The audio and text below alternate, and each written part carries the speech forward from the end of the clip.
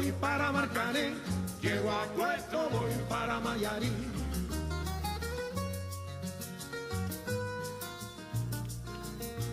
De Alto Cedro voy para Marcané, llego a Puerto, voy para Mayarí.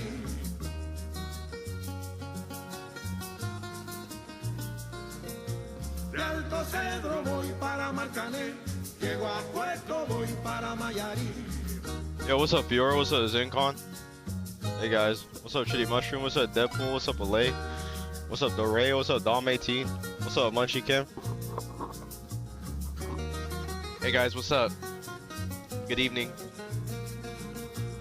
What's up, Ri888? What's up, Derp Girl? Yo, shout out Derp Girl, what the? Oh, love and thank you! Hey, shout out Shitty Mushroom, what the? 35 months, I go! Derp Girl just sub with Prime. Holy shit. Post this on your story? Say what's up to the Instagram story. I haven't posted on the story in a while, actually. Shush 1 TTY Mushroom just subscribe. Post it on your story time now.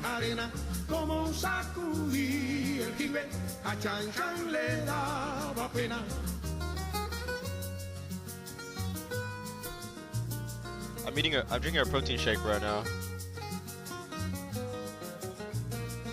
Eating little seizures. You still sick? No, not really. I have a little bit of mucus, but I'm not sick anymore. I'm good. Chocolate. Anyways, what's up, guys? I want to play more Resident Evil 4. I want to beat this game before the Resident Evil 9 comes out.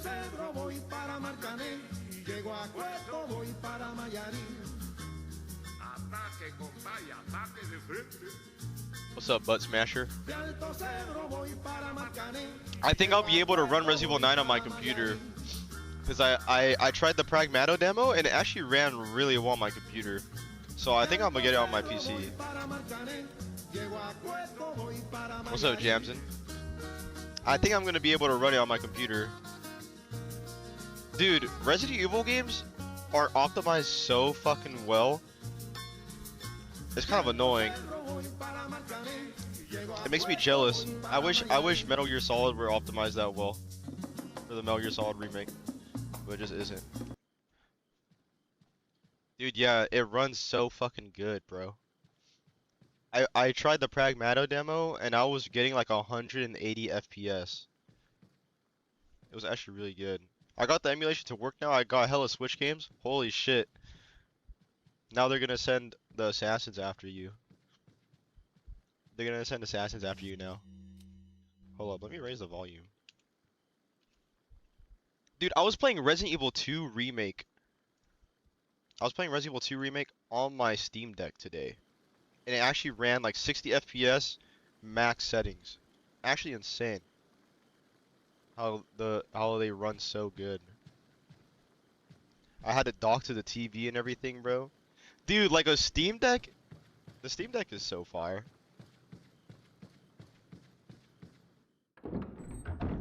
Nice forehead, thanks.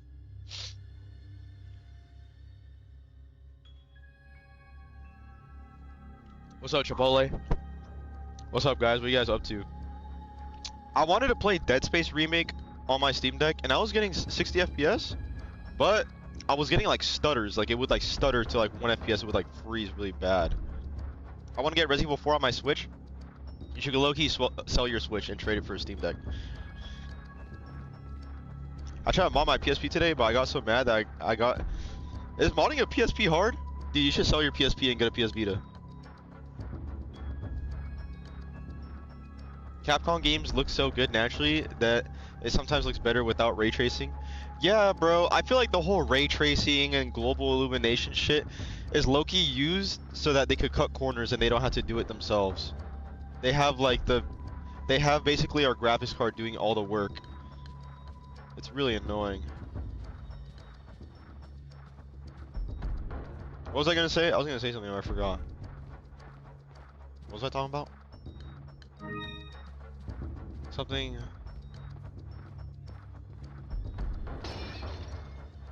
Damn, I forgot what I was gonna say. I was gonna say something. Oh yeah, I was gonna play Dead Space, the Dead Space remake, on my Steam Deck, but it was getting stutters and shit, so I didn't know how to fix it. What's up, sick boy? But it was running 60 FPS. I think you could run it pretty good, but it was getting stutters. Oh, that's what I was gonna say. I wanna. Did you restart it for the 9th time? No. My save carried over to my Steam Deck. I didn't know that I had cloud saves enabled for like all my games.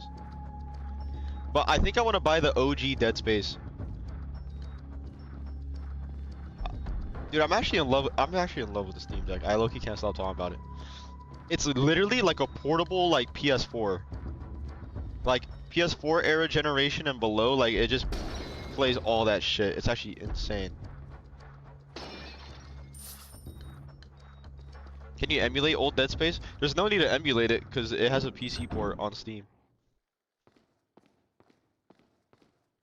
I have it in my Steam cart right now. I was gonna buy it. I was wondering if I should get it. Yeah, but no money spent.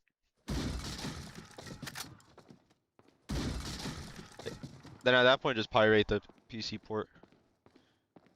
But low key, I don't know. I also like the convenience of having it in my Steam library because it's on sale right now. It's like $7.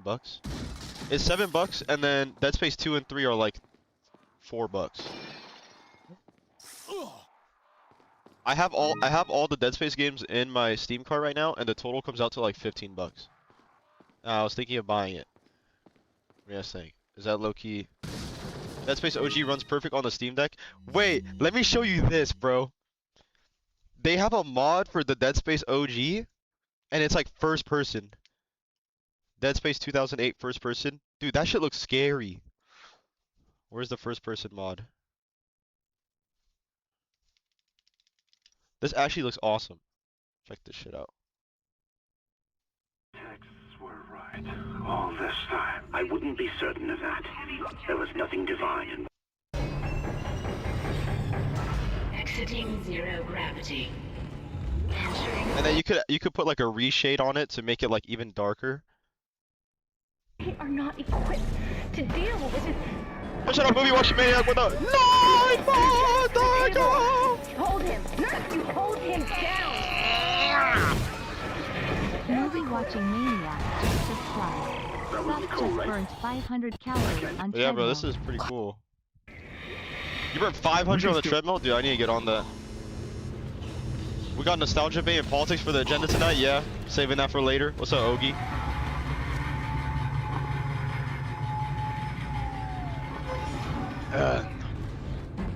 Yeah, that's why I said I tried the Pragmata demo. Dude, it runs really good on my computer. And the recommended specs for the Pragmata demo are the exact same for Resident Evil 9, so I think I'm gonna get Resident Evil 9 on the PC.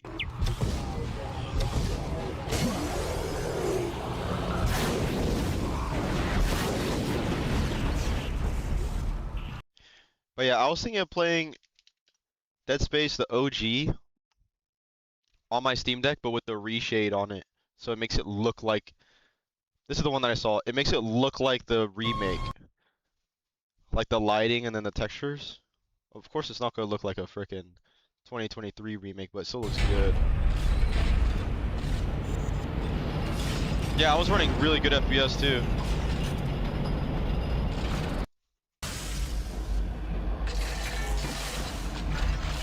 I might buy this. Decontamination sequence complete. Thank you for your patience.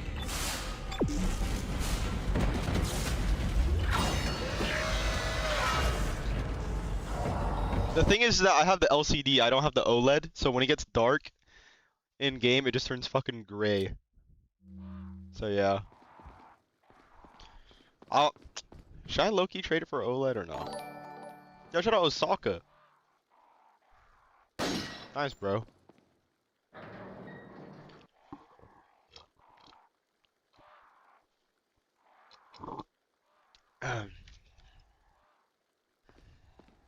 My homie just bought the 1 terabyte OLED for $700. Damn. You know what, even though I have the LCD, I can't complain for the price that I got it at though. 350 is actually a steal.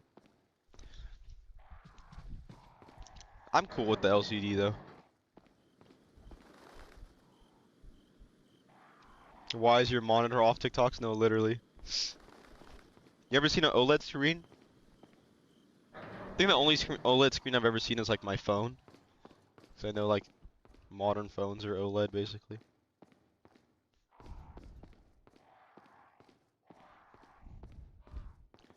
How was that walk earlier? Are you trying to LARP as like my stalker? Because I didn't go on a walk. I haven't gone outside in like 2 weeks.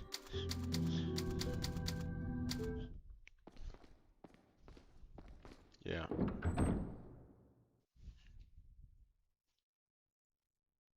I bought that 1 TB OLED on release day. Shit's like see-through. Dude, I was thinking, nah. I got it refurbished, so I got a good deal. But low-key, aren't they thinking of making a Steam Deck 2 in the future? If I were to get upgrade to a Steam Deck OLED, I might as well just wait for that shit to come out. Show us the shade of your legs compared to your arm. Dude, my legs are super pale and hairy. Ugh.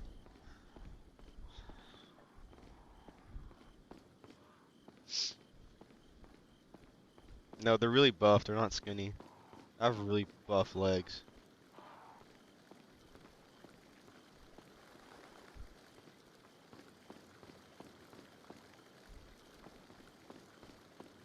What kind of lost on where to go?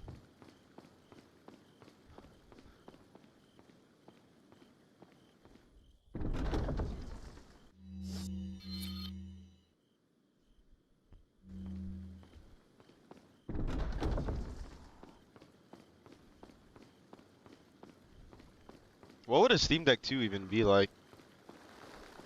Wait. Oh my god, there's a bunch of shit in here.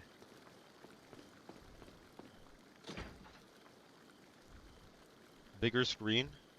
Do you think a Steam Deck 2 would have better power for better performance on newer games or no? For sure.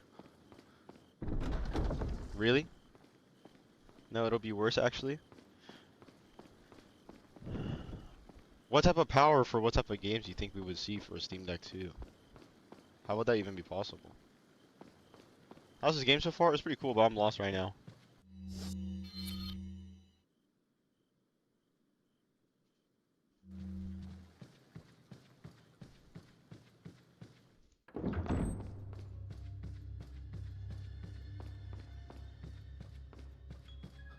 We don't even need better power for games though, that's the thing. We need better optimization.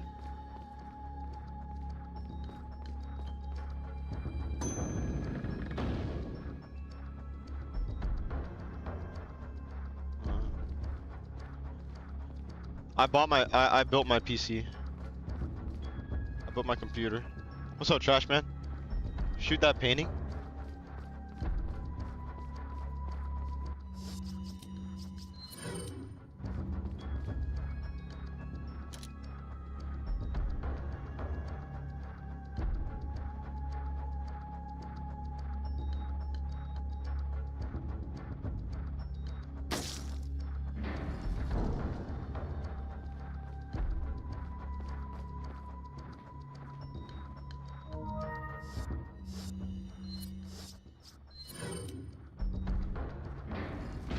Oh shit. Is audio good enough or you guys want it louder?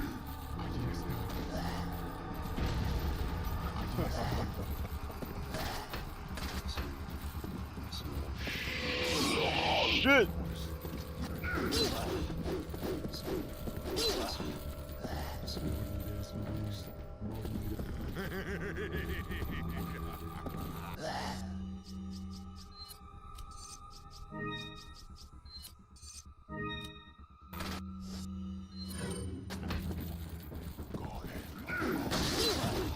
Damn! This guy's actually gonna kill me, bruh. Holy shit. Okay. What do I do here, bro?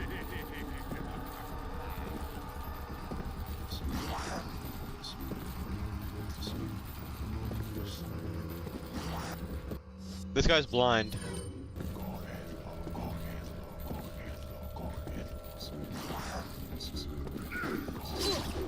Oh, bro.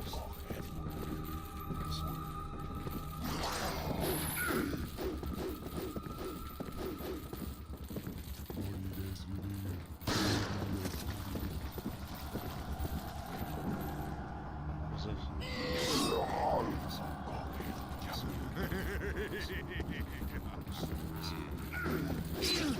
Bro.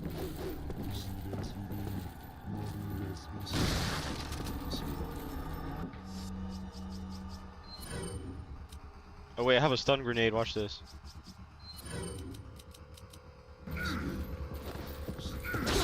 Holy fucking shit.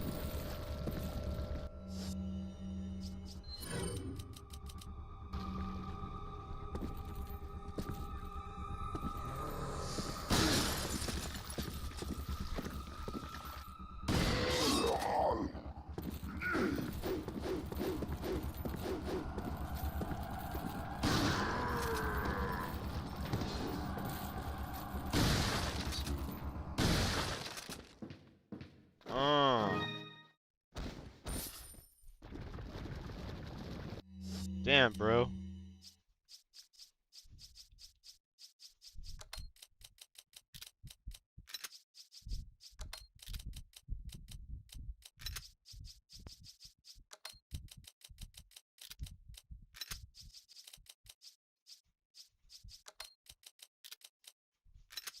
Are the controls weird? Yeah.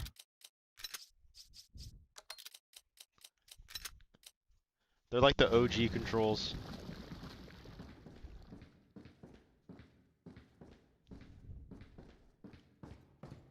How do I get out of here?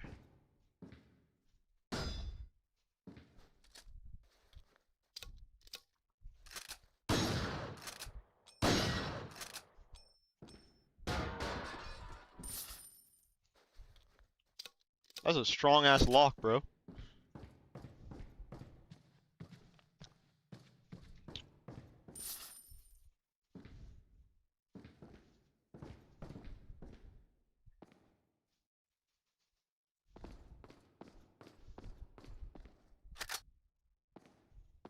Magnum ammo.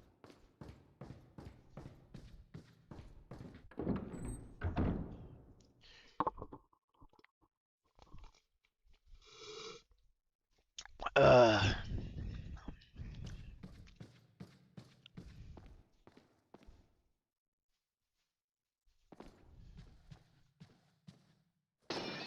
I don't think I even have one, bro. I want to play MGS, but should I start with the newer remake or the OG? Honestly, are you used to playing old games? I would say the OG. Start with MGS 1. 1, 2, then 3.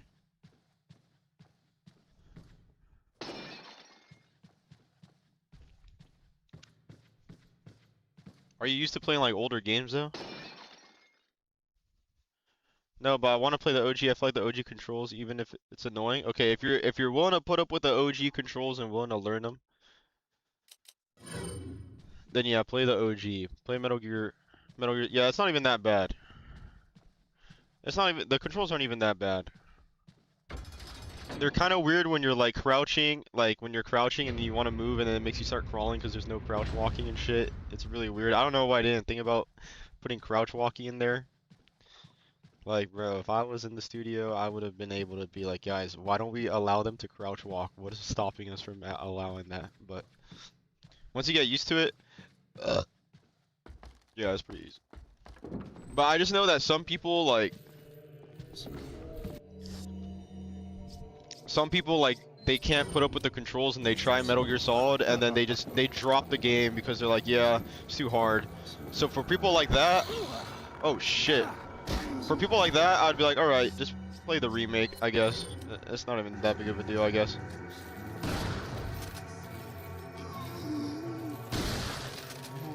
Holy.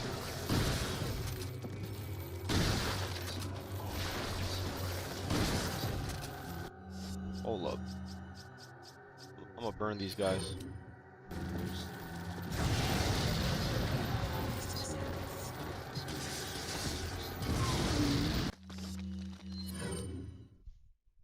I finished this one on the VR. Wait, this one has VR? Wait, the remake has VR too, right? Bro, just blowing them. This game has 1,000,000 ports. Just play them in release order, otherwise you're gonna go from like old like polygon textures to like new crazy graphics back to polygons. Yeah. Metal Gear Solid 1 is my favorite too. You can play RE4 on mobile? Is it like the same type of port, or is it like a weird like... Yeah, MGS 1, 2, 3. Low-key, before you play MGS 1 though, you don't have to, no one really does it, but I think it would enhance the experience. Is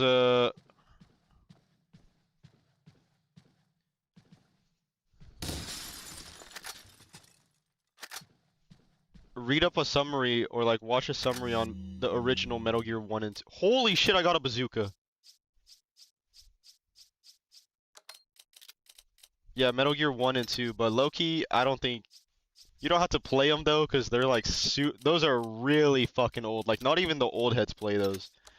Like, those are so old that when people are like, yeah, I played Metal Gear Solid back in my day, and the dude is like 50 years old, they're talking about Metal Gear Solid. They're not even talking about Metal Gear. Like, that's how old those are. Like, not even the old heads play those. I mean, you could play them if you want, but I think you should know the story for those first. Dude, how am I gonna fit this shit in here? Yeah, they're not bad, but they're just super... They're super outdated. I think they're kind of like a turn off if someone's getting into it.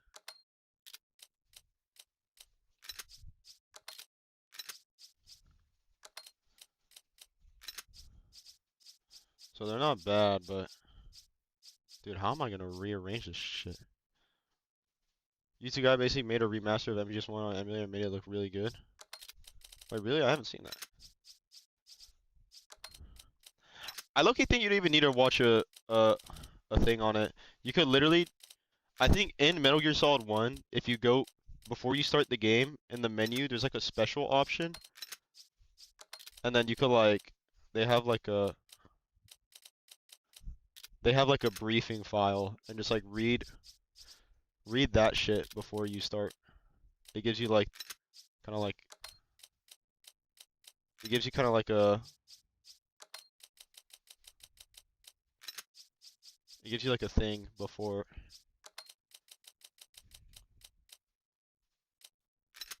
It gives you like a little, damn, look how I rearranged this, bro. Holy shit.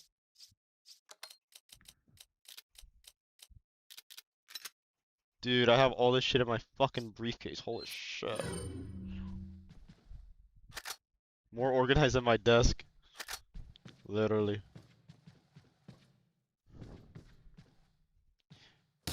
But yeah, low-key, yeah, just start with it, Metal Gear Solid 1. But low-key, before you start the game though, there's like a briefing file in the game. Like you go in the main menu, you go to special. And then it kind of gives you like the rundown on the lore for the past 2 games. It'll tell you. And then there's like a little interview with Solid Snake before the mission. And then you start the game, and it's pretty good. Dude, the lore is good. Should I emulate or just get through Steam? I emulate it, but I think if you want to get through Steam, I think it's fine as well. But I emulate. I kind of want to get it on Steam just so I could like get the... Yeah, I would low-key just emulate it on DuckStation. But I kind of want to get it on Steam just so I could like get the wallpaper. It comes with like the game comes with like the Steam background, like the profile background shit. If you purchase it, I'm like, dude, I kind of need that. I like the game so far, dude. It's pretty good. Yeah, that's literally all I want. I just want the point store shit, and I want to be able to like, if I want to 100% the game, I want to get the achievements on Steam, to just to display the Metal Gear shit.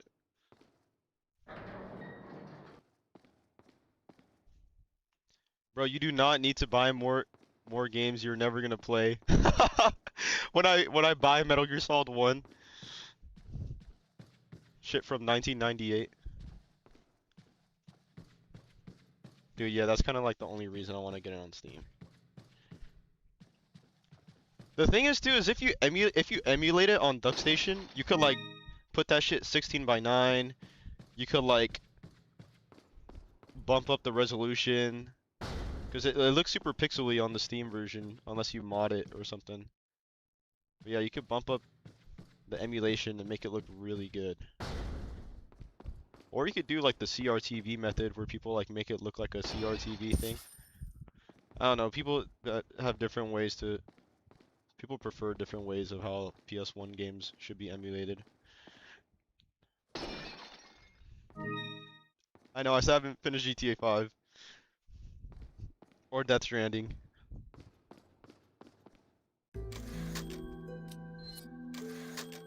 There's a CRTV filter on the Master Collection. Dude, when I look at the Master Collection Metal Gear Solid 1 gameplay, what the fuck? I didn't even see this guy here. Got some rare things When I see on that shit, sale, they have like stranger. a weird wallpaper on the sides. I think it's because it... Do they have it so it could be 16:9? Do you know what I'm talking about? It's pretty ass. You can pick the wallpaper. Why do they have that? Can they make What it so are you could just... buying? Oh yeah, let me get Is that all? extra large case. Thank you. You can play full screen. Is the full screen actually widescreen, or is it like just stretching the game?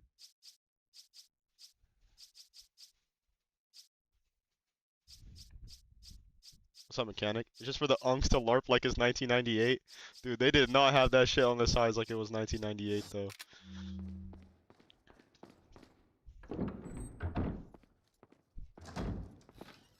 Leon, Luis. I got it. Damn! Damn!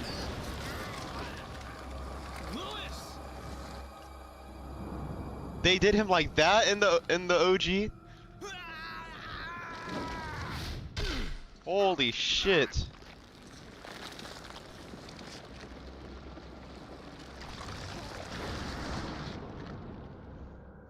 Now that I have the sample, You guys want it it'll louder? serve I me look, no you can't hear them. purpose.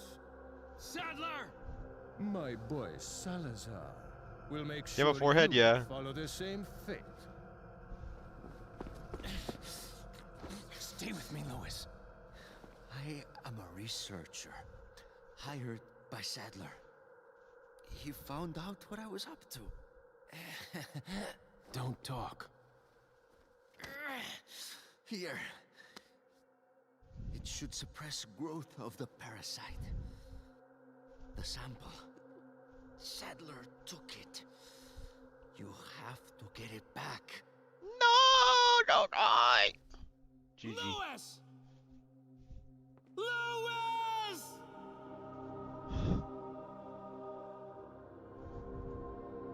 Yeah, just emulate MGS1, bro. Huff MG. Oh, I did see those. Dude, Konami is ramping up like the Metal Gear marketing, bro. I just hope when they get to remaking more games, they actually optimize this shit.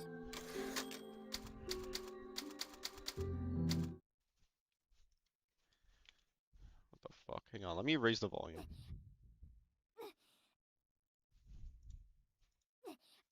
What is that noise?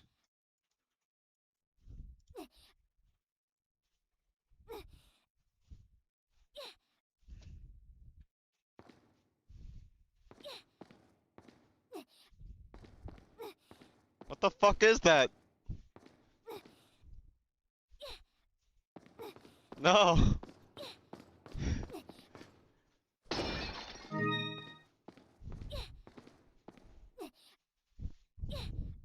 Dude, I don't know what that is. Let me check my other tabs, bro. I'm pretty sure that's Resident Evil. think Ashley's nearby. No, we're good.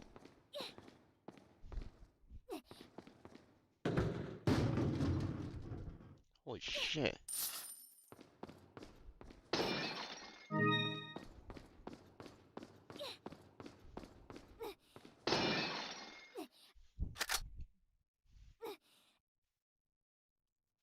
Dude, I don't know what that is. Oh, it's her. Well, duh. I don't even know where she's at, though. Where is that? Oh, it's right there. Don't worry, I'm coming. Let me get all these. Let me get all this loot, though. Oh my god.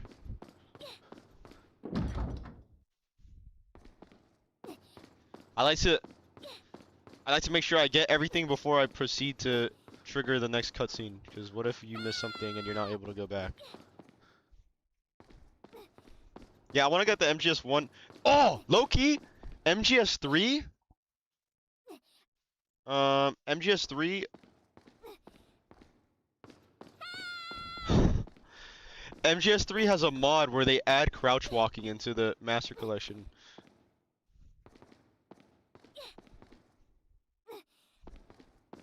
I downloaded that on my Steam Deck, dude. That shit is fire. How do I get down? Bro, what? Shoot her? Am I supposed to do that?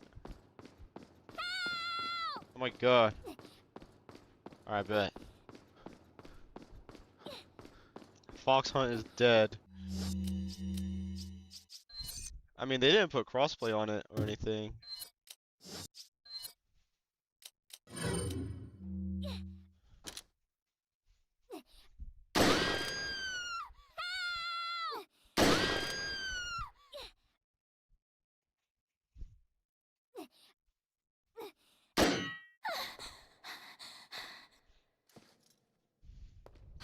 Talk about near-death experience. Ashley, get out of there!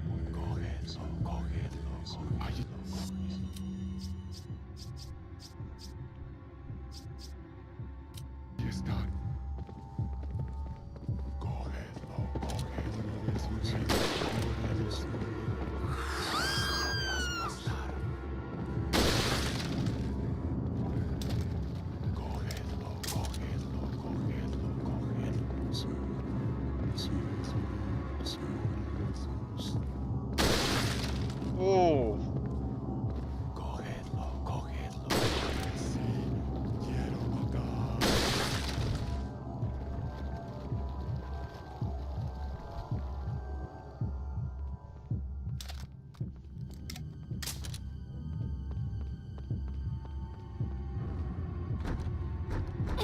The door's locked. I can't open it. Oh shit. Oh, run! No!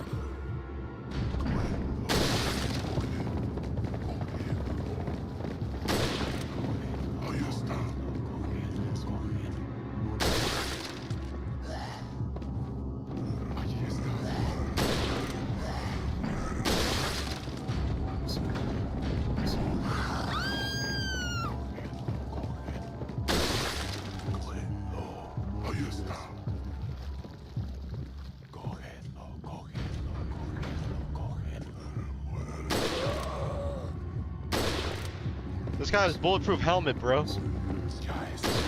Oh sh.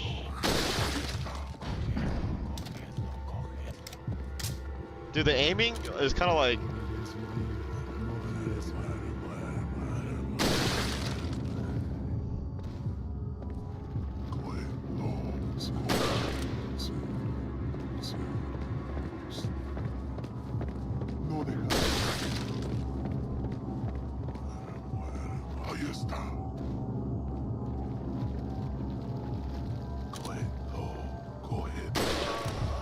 Holy shit. Got him. I got the key. I can get out. Okay.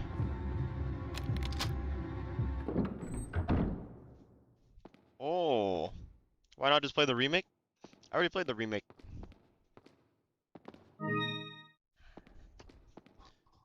What's up, ZX? Plus the OG is like hella different. Yeah.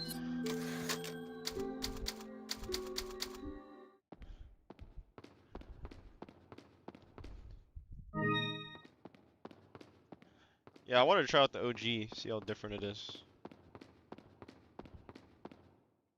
Oh shit.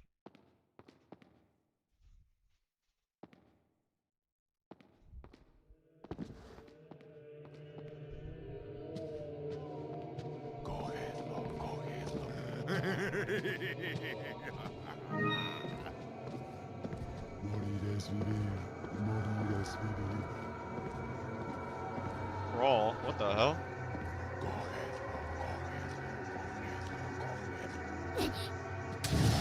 Oh shit. Yeah, I was literally trying to download it last night. But the link sent you to like this mega file or whatever, and then like I tried downloading it and then they fucking throttled me and they were like, yeah, you have run out your bandwidth for today. So subscribe to our premium membership in order to freaking download it. I'm like, yep, it's too much.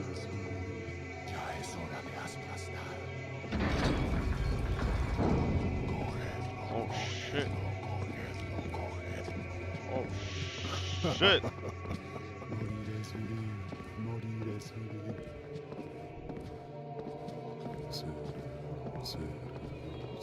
Mods guns from Tarkov and ports them to the Phantom Pain. Dude, that's like the funnest way to play the Phantom Pain. It's just to have a bunch of mods on it. Oh shit, I'm fucked. Oh!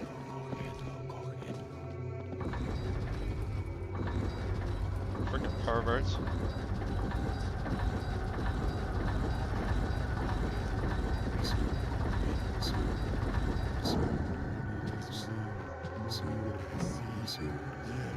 Oh yeah. Oh shit, dude, this guy's like running up to me. Oh, what? Oh.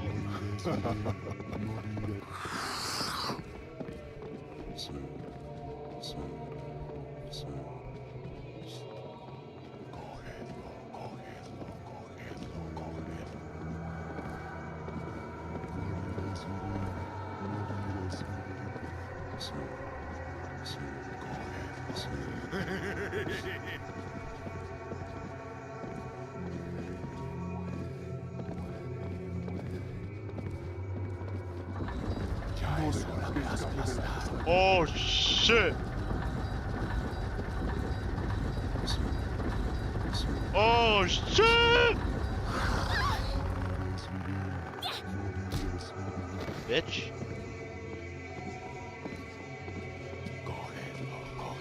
Peace out, Ven. Oh what? Oh what? Wait, my homie just got me a gift. Wait, what'd he get me? Better not be some like fucking hentai game or some shit. Hold on, let me see what this is. Dude, somebody just gifted me something. Oh what? Dude, I was literally gonna buy this. Dude, shout out my homie, bro.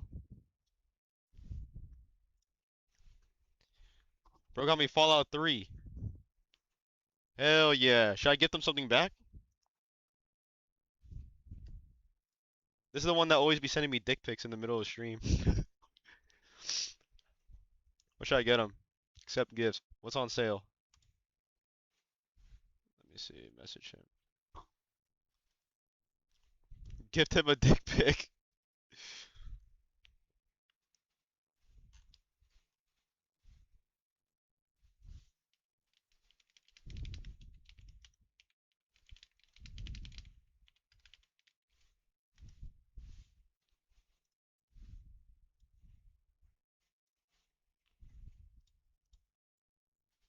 Nice.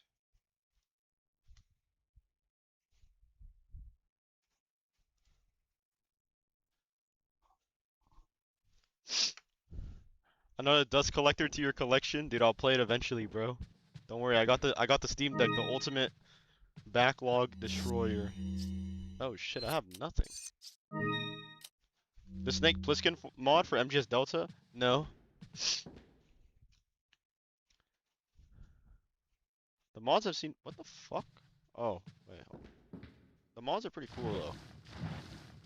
Dude, I like MGS Delta. I think it has some problems though, but overall for what Metal Gear Solid Delta is, I think it's pretty good. Link it? Yeah, bet.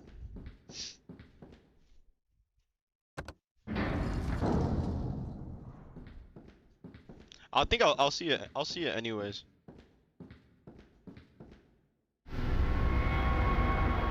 Let's see this.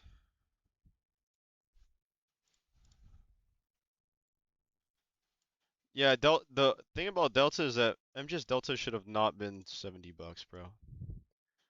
Oh! Yo! Shout out J24 with the 41 months.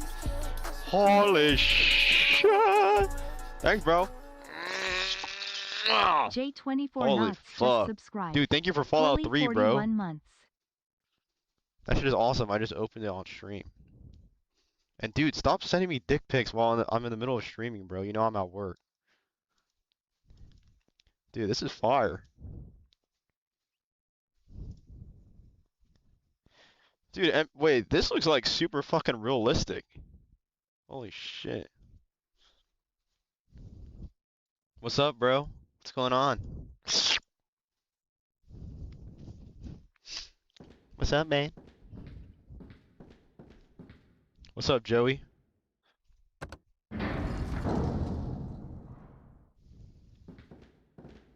Yeah, I think Metal Gear Solid Delta should have been like $30 cheaper, you're right. It's kind of too expensive for being like a one-to-one remake where it doesn't really change anything. Should have been maybe like $40. Not much, dude, just eating. What are you eating? I haven't had food yet, I just had a protein shake. My mom made some chicken. So I think I'm gonna eat that later.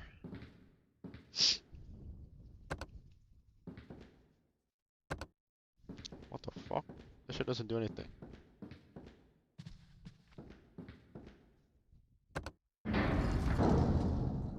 Ah.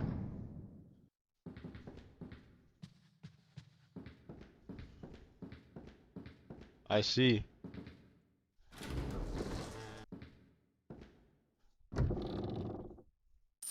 Dude, despite this shit being old as fuck, the OG game is still like really good. I like it. I've been playing the MGS board game on Tabletop Sim. It's really hard but fun when you learn how it works. Are you talking about Metal Gear Acid?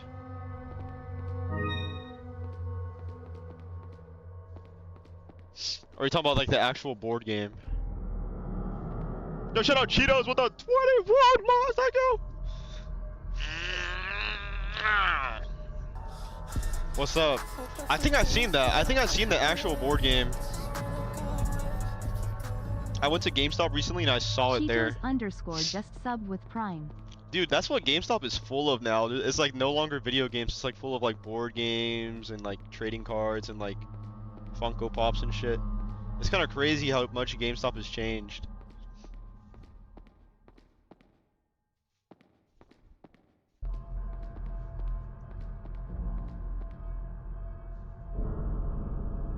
Just clothes and Funko Pops. Yeah, bro. I mean, everyone buys online on digital anyways now. The physical media is dying. Oh shit, this is like that one game on the iPhone.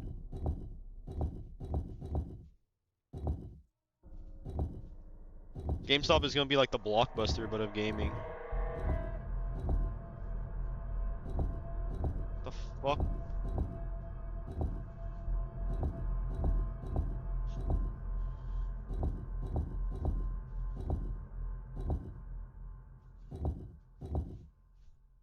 Holy shit. How am I gonna do this?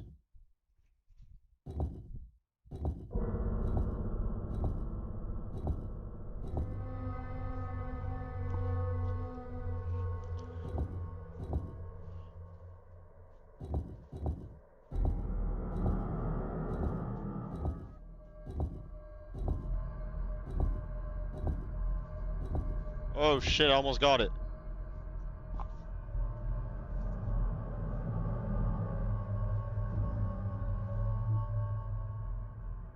Damn, bro.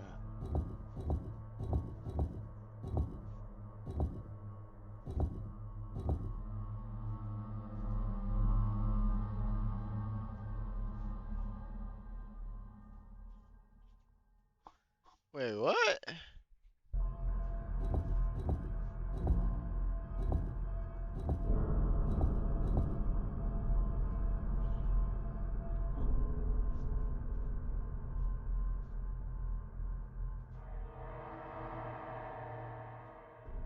Yeah, I did see that. That shit looked like it was made out of Play-Doh.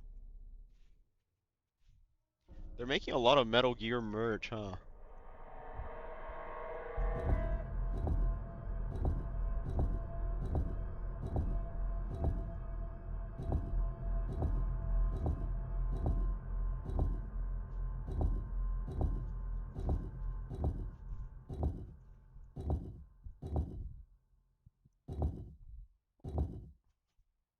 Holy shit, what the fuck did I just do, bro?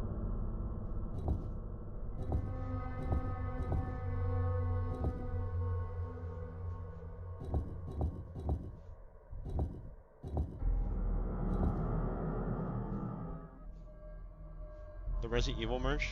No.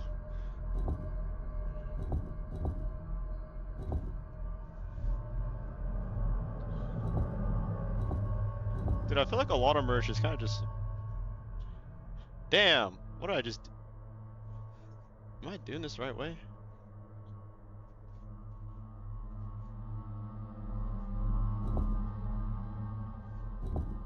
Hold up. I know what to do.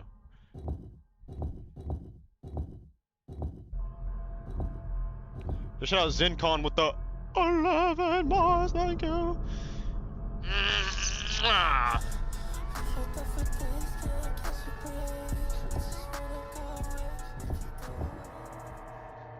X1NCON just subscribed.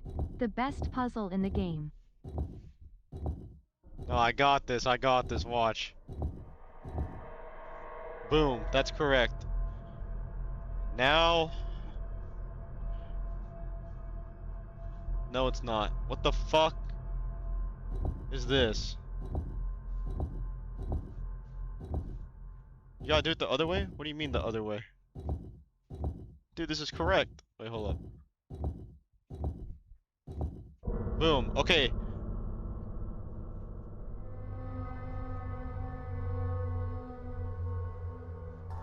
Yo, shout out Maggie with the 36 month ago.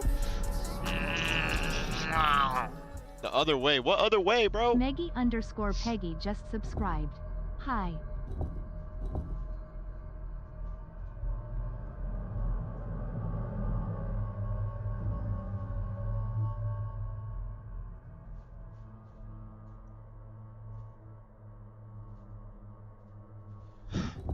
I know what to do. I gotta trade these.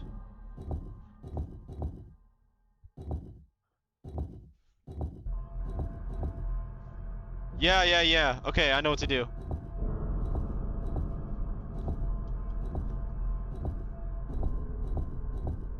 Holy shit.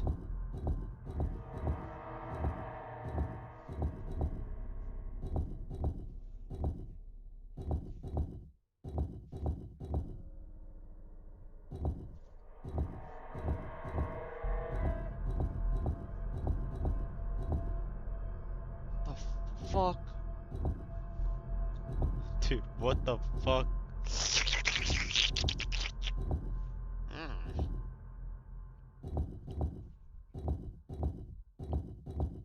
Yeah. Okay. I need to switch this one and this one. How the fuck do I do that?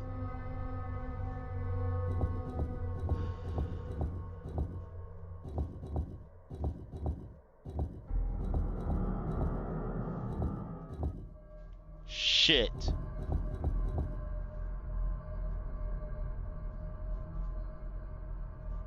What?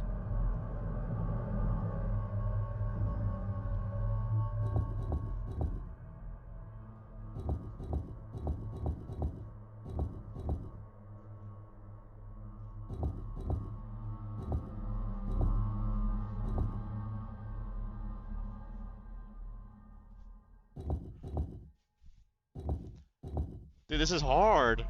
This is like a... Have you ever played a...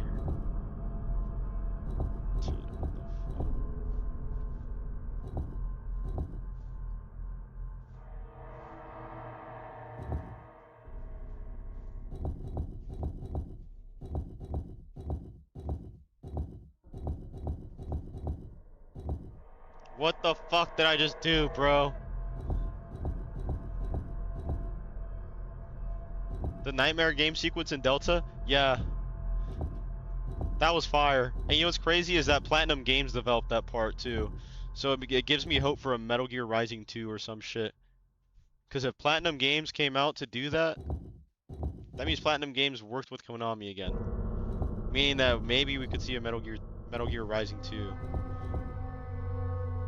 Which would be absolutely fucking mad, yeah? You should have Beef Goose with a guarantee one, thank you!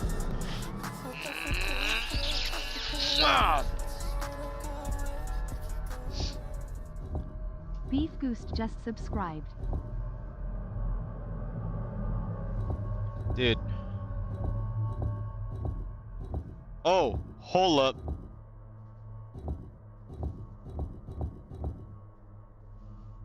Yeah, bro. This is almost it.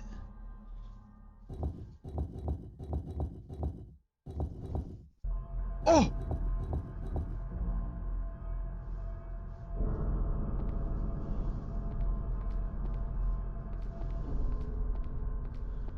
Sugio fanfiction. I don't know what that is. Guys, we did it. We just need to find the extra piece and we just gotta put it there in the corner.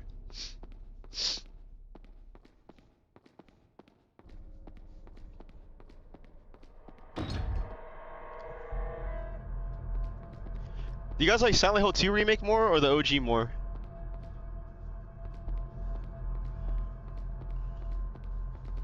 I like the OG. I think the remake's okay.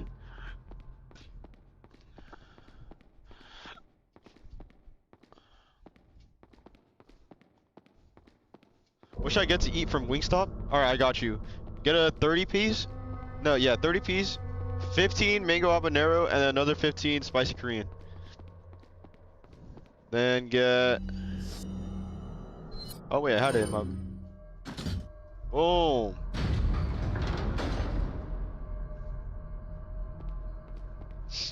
And then get 2 large fries. Extra large fries. 2 extra large fries. And get a bunch of ranch. And then get 2 brownies as well. Majority of remakes are worse than the original. What remake would you guys say is better than the OG? Is there one that exists?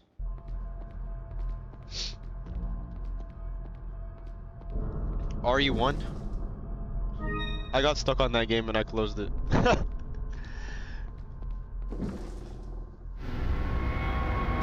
RE4?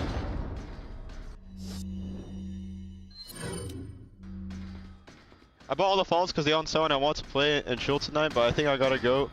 Girlfriend's house rip. Dude, get a Steam Deck, bro. I'm telling you. Hold up. Dude, you gotta get one of these. Dude, next time I pull up, I gotta show you this. Next time we hang out, I gotta show you this, bro. You literally just take your Steam library on the go. Dude, your gift literally just popped up on my inventory right here. Dude, let me pull up and borrow that shit. Borrow? Dude, yeah. Next time I pull up, we'll like play Smash Bros. I have the dock and everything. And as long as you have like a controller, like an Xbox or PS5 controller, we just pair that shit and then we can play Smash. 100K or dinner with Drake? Dude, I'm taking 100K, bro. Holy shit.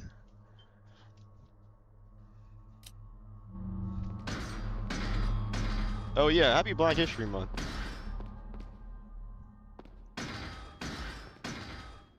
Does Drake still exist? I have not heard anything from that man since Nokia. Oh, what the fuck? I didn't even see this dude right here.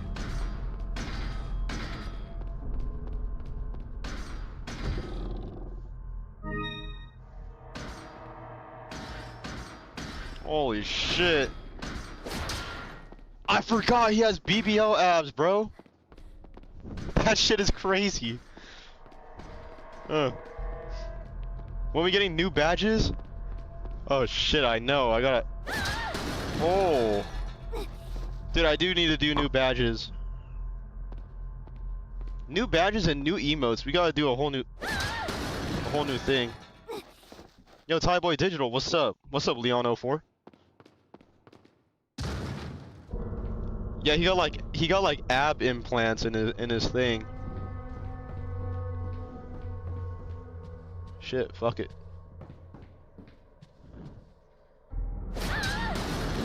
Damn. What am I even doing? Am I supposed to go this way?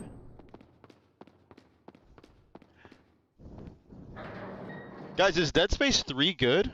I know people say it sucks, but I low-key been wanting to try it because it's co-op. I might play it with the lady friend. It looks fun. It looks like the Resident Evil 5, but of Dead Space.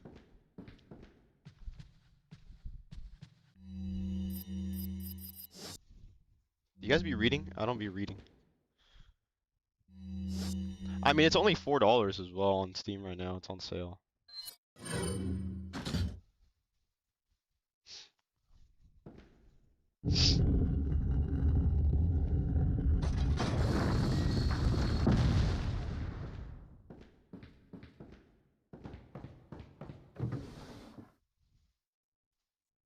You returned it to GameStop?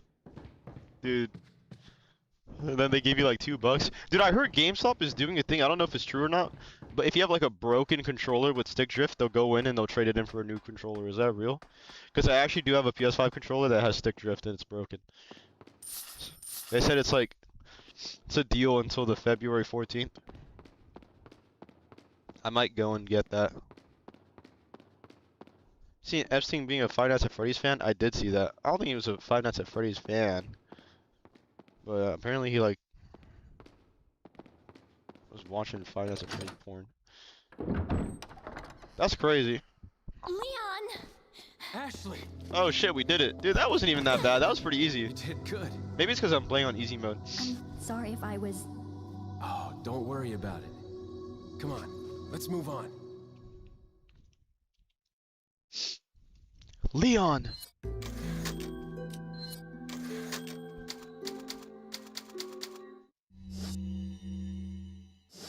Oh shit, I got some items. Yeah, GameStop was taking... I don't know, I think GameStop is just like trolling, just doing whatever now to... I don't know. No way he has a Spotify history, bro.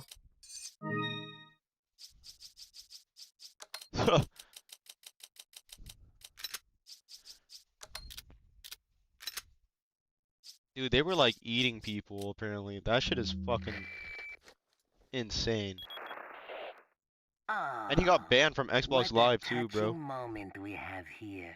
All spoiled thanks to your interruption. Why don't you do us all a favor and leave before the audience gets pissed off? You're nothing but an extra in my script, so don't get too carried away. Your biggest scene is over. I don't ever remember being a part of your crappy script. Well then, why don't you show me what a first-class script is like through your own actions?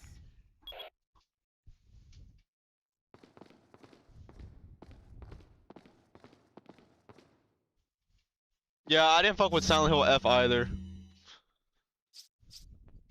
I was more focused on the story, but like doing the gameplay was just like the worst experience for me. I didn't like it.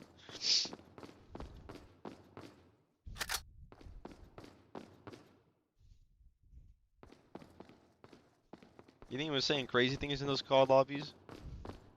Dude, he was probably just being like a pedophile to kids on fucking Xbox Live as well.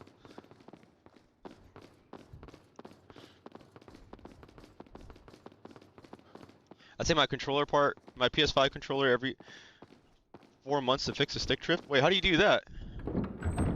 I might have to do that. Because I got a black PS5 controller, and that shit got stick drift literally like the first week. And I just never returned it. And that was like 3 years ago, so It's just been sitting here. It's actually really easy. I should do that then.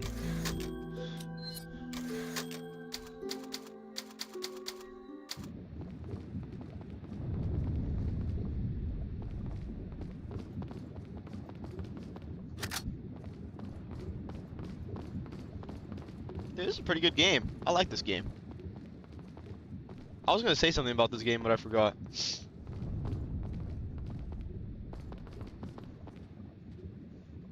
The fuck?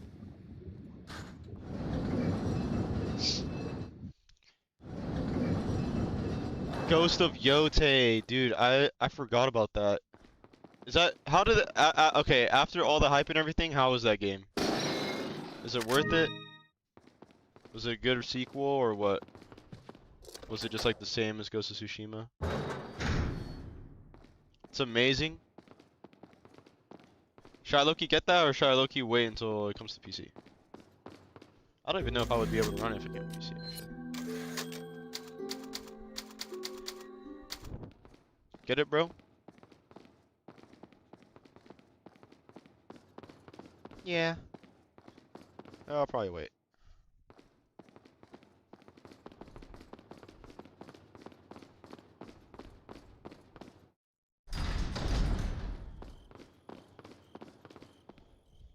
It does look pretty sick though.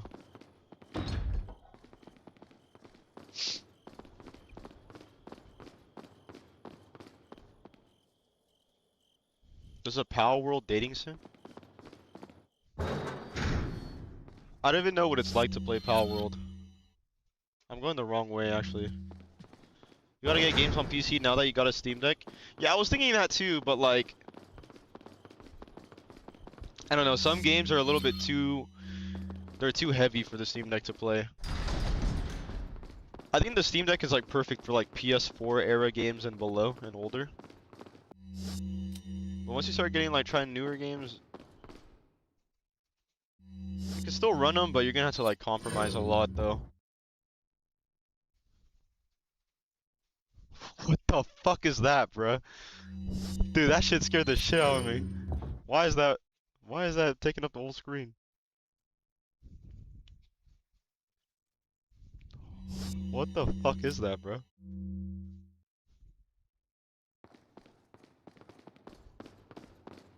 Marathon. We need to find the last thing.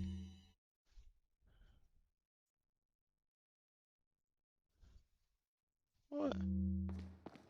Yo, shout out Echo with the 17 months. Thank you. Have you got lots of scaling yet? Yeah. Echo 2KYZ just I do subbed have with it Prime. actually. Rawr. I got it on my Steam Deck. I haven't used it though, cause I haven't been playing like heavy games. But I'll probably use it. I know you could do loss of scaling plus FSR4 on it to like increase your performance. I might try that out. It's just that like I don't know. Sometimes I'll see like guides where it's like I got this running on the Steam Deck and it'll be like the lowest settings and there'll be like no shadows. It'll look like Roblox. I'm like, bro, I don't know. This is not really the way I want to play this shit. But I think you could compromise pretty well with some games. Marathon is that extraction shooter, right? The Bungie one?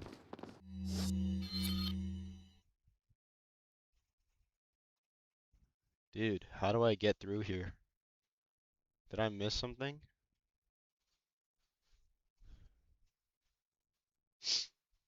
Not entered.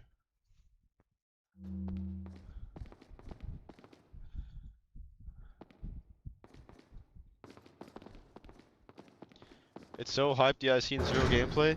You know what game actually was kind of like a rug pull and fucking sucks? And I wish it was good. Battlefield 6, bro. Don't even get me started on Battlefield 6. Don't even get me started on Battlefield 6.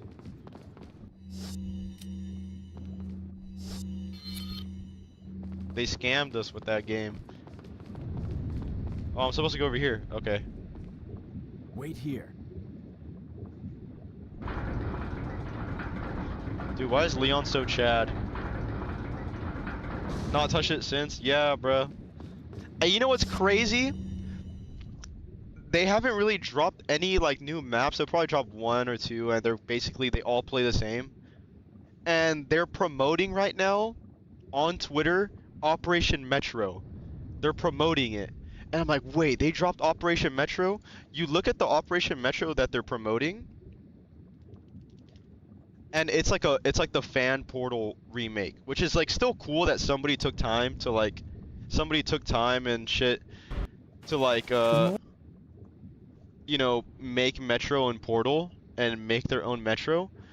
But I think if you look at the grand scheme of it, they really just made Portal so that they don't have to make the maps themselves, and then the fans have to basically create the content for the game. Yeah, they're offloading their work and job onto the community, bro. Check it out. So And I don't know, I looked at it, I'm like, oh my god, and then I'm like, bro, this shit looks I mean, like, I don't want to be rude because it's like the community made this. They made Metro. but this is sick, look. But it's like, That's all it takes. it's like they're like, now they're promoting it on Twitter. The official Battlefield 6 like Battlefield account is promoting it on Twitter, being like, bro, Operation Metro is back, go play it. And it's this shitty ass community, like, dude, we should have never left Battlefield 4. Like, Battlefield 4 should have just been the same. It should have been the Battlefield we're playing today, and they should have kept on supporting it to this day. This is peak right here.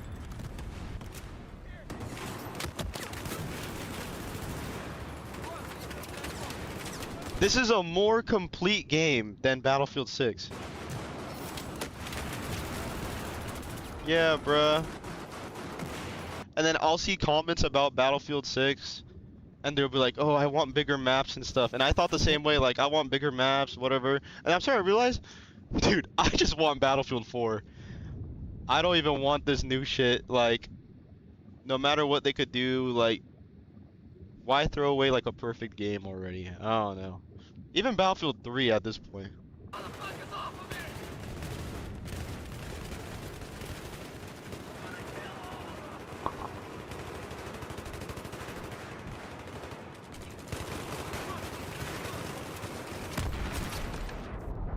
This feels like a more authentic Battlefield experience than like them offloading their work to the community to make the maps for them. Well, it was a business way of making the fucking community make the maps for them. And what Battlefield does officially is they sell you skins. Cause like, what are they gonna do? Sell you a map? There's no money in that. There's no money in selling you maps. It's not 2013 anymore where they sell you map packs. Now what they sell you is skins. So when there's a new season in Battlefield 6, they're dropping like 1 or 2 new maps and then like 40 fucking skins and 3 new battle passes and shit. Cause that's where the money is, bro. Exactly.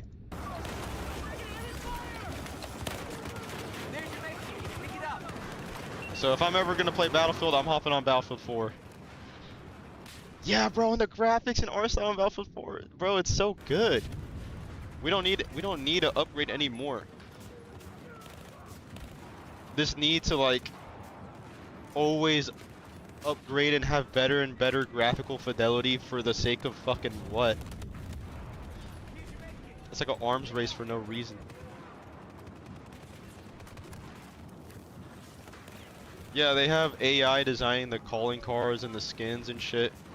They don't come out and say it, but you know for sure that those Battle Pass skins, they're designed by AI. Like, I look at them, I'm like, bro, who made this? No way a human made this.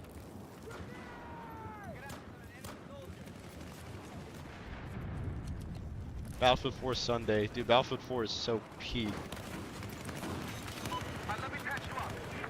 Imagine if they kept on supporting Battlefield 4, added crossplay, more maps. And Battlefield, bro, I'll die on this hill.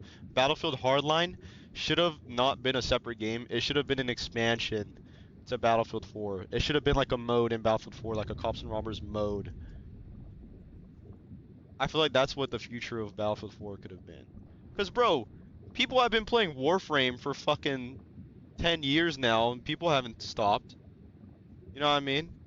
People have been playing League of Legends for like fucking since 2009, and people haven't stopped playing.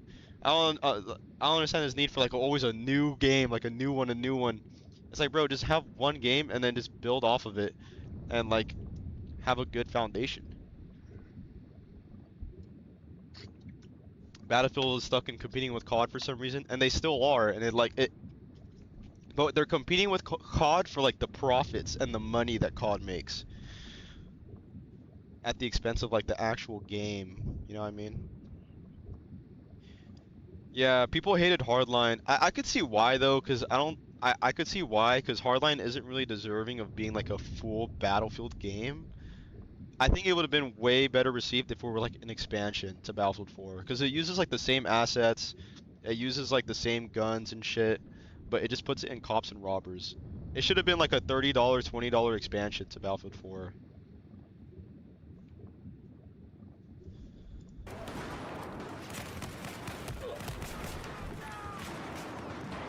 Totally different experiences though. Battlefield gameplay loop can get repetitive. I don't even think that's true though. I think Battlefield's gameplay loop gets competitive because they only push the same two game modes. It'll just be like Breakthrough and Conquest. But the thing is that when you look at like Battlefield Hardline, dude, they had so many cool modes. They had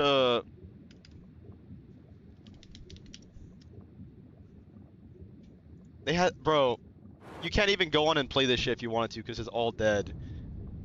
But this shit is just Conquest, but the control points are cars and everyone's chasing each other around the map.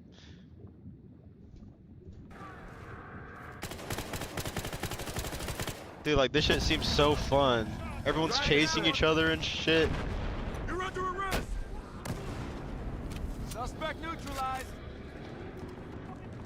That's the thing that it's missing, is that Battlefield, they got so lost in chasing Call of Duty that they turned Battlefield into like an arcadey, like ADHD, like super choke point shooter. But Battlefield has always been like a sandbox shooter. Like, I would always try to get on top of the highest building in Battlefield, camp up there, put a spawn beacon, put C4 on like a Jeep and like ram it into tanks and shit. Like shit like that. Like having fun and playing the way you want. But then Battlefield 6, bro, you try to camp on a rooftop, and if you're on a rooftop that you're like not allowed to be on, it'll put you out of bounds and it'll kick you out. It's like, bro, they want to force like a Battlefield 6 feels like Call of Duty Ground War. It feels like a domination game, but just on a big map. And you know it's true because there's no there. I might be wrong, but in Battlefield 6 there's no elevators in the game.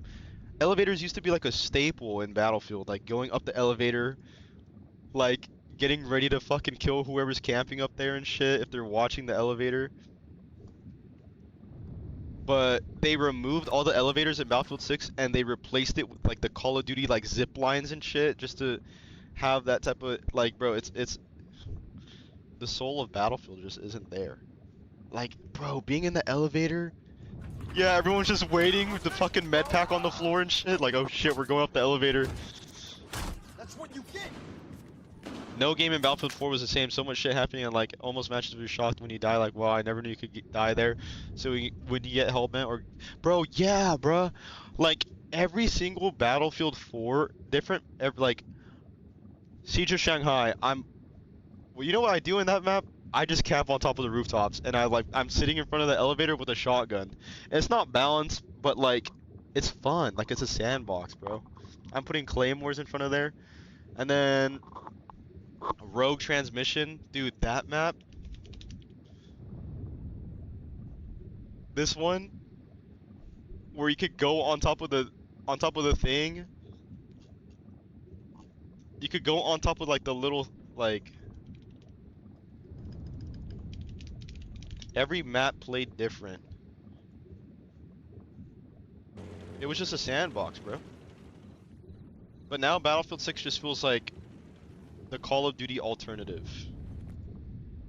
Objective Alpha. I don't know. Yeah, this guy fell off the thing. I've taken objective Charlie. Yeah,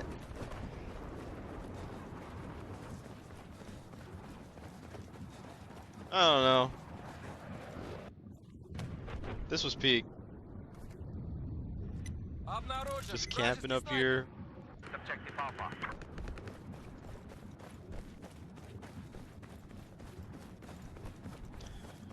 Another game mode that was dope was Obliteration. I feel like that's the reason why all the Battlefield games feel the same and repetitive. It's because every time they come out with a new Battlefield game, they just keep the core mode, which is just Conquest, and like that's about it. And shout out Pocket Reno with the 16 months, thank you!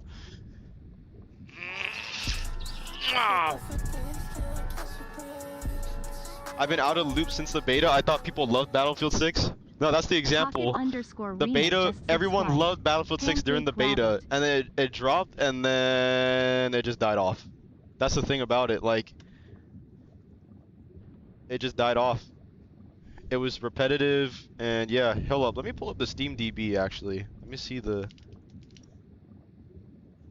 They made a rush community mode. Yeah, bro, the portal mode, like, on paper is awesome. But the way they used it was just a way for them to basically, like, not have to make content for the game, and they could just depend on, like, they could just depend on the community to make it for them.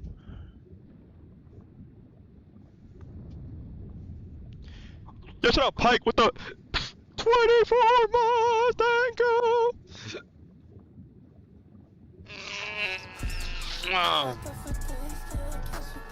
A small detail on Battlefield 1, you would have animations when you're entering and exiting cars or tanks. Now you just teleport in. Hey, yeah. J-Boys X-Wolf. I think... Yeah, bro. I think that... They could have... Ideally, my ideal Battlefield game would have just been Battlefield 4, and then they just kept on building on it. Hardline as like a DLC, like expansion.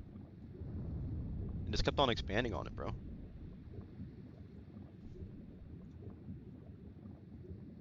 Dude, bro, TF2 got more players than Battlefield 6. I mean, you could argue that TF2 is like a free-to-play game, but still, like... I don't know. Rainbow Six, dude, Warframe, bro. How Rivals doing? Rivals is still up there. Dude, Battlefield 6, I don't think Battlefield 6 has gone to like 100k and like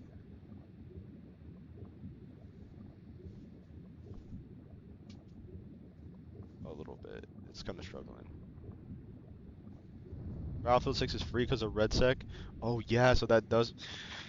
You see, they tried so hard to chase that Call of Duty model, but it's like, I think they should even have made a new game, in my opinion.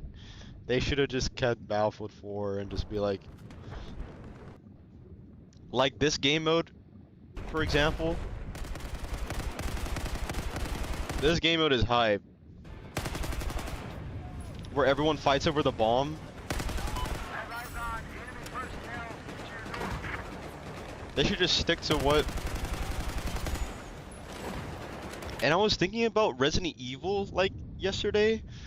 No, I was thinking about it today, and, like, Resident Evil was at its lowest popularity-wise when Resident Evil started straying away from the horror, survival horror, and they went more, like, action with, like, Resident Evil 5 and then Resident Evil 6. It was, like, more action and shit.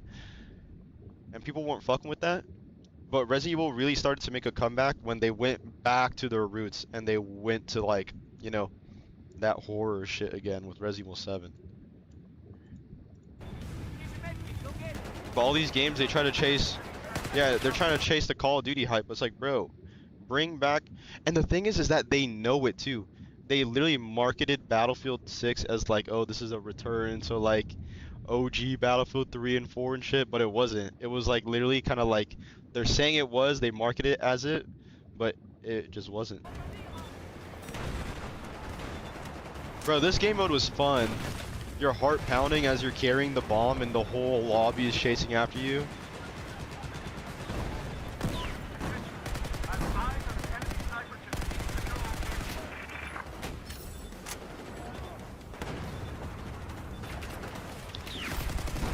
The thing is that I don't think we could ever depend on like a multi-million-dollar corporation to fucking give us the game we want for something like this. It's too rotten now, bro. I feel like the only way is either just keep on playing Battlefield 4 while it exists, or maybe some indie developer will make like a fun game that's similar. Like BattleBit was fun. It didn't really last too long, but BattleBit seemed pretty cool. This is more of like a classic thing that I don't think we'll ever be able to get back to. It's kind of like when COD players want to go back to the golden days of like Black Ops 2, Modern Warfare 2 and shit. It's like, they'll never do it. They won't ever do it unless they like suffer hard losses in money. Then maybe. But you can't really depend on it. PS4 on launch day, and because the PS4 was the start of needing PS Plus to play online, I played a fuck ton of a game called Blacklight Retribution. Yes, bro, that's the game. That's the game that like literally everybody had wall hacks for like 10 seconds when you press the right bumper or whatever. I remember that game. I would also play that when I didn't have PS Plus. I would play that and I would play Warframe. Blacklight Retribution, bro. That shit was free. And then there would always be someone in the lobby that's just like, that has like actual items that they paid for, and you're like, bro, what the fuck? This guy actually has good guns and shit. I thought it was too nerdy. I just played a little bit of it. But to really get into that game, you gotta actually put like hours in.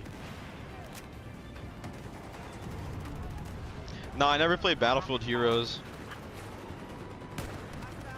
But they dropped. There's like an indie game. This is what I'm talking about. There's an indie game that like basically remade Battlefield Heroes, but just not under the Battlefield name. It's called Heroes of Valor. And it's basically Battlefield Heroes, but somebody just like remade it and like a different, like they switched it up a little bit.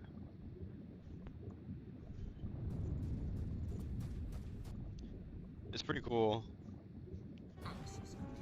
This is what I mean. Maybe in the future, some indie dev will like make a true Battlefield like experience.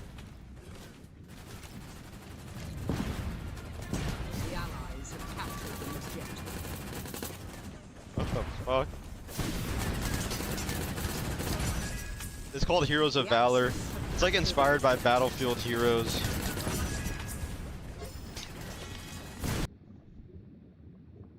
This is the OG Battlefield Heroes.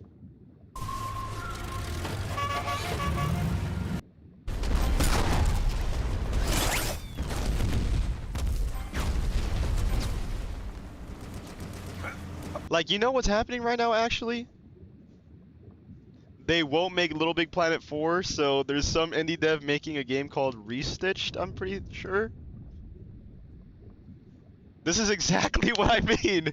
If they won't give it to us, then like some indie dev will eventually make it, bro. Oh, there's no Little Big Planet 4? Fine, we'll do Restitched. And watch there'll probably be some sort of mod that like changes the character to like Sackboy or some shit.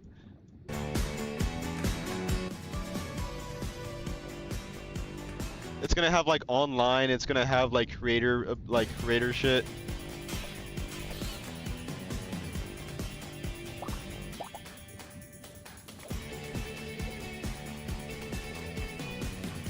Naughty Bear? No, I've never heard of that.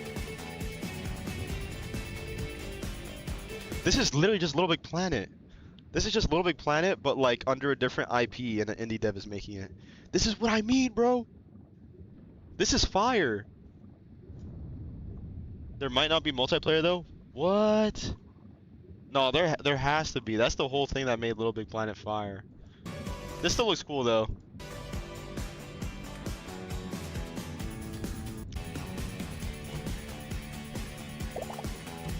Chud B HUD. What's up?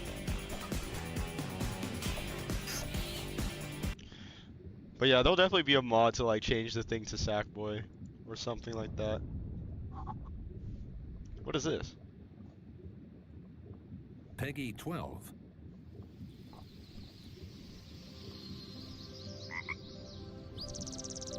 Naughty Bear.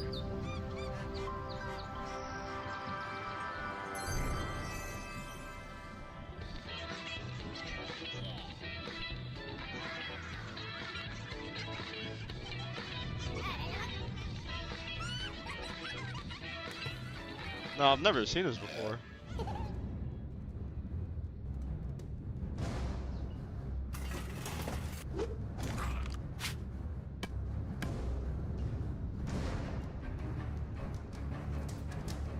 "2010.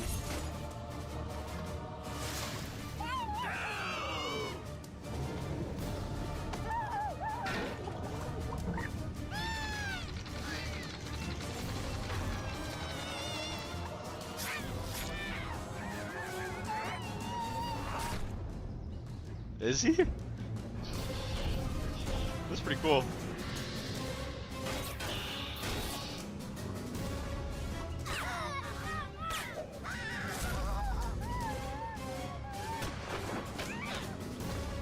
What the fuck? Why the fuck did he do that? Dude, this is crazy. Holy shit!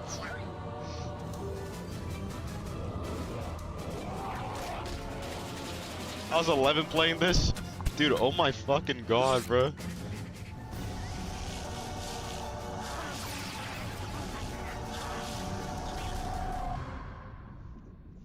Holy shit, that's actually kind of crazy. Manhunt for kids. Wait, real.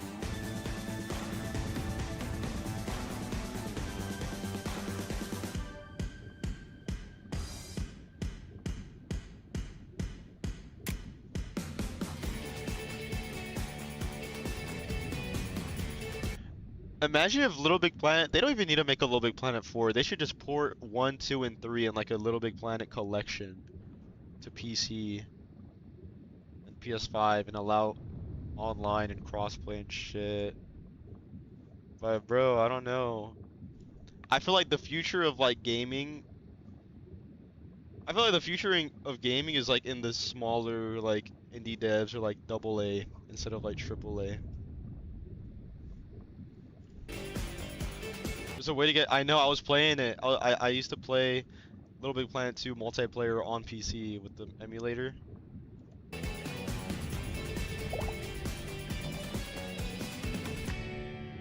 Restitched. That's cool.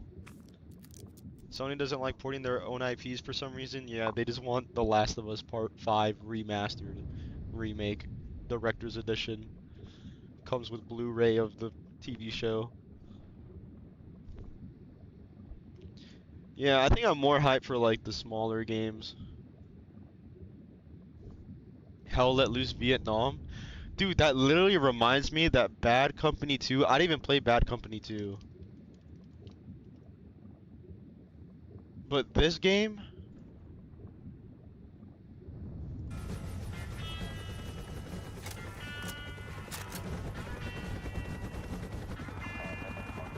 I never played it, but like I find it crazy that Bad Company 2 was set in like a modern setting, but they did an expansion for like a Vietnam like DLC where it's set in Vietnam. They didn't make a whole new game, like they just did an expansion and it was set there. Like I'm thinking they could have done that for Battlefield 4 with Hardline.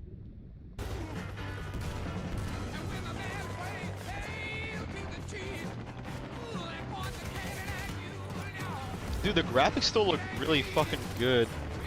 2010.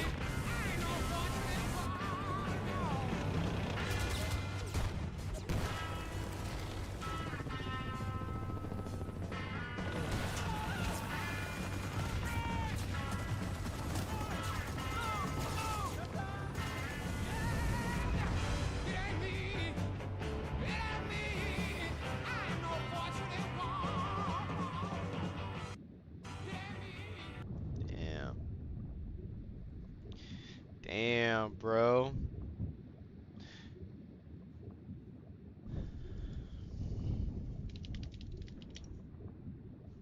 I'm hyped for this.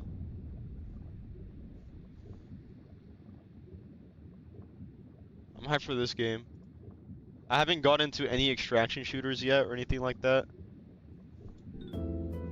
But if I were to get into like a roguelike extraction shooter, I think I would wait until this one comes out because I want to play this. Let me go pee. I'll be back. I might get some food too. I'm hungry.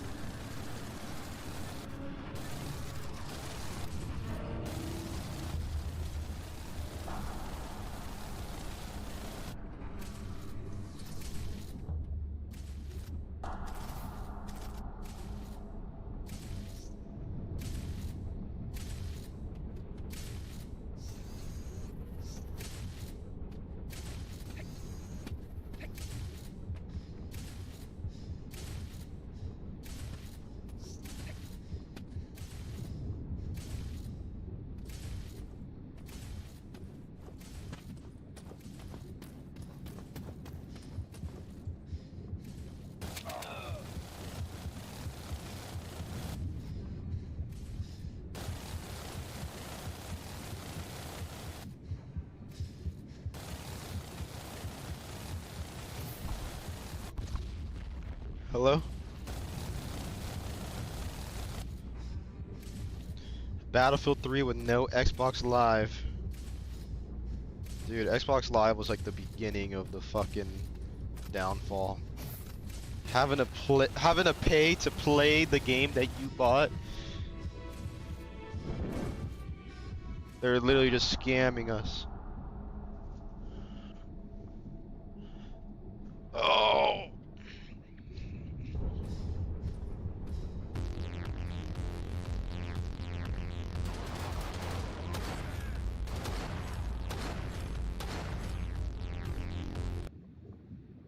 Daily nostalgia bait, daily beta decay trailer. Yup.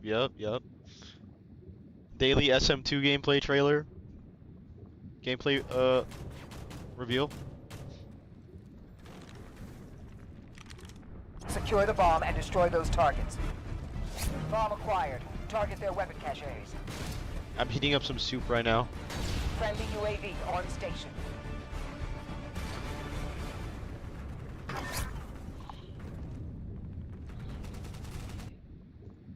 But yeah, bro.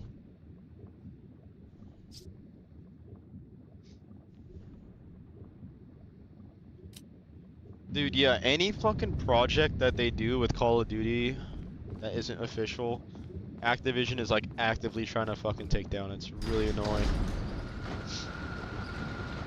Are you liking OG Resident Evil 4 so far? Dude, it's pretty dope. I like it. I kind of wanted to put the HD texture pack on it, but yeah, that shit was taking forever to download. But it looks pretty cool. I fuck with this. I got used to the controls. Oh shit. They're burning this shit. Oh shit.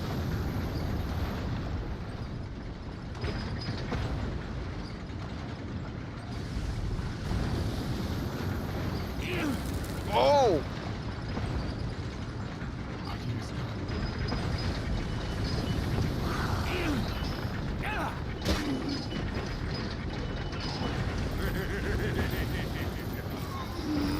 my god.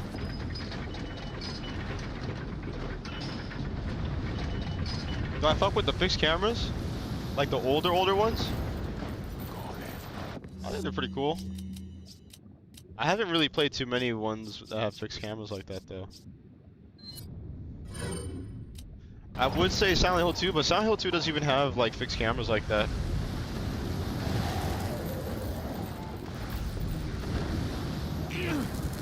Holy shit. Holy shit.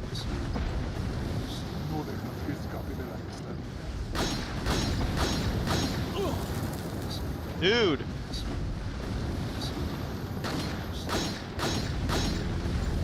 Oh, I'm dead. I gotta get the fuck out of here.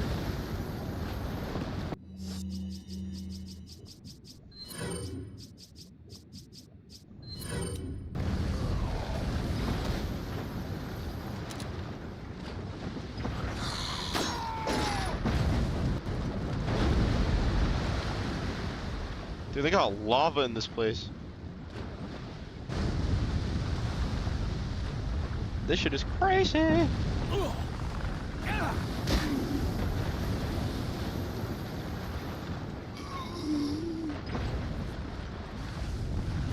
You'd rather be lit in flames or drown in water. Oh shit. I don't know.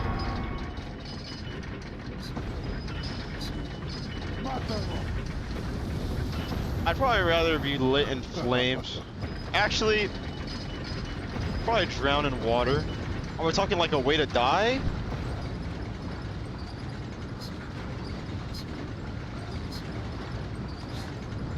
Or just like, just to do it. I think I'd rather be drowned in water, like just to, like, because like, there's a possibility you could be saved. They could do CPR on you and suck all the water out of your lungs. If I were to be set on fire though, dude, that's like permanent damage, permanent disfiguration and shit. So yeah, I'd rather be drowned in water, but if I'm for sure dying, fall in volcano or drown in water, guaranteed death. Okay, I'd probably fall in a volcano. Actually, I don't know. Yeah. Like if it's not guaranteed death, probably drown because like you could probably be saved. Just get the lungs out of your water. Some CPR. But if it's guaranteed death, I'd probably fall into a volcano. I'd probably like, yeah.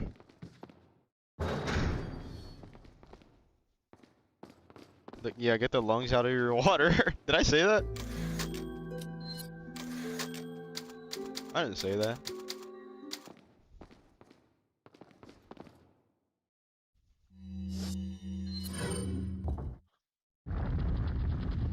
Holy shit.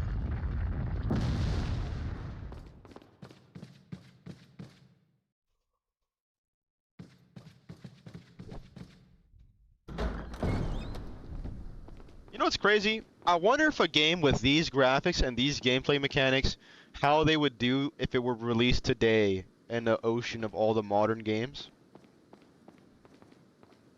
I wonder that. What's up, Spacey? And you know what, actually? They actually do that. They're just not as, they're not as like popular, but there's one that came out and it's like the fixed camera angles, like PS2 style horror game. It's called Tormented Souls. I think it's this, and it has that type of thing to it. Metro or Stalker games? No, I haven't, but I bought all the Metro games, so I have them in my Steam library waiting for me to play them.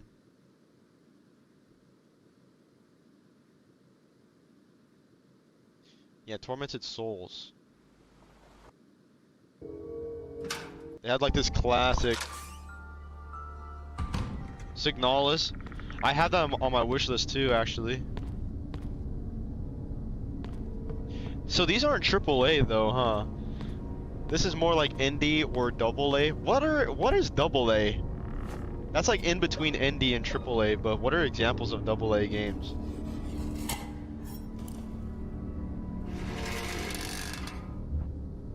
Misery. Oh, I have that on my wishlist as well. That's like the one that looks like Roblox a little bit, right? Expedition 33. That's a AA game? People say Expedition 33 is like an indie game, but didn't they have like freaking millions in funding and shit? That's low-key LARP. Helldivers. Let's see this.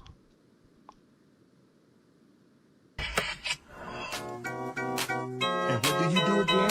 I'm in a sale. Doggy bag? A doggy bag is $90, a tea bag is $50. But I'll have to ask you to excuse me right now. See, I'm kinda, on a real date. That's a pimp. That's a pimp. No, that's a pimp name slick. That's a pimp. That's a pimp. That's pretty cool.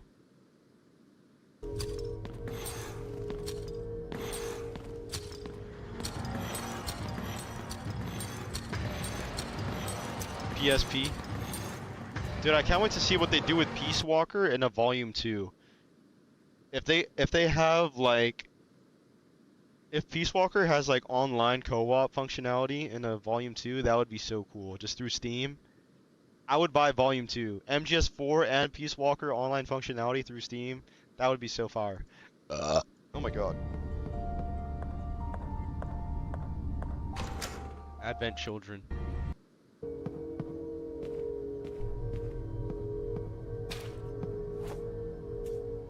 This is pretty cool though. I wonder if this is indie or not.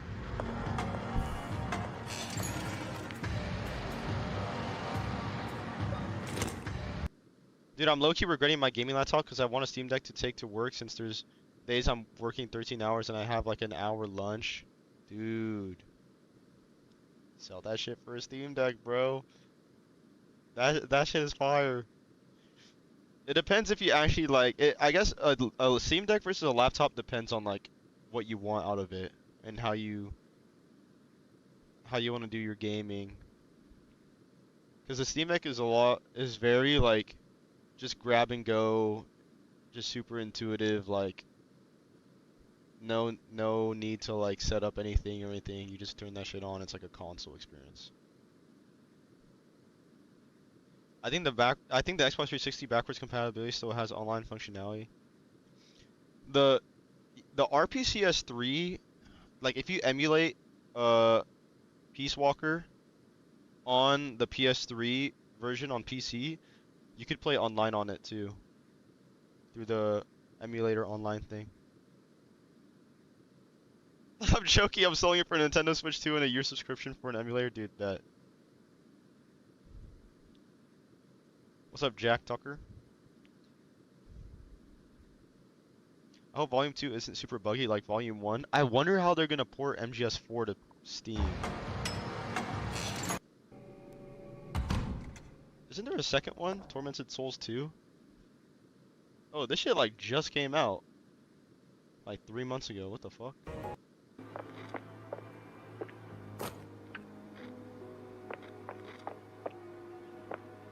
You know, it's pretty cool that they're still trying to keep this genre of horror game alive, like the fixed camera angle.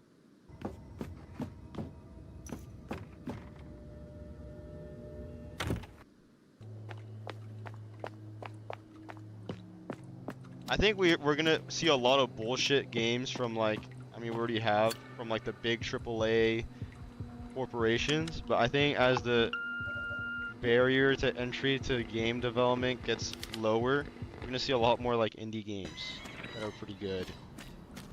It's gonna get a lot more niche. There's gonna be a lot more niche games to get into. Operation Flashpoint? I don't think I've ever heard of that. I got an Instagram reel where Trump audibly shits himself to emulate ends, bro. I saw that, bro. I thought it was a meme. Did he actually shit himself?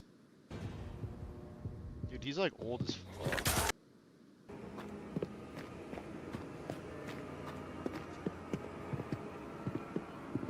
Let me check my wish list. I have like a game there that also looks like a classic I'm so hyped for Requiem, dude. I'm excited too because I think I could run it on my PC. Hollow body.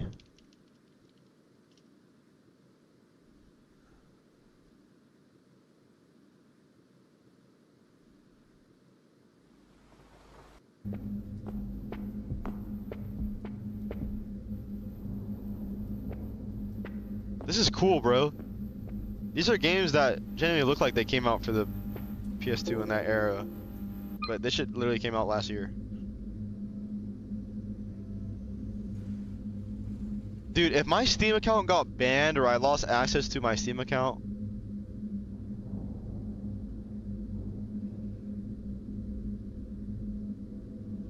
I would literally fucking... I wouldn't even be that mad, honestly. I'd be like, damn.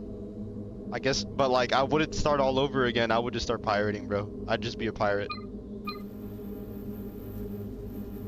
I would pirate my whole entire fucking library back onto my computer. Oh, Jesus. I would never make a Steam account ever again. I low-key would be mad, but like, still, I'd be like...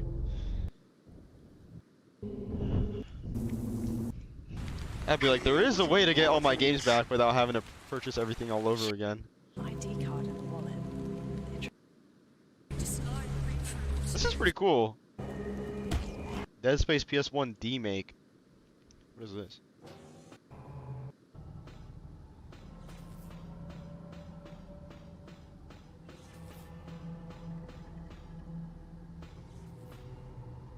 Wow, this is pretty cool. This is Benson, Tram Engineering. I forgot what it feels like to be unemployed. Smith killed one. Listen, forget about shooting him in the body. You gotta cut off the limbs. Grab a cutter, anything like that. Cut him apart. Half the game's got 0 playtime anyways. True. Chivalry 2? Dude, that shit is fun. Halo Blade game?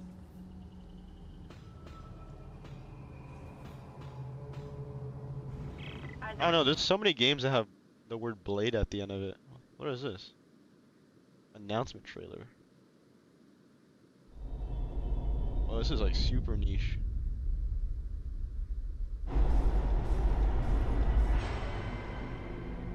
Phantom Blade, Stellar Blade. Whoa, is this like...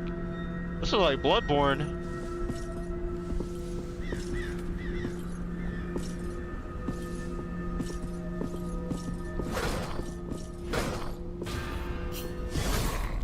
Oh, this is pretty cool.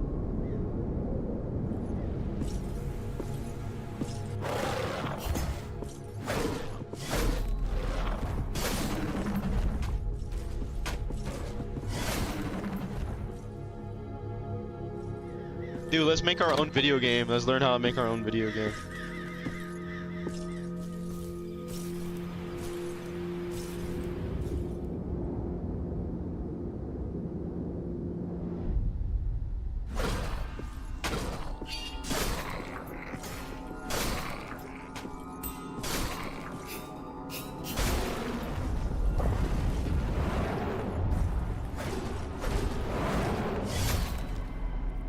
Dude, that's pretty sick. Let me add that to my wish list. Halo Blade.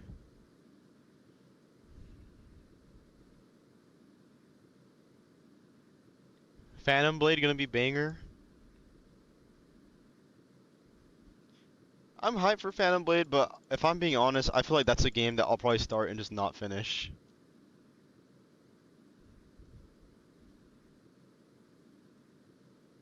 Probably start that shit and not finish it.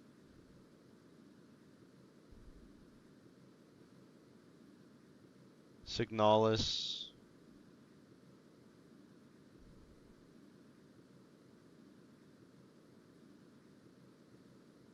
Like GTA.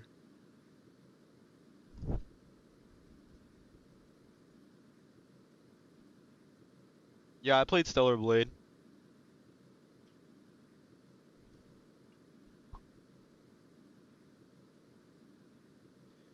Dude, that Deep State game. Who showed me that Deep State game? That one looks pretty cool. It's Miller, your old partner. It kind of reminds me of like Half-Life This looks interesting. Your old partner. She died in Afghanistan 4 years ago. I was there. We had our doubts, too. But now we're almost certain it's her. This doesn't add up. I don't even know if I could find that You anymore. to help us bring her in. The agency knows I'm out. I have a family now. She left a message, Rex. It's Should I get addressed to you. Signalis? I hear it's really Come down good. to headquarters and take a look. You know Miller better than anyone.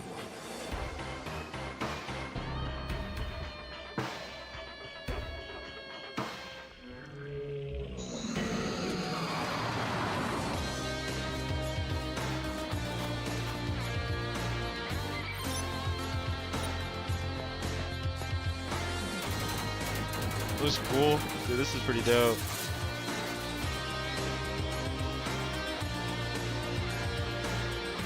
Holy mog. Dude, I fuck with like these old style. I fuck with the indie games recreating like these old type of graphics. Like I'm hyped for this. This looks cool. I'm hyped for Beta Decay. Beta Decay looks really fucking cool.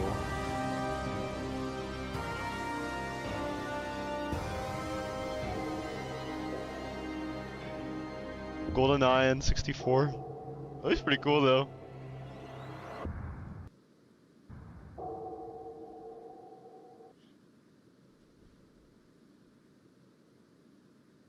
Dude. Holy shit. I want this though.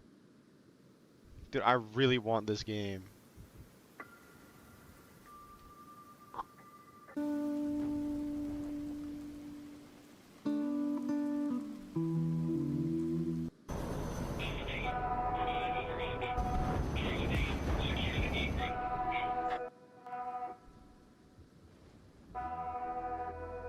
What are some other indie games coming out that look cool?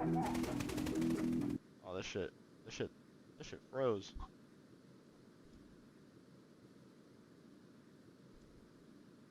Damn, the trailer froze.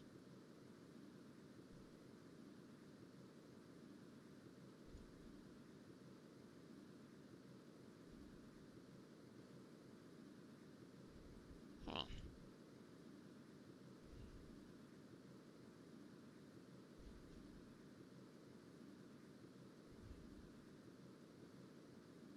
Recommended 3060. That's kind of crazy though. It's kind of hard finding like games like this. Modern Warfare 4. Dude, I wonder what they're gonna do for the next Call of Duty. Do I give a fuck? No. But still. Phase 0?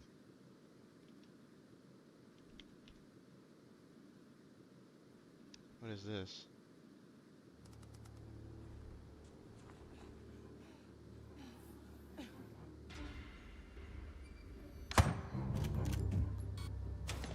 PS1 survival horror.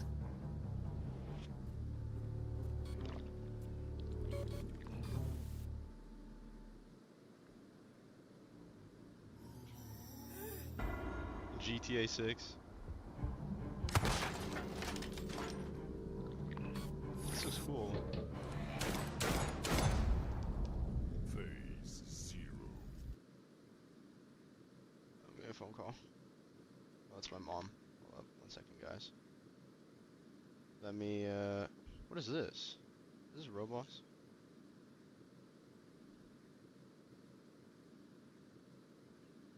I'll be back. Here, I'll play this video in the Just a background. precaution. Okay. We have sneak. We won't get raped by anything up there. Derby. Oh, no, someone's going down the tower, if I'm not mistaken. Well, better hurry then. I'm going.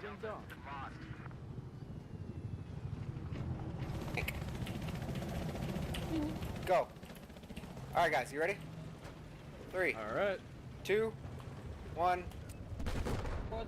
Where is this? Oh, that's good. It looks good to me. I'm ready to redeploy. We, Just we tell almost me. hit a chopper. Yeah. All Coming. right. Flip it. Coming. Yeah. Is it up? Yeah. Alright, redeploy. Alright, wait, yep. Everyone get redeploy now. Engineers, repair tools. Where's the guy on it?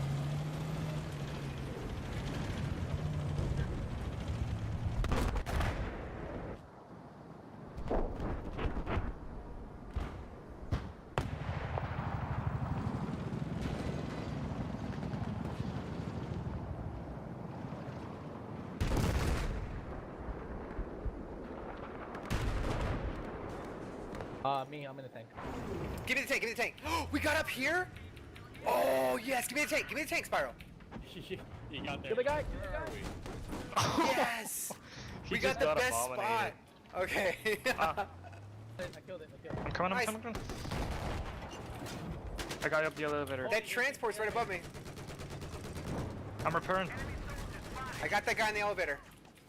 But that transport's above me. I don't have a shotgun.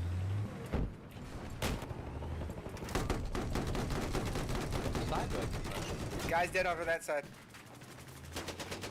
Alright. Oh, How was no one complaining I'm getting shot at from the transport. Dang it. I don't know. I'm searching for him. Hello? Across the river. I'm back. Yeah, I see him. Alright, he's dead. I'm surprised no indie dev.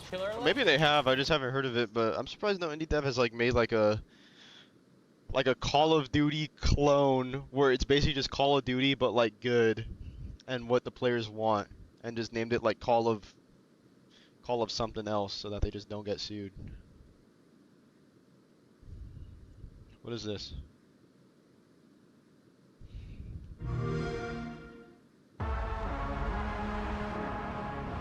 Call of Booty. Your target is in possession of a radioactive device. Stop Carrington's attack at all costs. Good luck, Agent. I always knew I had an instinct. I could see the world differently. What is this? I thought it would be like any other mission. I was wrong. Welcome to Garden City, where it's a pleasant 23 degrees all day, every day. How far to his last known location? Local forces are also tracking his whereabouts. You need to find him before they do. I'll have to I improvise. don't think I'd be into it. Generating voice print.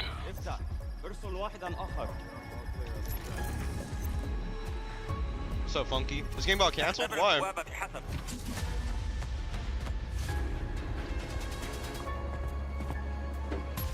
What readings are you getting? We are getting odd readings from your monitor. Can you confirm? I'm looking at the screen right now.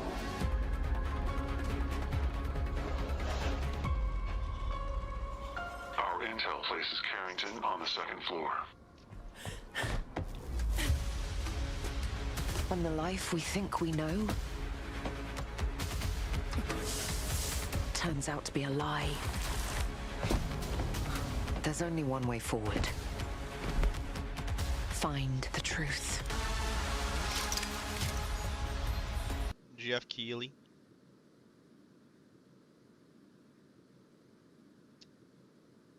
Damn.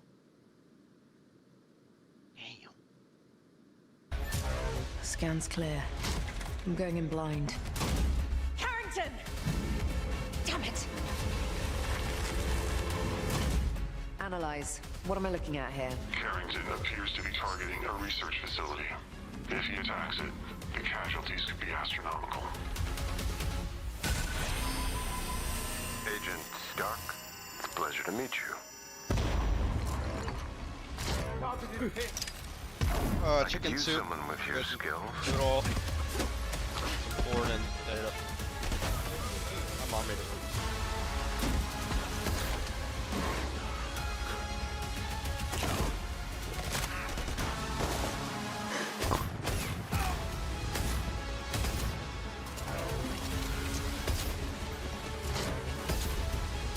I had to lose everything before I could see.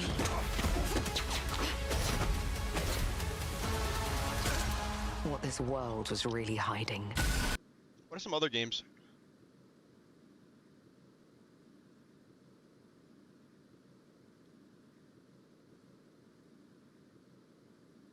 check this one out. What is this?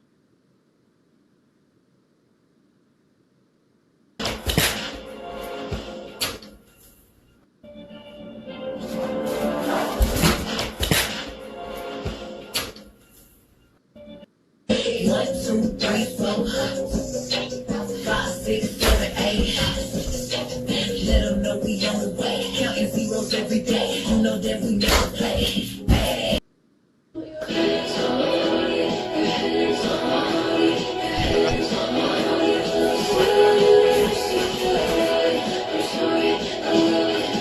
Shout out Sleepy Sandy with the 1 year. Holy shit! Thank you for the 1 year, bro. Thank you so much. Thanks, bro. A Sleepy Sandy just subscribed. You. In the year 2000, a game released on Lucid the Nintendo Blocks? 64 when the console was ridiculous. It was just never noticed the rating or didn't quite grasp what it meant. To them, it was simply another one of those shooty games on the colourful Nintendo thing. So, home it came, no questions asked. The game I think sold recently I've been around more 3 interested on like the million older units, games. huge numbers. Not for a necessarily older late-era games, but title. games that But it capture couldn't that match older the vibe. staggering 8 million units achieved by Like GoldenEye. indie games that like look like they Timing came out played a major before role, 2000. I think. The PlayStation 2 and GameCube loomed on the horizon, and the reliance on the expansion pack limited its accessibility. Without that little... I really fuck with. I haven't finished it yet, but I like the Half-Life remake, the Black Mesa. Yeah, it's pretty cool. I think it's a pushback because how like all AAA games are going Unreal Engine, super remake, realistic everything. Everything is starting to look the same. Like all the art styles are starting to look the exact same. From all these new games, everything looks super realistic. So it's like the independent studios and indie devs are like pushing back, and they're going back to like the PS1 era, PS2 era. A lot more stylized Even graphics. this basic pistol had layers. It could be silenced for stealth missions, or fitted with a scope for more accurate shots. The MagSec 4 offered burst fire capability, while the Magnum variants delivered raw stopping power. Then there were the more alien designs. The orange box. The Mauler could be charged for devastating shots, while the Phoenix fired electronically charged rounds that could be switched to explosive projectiles. Submachine guns and assault rifles push things even further. The CMP-150 could lock onto targets automatically. The Cyclone focused on overwhelming firepower, dumping an entire...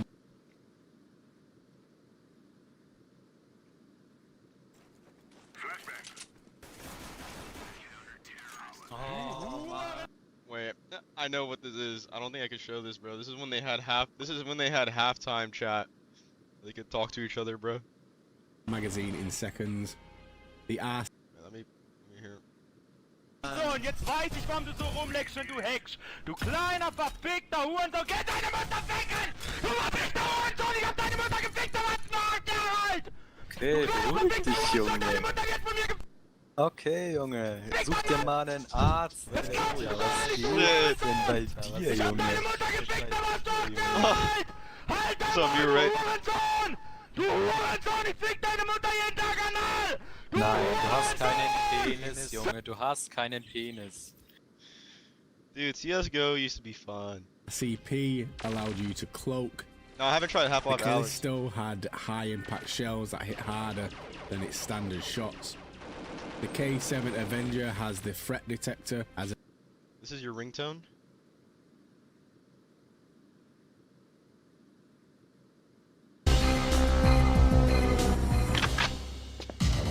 Perfect dark. What is perfect dark?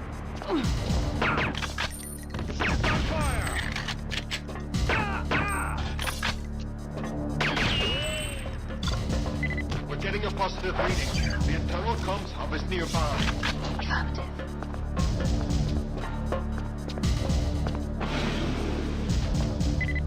Same floor, Cassandra.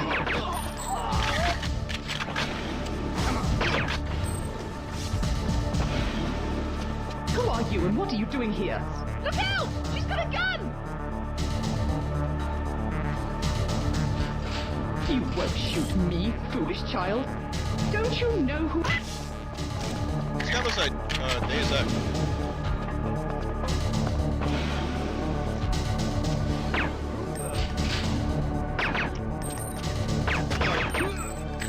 It's pretty cool.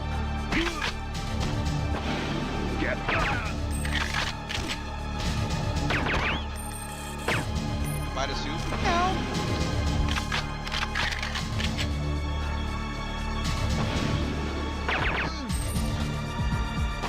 Come here. I want to play Deus Ex.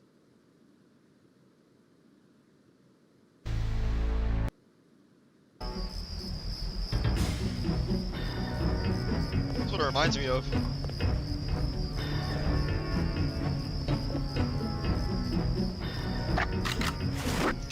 I thought I was going to starve to death.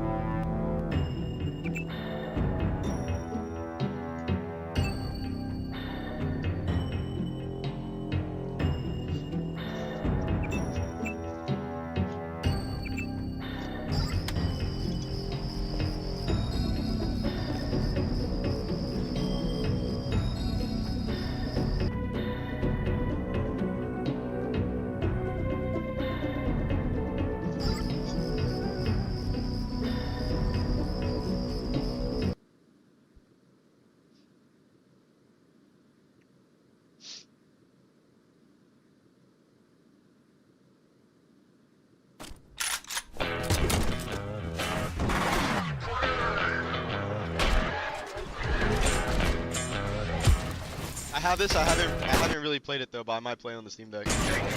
Just like a man, I am immune to the disease that's inside you. That's inside you. That's inside you.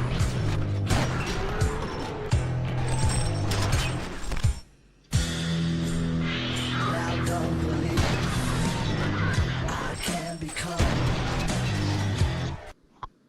I've seen that. I want to play that. That's like... I literally was watching that when I was shitting on the toilet today. This game?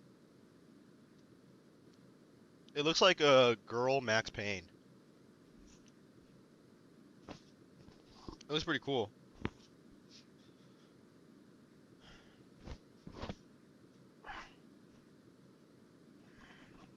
Wet. Oh, dude, yeah, I saw you playing that. How are you playing this on PC? Is it, emulator? Or PCS3?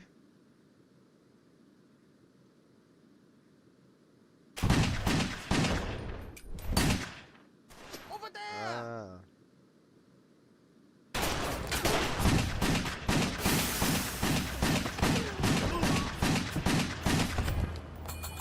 This looks pretty fucking sick.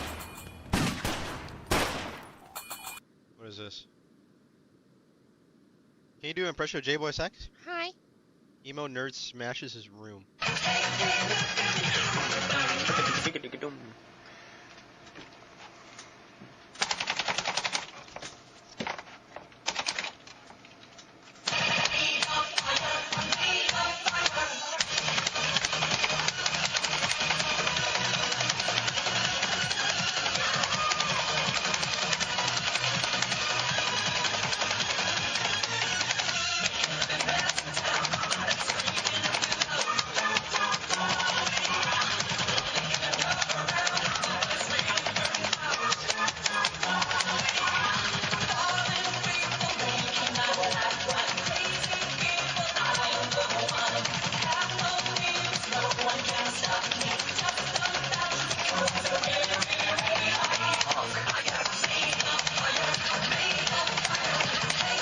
Did wet actually suck? Damn. It has aura though. I can't get a comfortable spot for my right hand. At all. Like, this has been my problem for fucking since I got this monitor. The wall behind my fucking computer wasn't broke till I got this monitor, and now it's completely fucked to shit.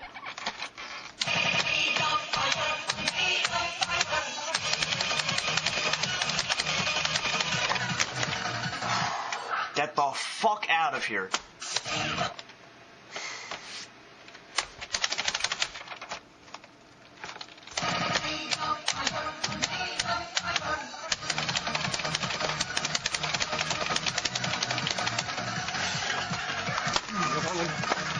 Fucking love to do. Oh!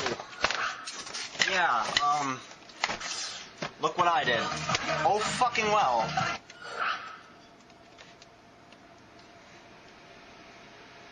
Looks like I'm retired.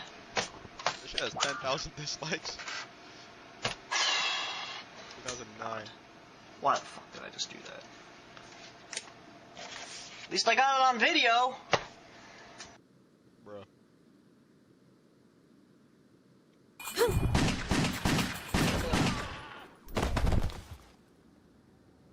Old ass videos.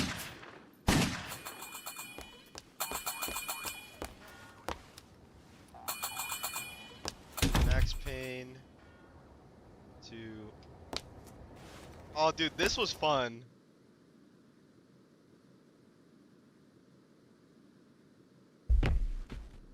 This mod, the Max Payne mod.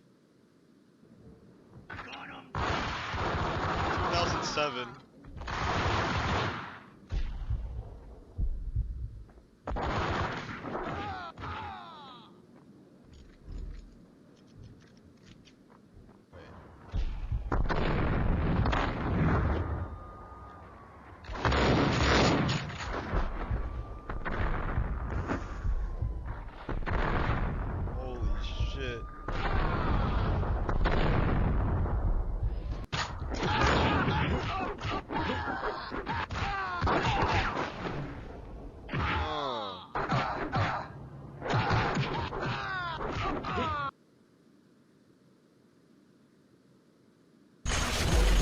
What the fuck?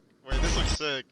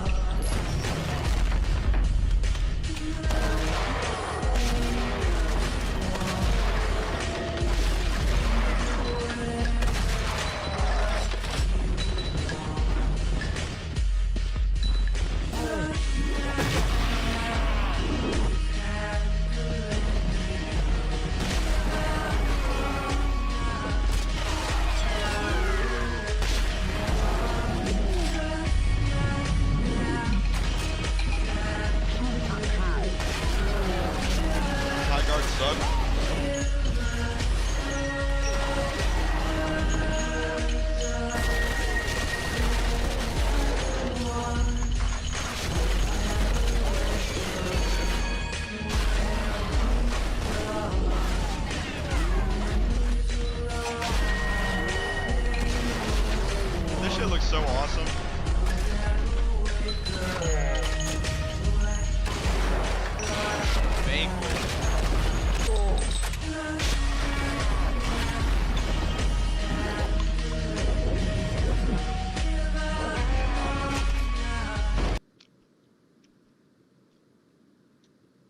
This is cool, but when you attempt this, you suck, then get off.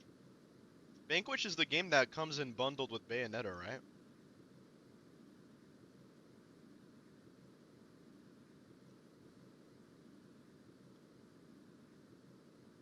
The robot one, the cyborg one.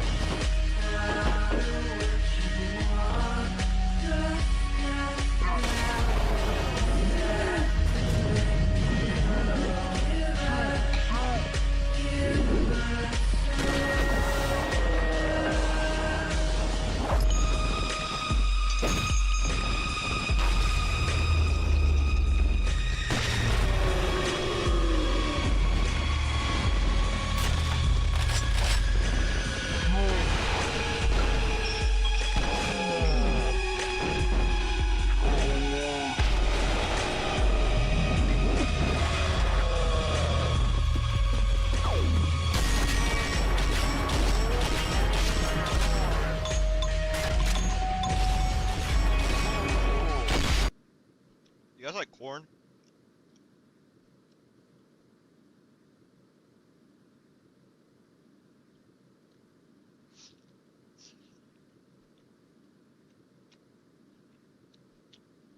What is this? I saw this, but I don't know what it is. Team Fortress 2 Classified. Is this not just TF2?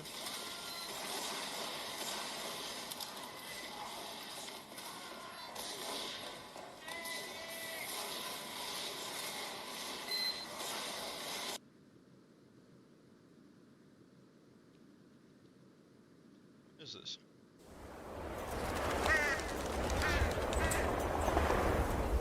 Prepare yourselves. Here they come.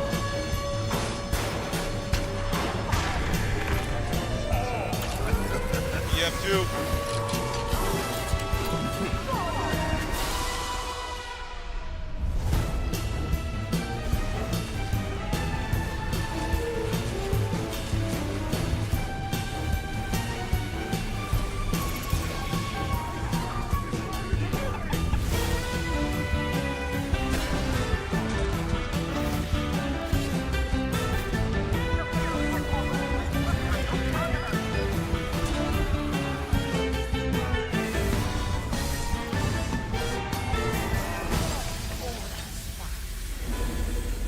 What is it supposed to be?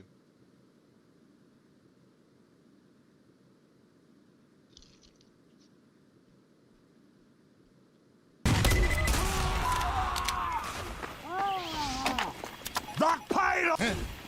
That payload's a blood!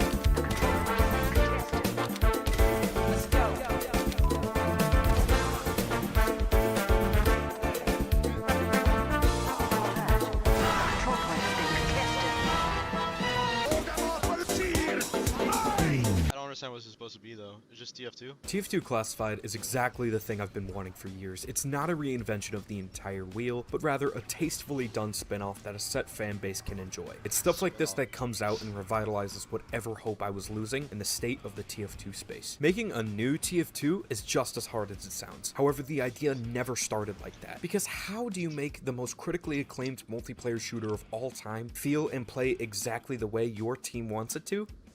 You take it back to its inception. By adding cut content that we saw from the start, they can keep some of Valve's vision intact while balancing it in ways that their time and budget couldn't think of. For simplicity's sake, I'll break it into a couple of parts of the best decisions made here. All of the stock weapons are here, don't worry, as well as some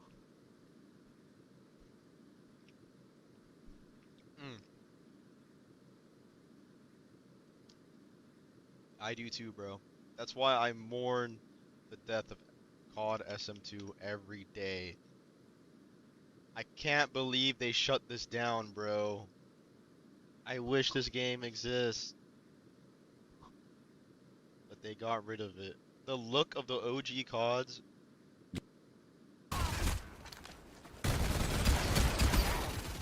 This would have been so fire.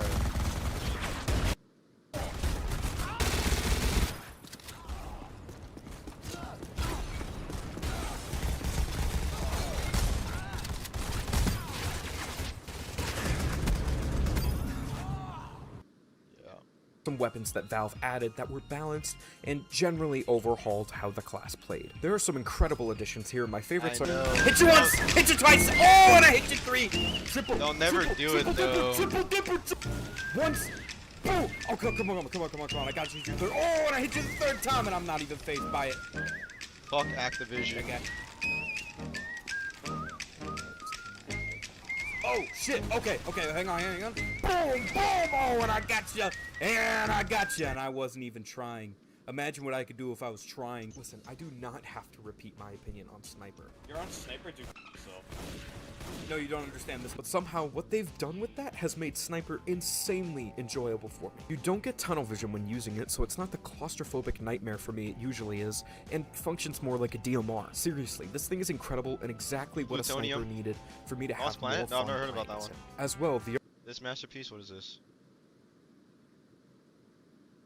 I'm not even gonna play that. I know what it is. I hovered over it. RPG for Soldier. I'm sorry, I can't stop playing with it. I can't stop winning. The RPG is incredible at changing up Soldier's gameplay loop despite being so simple. It's a bastardization of the direct hit beggars and somehow the Fat Man from Fallout. I found myself smacking enemy team members in the face with it and laughing all the way to the point. One rocket in the chamber is seriously not that bad considering the relatively quick reload, and the extra 30 damage allows you to just smack the shit out of light classes. Arcing it is surprisingly fun too, and when you get someone at a long distance with it, it feels like you hit the lottery. It's a perfectly balanced rocket launcher that won't cause blood pressure to rise like the How do I play this? Also, the Rejuvenator on Medic is somehow exactly what the class needed. Gone is the traditional point-and-click beam, and we are now shooting healing orbs at our teammates. It is insanely solid at healing at a medium range distance, but in groups or even pocketing, it works, dare I say, better than stock. I'm sitting over here thanking myself that the crossbow isn't in here with this,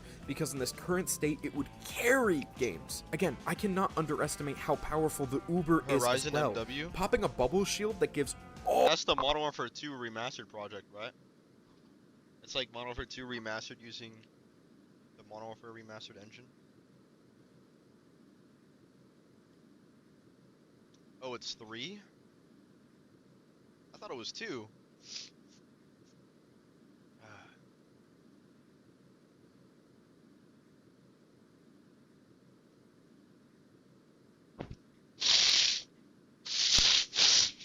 Ew. Sorry you guys had to hear that. I got mocos. I'm blowing my nose.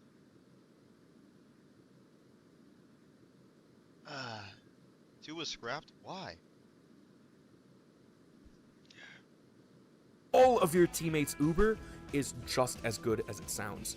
I just wish my teammates would stop running away from it.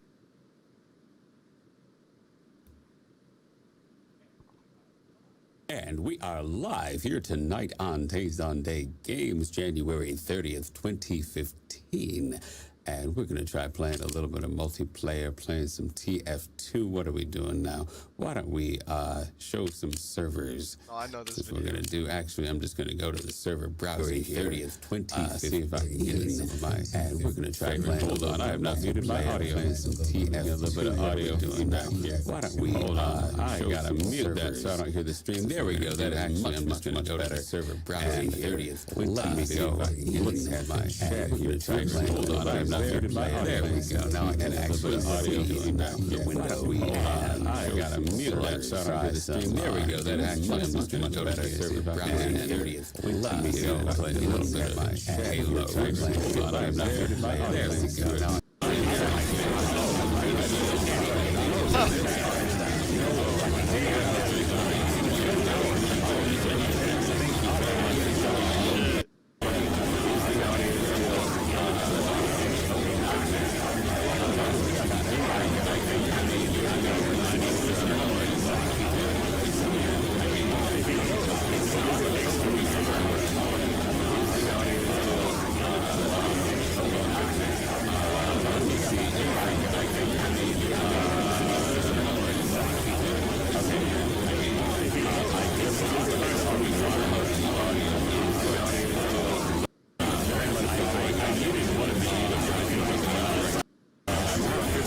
Jesus Christ.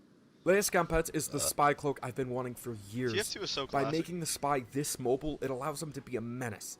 if you can escape. Because if you get caught by anyone, you're dead before you can say how much you love the hunting revolver. This cloak creates such a good loop for Spy, and one I was already playing before the watch's creation. Heavy's artillery cannon is so much fun too, but I found it to be lacking at distances, which was my main draw to this weapon. But shooting it around corners gives Heavy great utility, and goddamn does the weapon sound menacing. Not every addition is super strong though. I found myself wishing I was using the scatter gun instead of the nail gun, and the sticky bomb launcher instead of the dynamite. But I feel like they're so different from their alternatives that they will find their own. So it's just a TF2 spin-off. The back burner. In base TF2, new players will get dropped random weapons every 50 minutes or so on average. Here, they just give you all of them. And it's not bloated to the point where you're wondering if something is literally just a direct upgrade. Like, is the Uber Sprites a direct upgrade from stock if it takes away 10 points of your health? Or the jump pads for Engie? Would you trade Engineer's most powerful utility for a faster, less efficient rollout, but with better flank potential? These aren't some bullshit concepts made by idiots with access to Google Slides. Yeah, apparently this shit just came out. Has feelings. I love you, little man. I'm on your side for the rest of your life, okay? The re-edition of Arena is way more fun than I initially gave it credit for in base TF2. Seriously. With the stakes being no respawn, it makes everyone magically play better, and I've never seen pubbers this coordinated. But I feel as though my excitement with this mode was accelerated by the addition of 2 more teams? Green and yellow seem like obvious additions to TF2. TF2 over the years has had to cut back on its graphics and art style due to them adding so many hats, items, and other things of the sort. Not to even mention the spaghetti code optimization mess that is TF2. But man, Classified not only looks better, but performs better. We've restored the toon style cell shading that was mostly absent in modern retail TF2. I should try this out. Damn, it looks incredible. Everything here is so colorful and clear, and I don't particularly find myself getting mods to improve visibility or turning down my graphics. I had them on the absolute highest possible. And while I do have a great PC, I could not run TF2 at this frame rate and graphics while recording even if I tried. I know it's a trope to say Valve hire this man, but come on. The removal of cosmetics, as I mentioned previously, is sad, but it clears things up more than I'd like to admit. And I don't have to wonder why that Pyro is on the green team, and I just know that Pyro is on the green team. The new weapon models fit insanely well with TF2's style and setting. Nothing is shockingly out of place, and the futuristic and sci-fi additions they do have fit perfectly and are insane. I cannot even imagine how many hours were put into making them look as good as they do. The maps as well have been curated to perfection, and better than what Valve has been putting in the game currently. For every choke, there seems to be a couple of different options and flanks for the adventurous, and compared to the amount of maps TF2 has, this is insanely tame. The game has so many people running their own servers, and all of the gameplay you're watching was captured on the same exact one. I never had to switch because of AFK bots, a map or mode I didn't particularly like, or someone being annoying. My enjoyment was only ever interrupted by respawn times or switching between servers. It's not perfect, but as more gets added, I can only imagine this being a solid way of playing games. It has me wondering if I should set up a Chieftopia of my own. The hit and kill sounds are incredible. It's not as distinguished as the ones in TF2, but they excel at being gritty and punchy, which works surprisingly well here. The game's settings options are fantastic, and you don't have to mess around with config files and have external knowledge about the source engine. Everything you need is here. Having the FOV be able to go above 90 is a serious game changer, and while I'm a freak that likes the highest FOV possible, this is a must for most modern games. Having achievements is one thing, but all of the art a one-and-done gold rushed mod. Go install and play it right now. If you've been stagnant on TF2 like I have,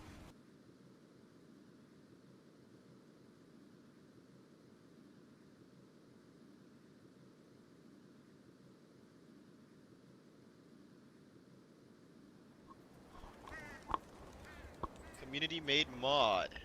Prepare yourselves. Can I try this out?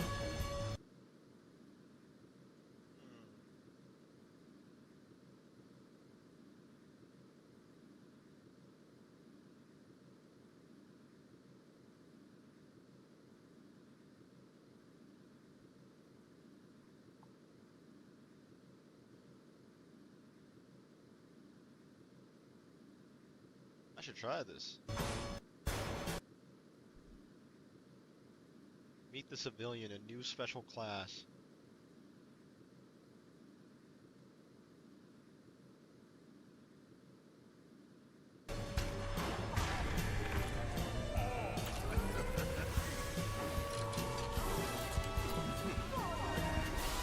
Yellow team, green team.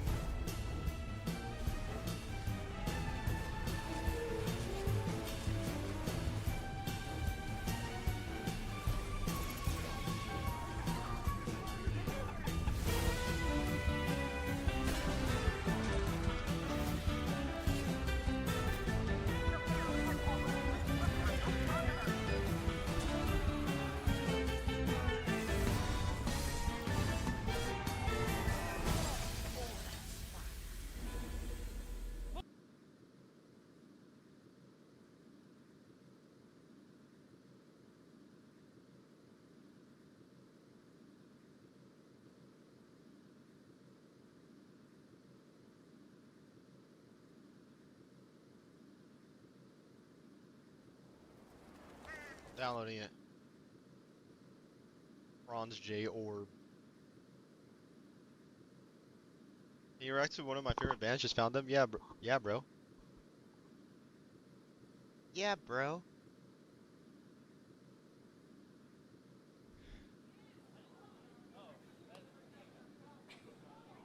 It's the last song I'm gonna do. Most people like it. 15 years ago, holy. That's what I'm talking about.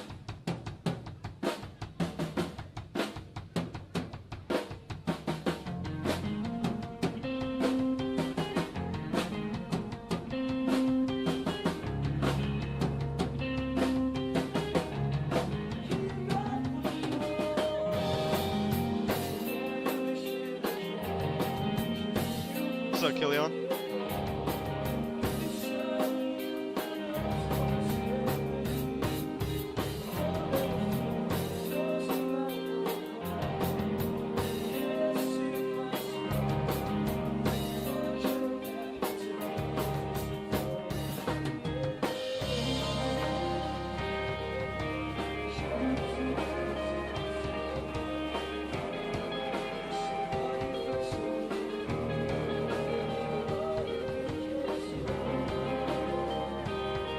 Yeah, I have my guitar somewhere.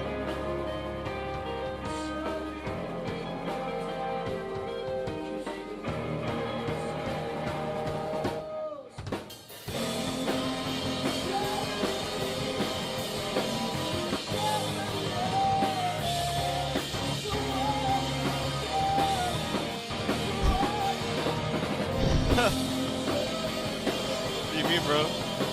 Always been there.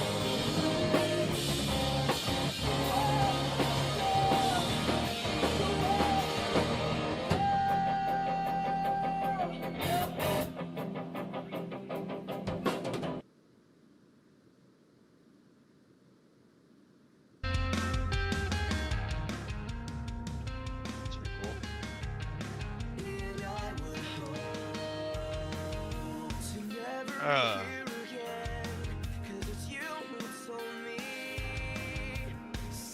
Alright, let me put my bowl of food away. Done eating.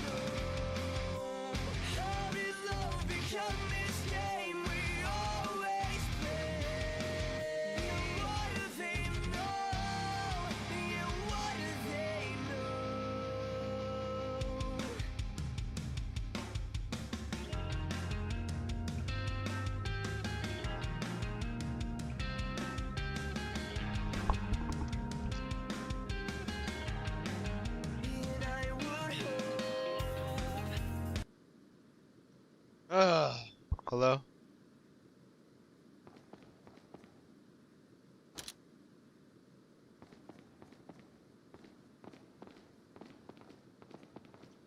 What's up, guys? What have you guys been up to? What have you guys been up to lately in life?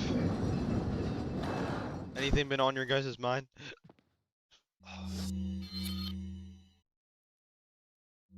Trying to live and learn, yep.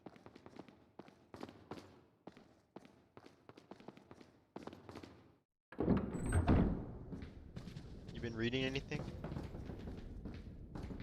Trying to get a car.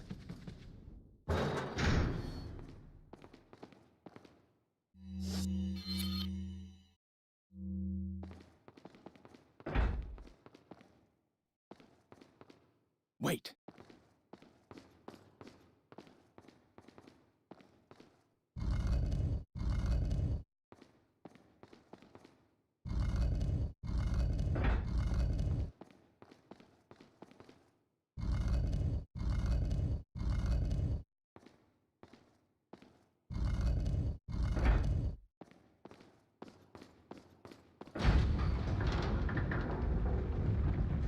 You could be any video game character, who would you be?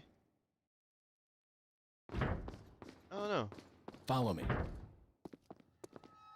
What's up, Isaac I Abba? think you've lived long enough. Let's see if you can survive this time.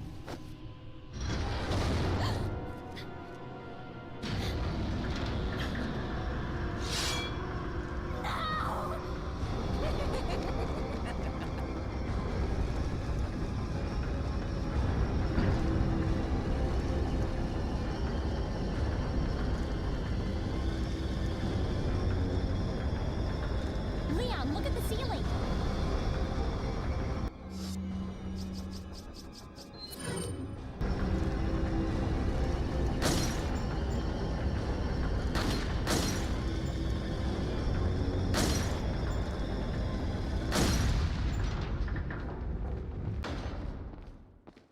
Resident Evil 4 OG? Hell yeah, bruh. Dude, this shit's fun. I'm enjoying it.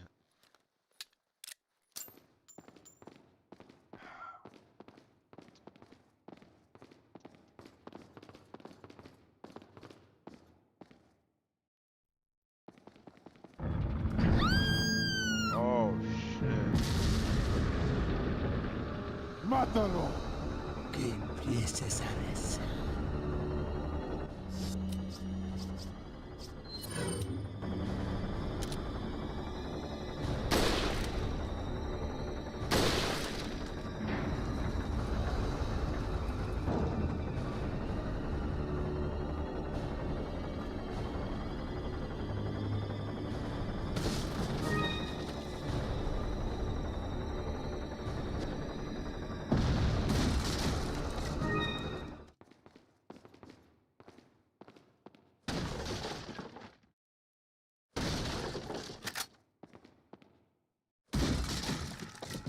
I kinda wanna replay the remake after this.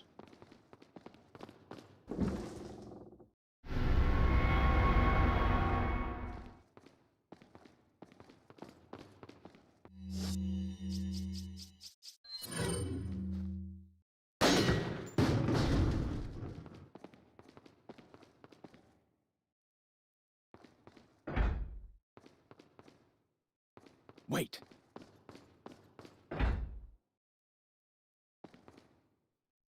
Follow me. Shirtless Leon mod.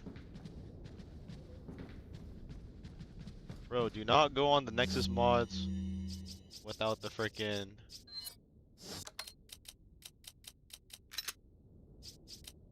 without the filters applied, bro. I wanted to see what was going on. They just have naked cock in your face. They just have cock.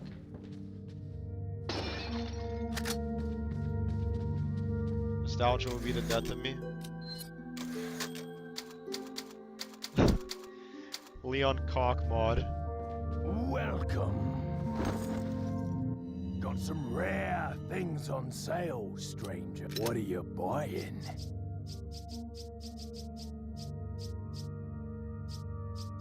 really else worth buying.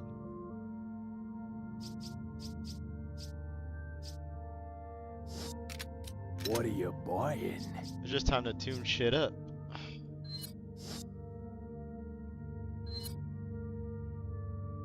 Is that all, stranger? Thank you. Is that all, stranger? Is thank you. Is thank you. Come back anytime. Welcome.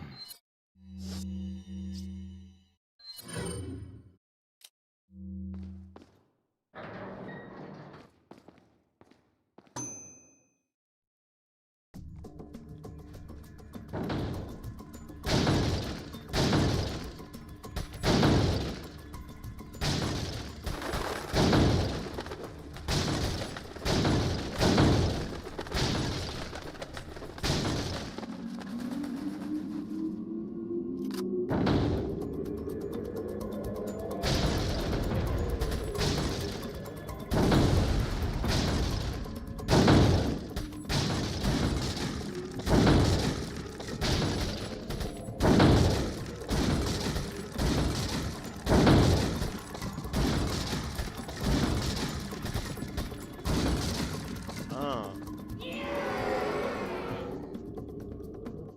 That was pretty easy.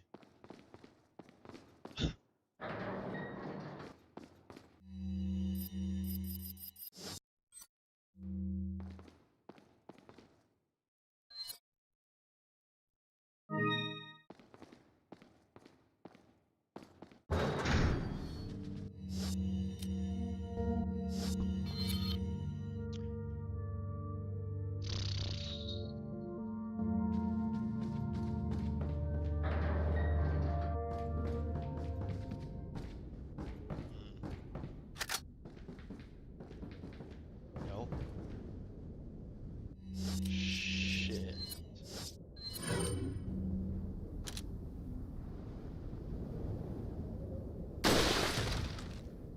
Allí están. Mata.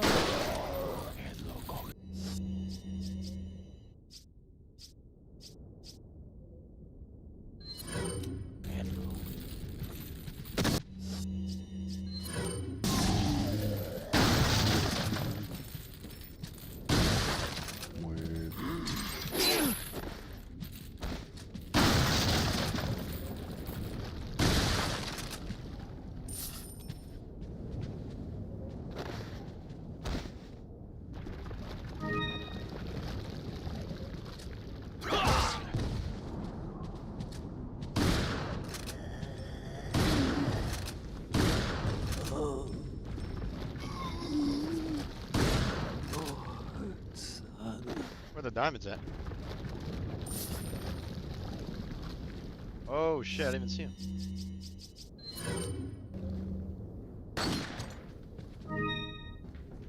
How do I sell the diamonds?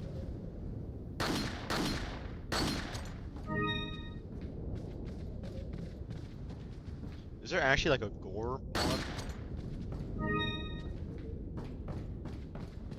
Oh.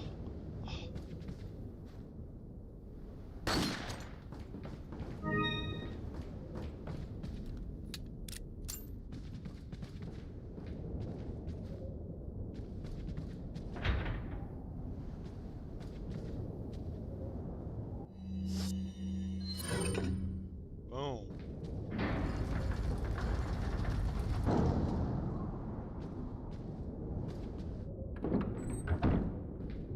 My sleep schedule?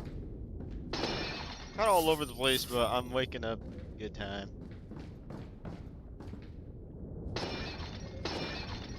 Waking up good time.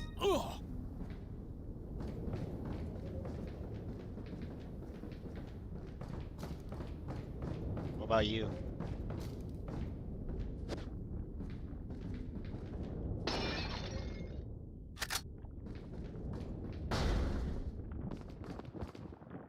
Yeah, this game's pretty awesome.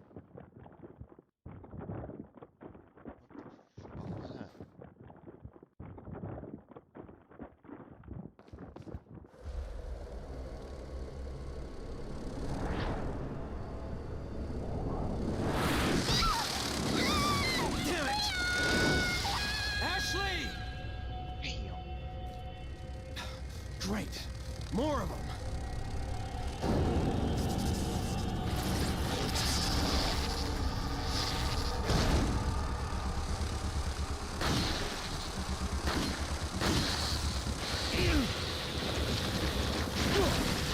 Holy shit.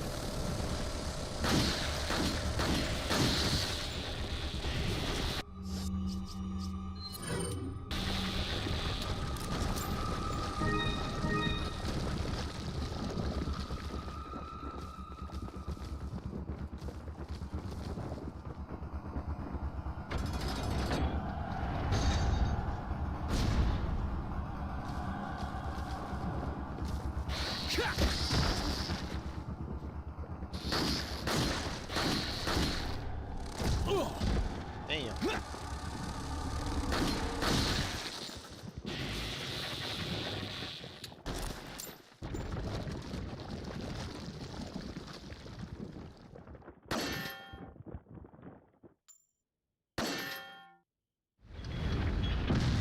Boom.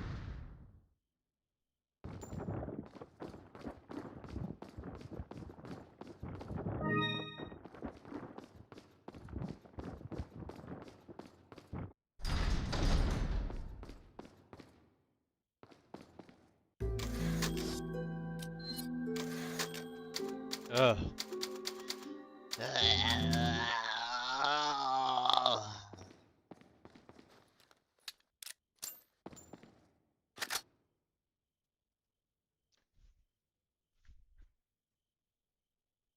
Where my water bottle at? Dude, yesterday I had to inject like hella eye drops into my eyes because my eyes were literally burning. I had like actual burning sensation in my eyeballs. It was actually fucked up.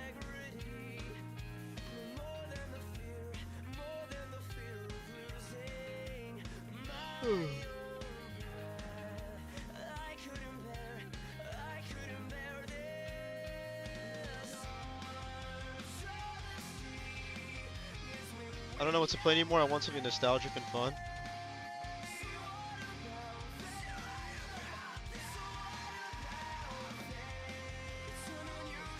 What are you thinking of playing?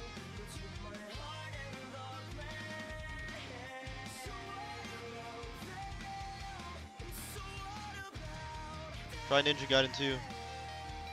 Most people playing that. What's the point of that over regular TF2? Dude, I don't know. I literally just downloaded it right now. I want to check it out. Apparently, it's just like a little modded spin-off. With like different weapons and stuff, different game modes.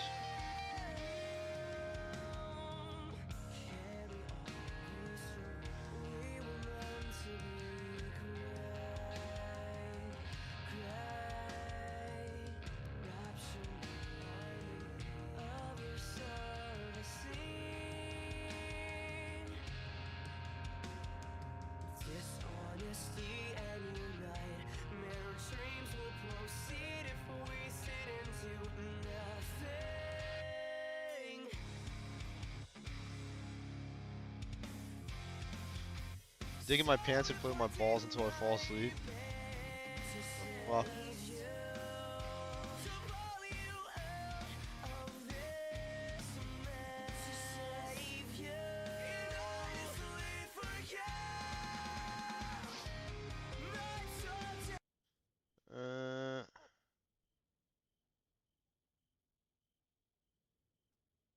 The government wants to install kill switches in vehicles, bro.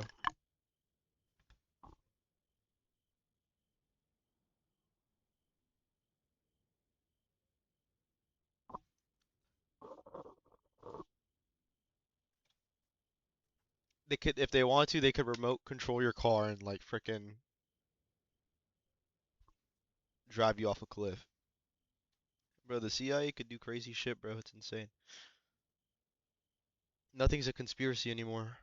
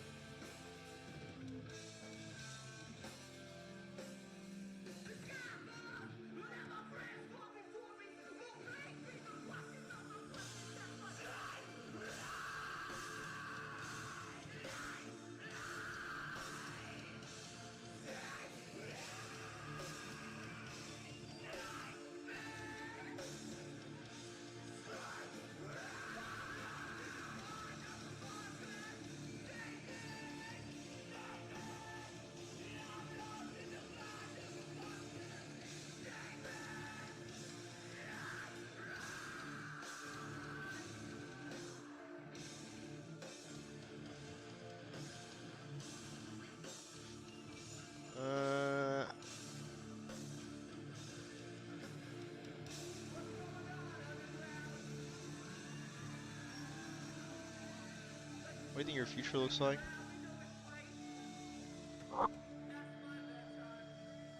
To be honest, I can't imagine an enjoyable one past the next 5 to 10 years.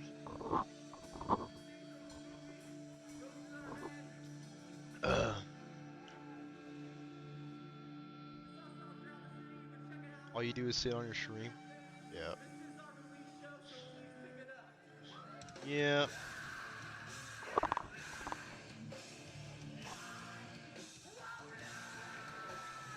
I don't know, I'd probably join like a trade union or something.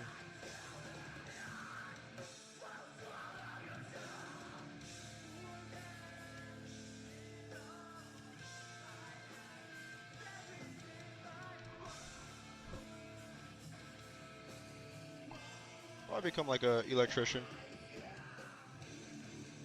I heard they pay well.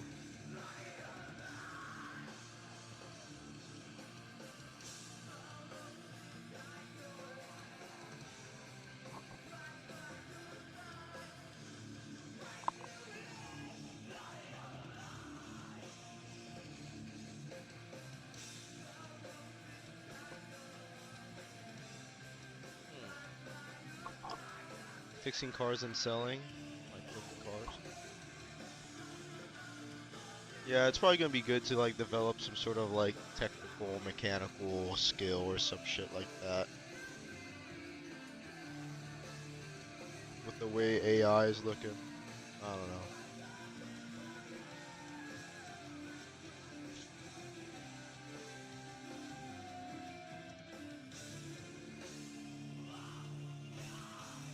I might join like a union if they have like free training.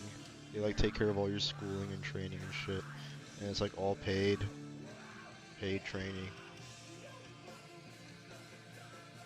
Something like that.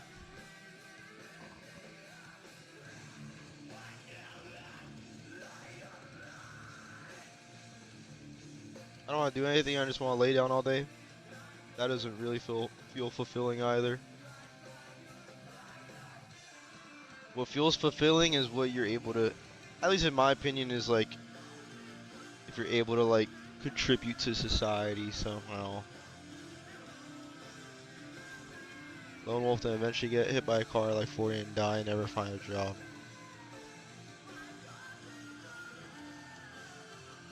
I feel like it's very fulfilling. I feel like it's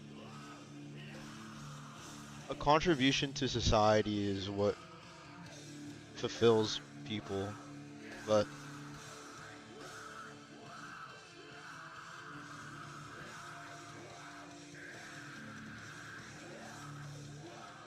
I think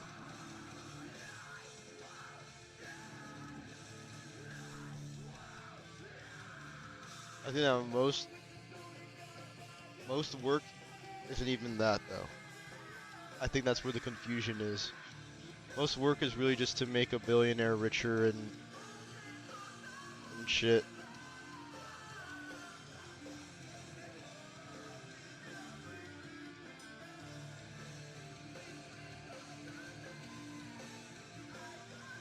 You're being exploited.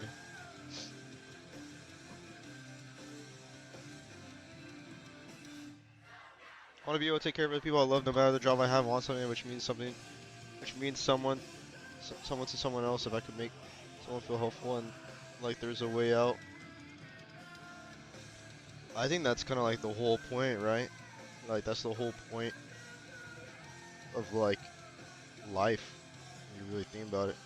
It's like, what did you leave behind for other people?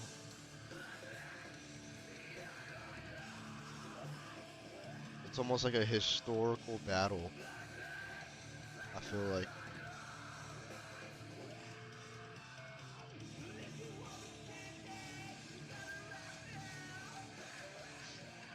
Like,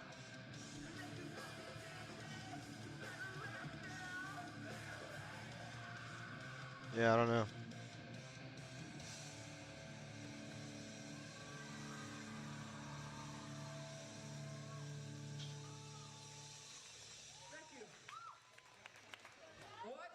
I think that's the shit that makes you feel truly fulfilled instead of like a life of like self-pleasure and shit. You guys, seriously, thanks a lot for sticking around. We know it's getting late. It really means a lot that y'all put aside your bedtimes to come chill with us and party. What's everyone doing after the show? Thanks for not.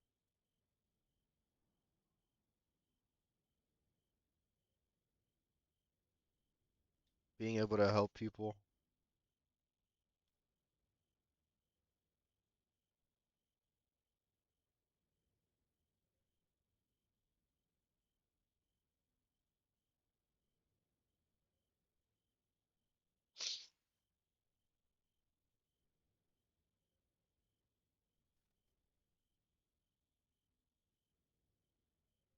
Allowed to stay at the underground?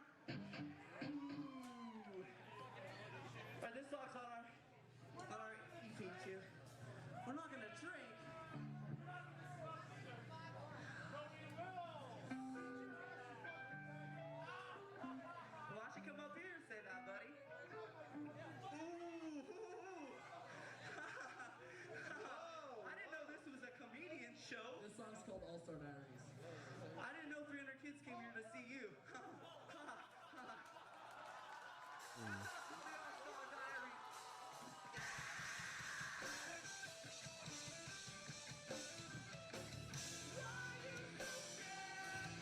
Too much selfishness.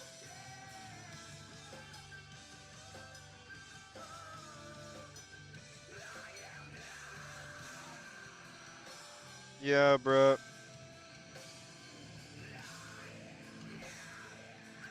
Want to start reading or something? Read Black Shirts and Reds. That's what I'm reading right now. It's really good.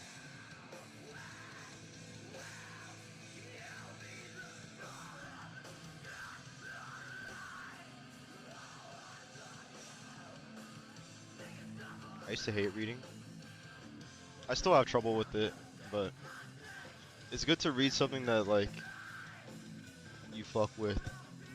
That you feel like is like expanding your knowledge in something that you want to expand on. That you feel like you could use.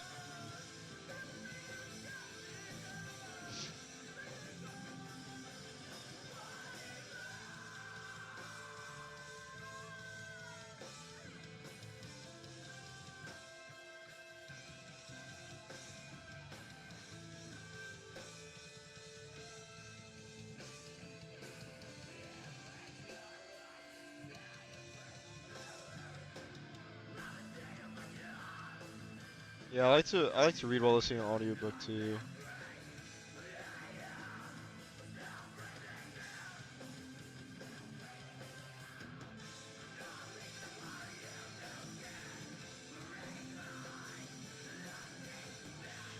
Read while listening.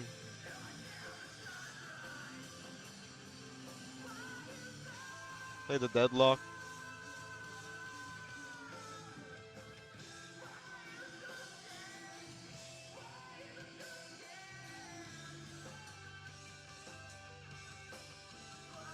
What's up? But yeah, bro.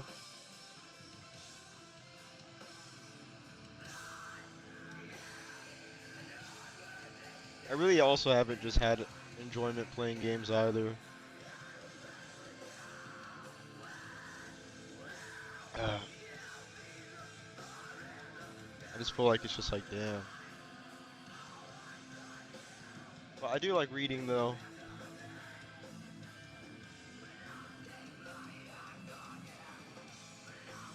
I feel like reading makes me feel like I'm like progressing in something. Like that feeling of progression. Whether it's like expanding your knowledge or something, or like building a skill. It makes feeling like what you're doing is actually meaningful and like you're actually getting something out of it.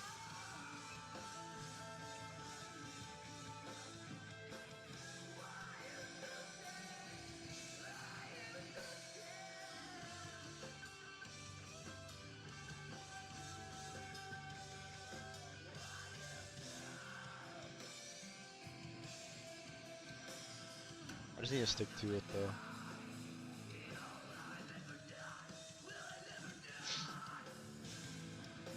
Start a book club?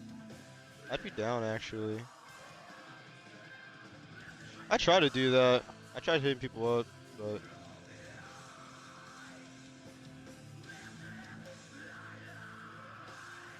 I don't know.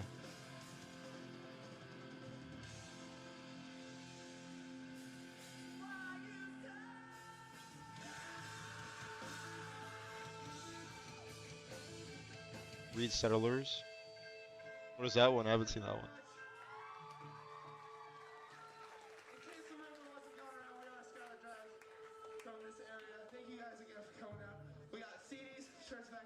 I want to convert the time I spend gaming all day into some sort of routine which benefits me. Yeah.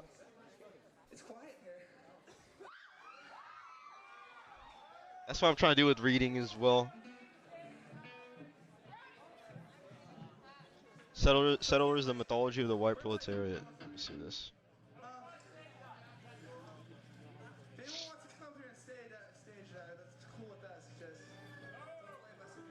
Book about youth imperialism.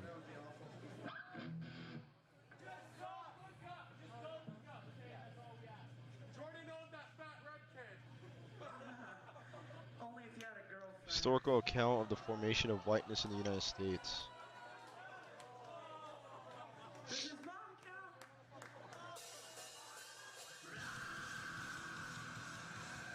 I'll check this out.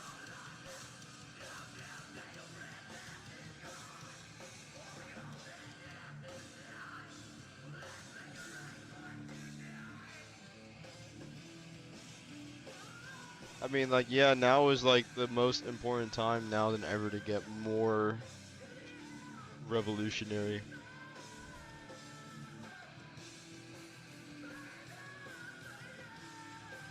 Like, it's like really in your face now. Like,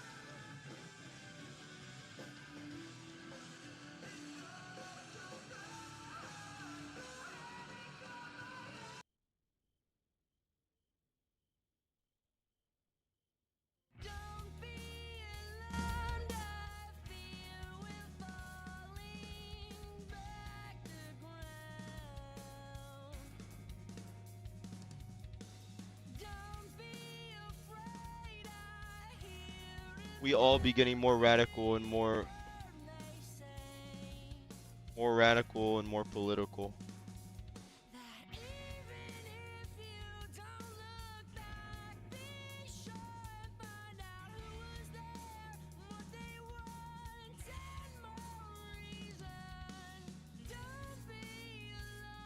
What's up, Ochicia?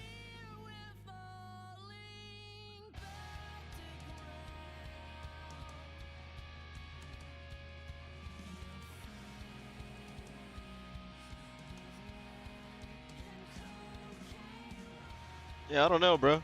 Like, how can people be focused on the award shows while some fucking award show while this shit is happening right now? I didn't even know that shit was happening. It's kind of crazy.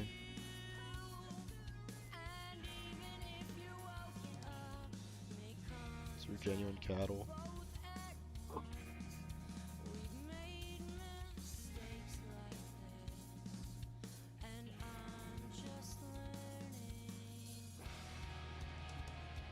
The shit that they want to do to Cuba right now is, it's fucking disgusting, bro.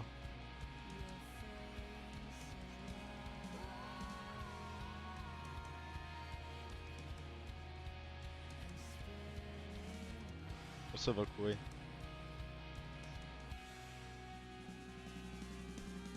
Like, the shit that they want to do Cuba is insane, but like, they don't even,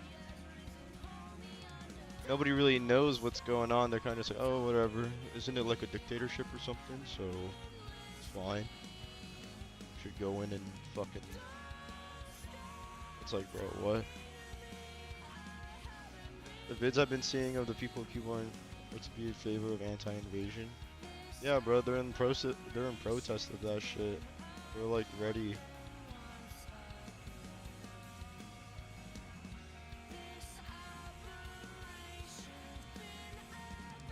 What's up, Yash?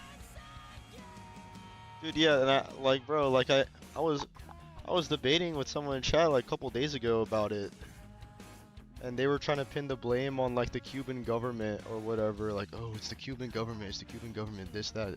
It's like all they're doing is just manufacturing consent to allow the US to invade them, bro. It's all such bullshit. It's all such bullshit, bro. It's like they don't know that that rhetoric that they're saying literally causes fucking deaths. Thousands of deaths. And they can't even like explain why they think that. It's so annoying. When people try to give like they try to two sides that shit or nuance that shit. It's like the nuance is like literally at the expense of people's human lives, bro.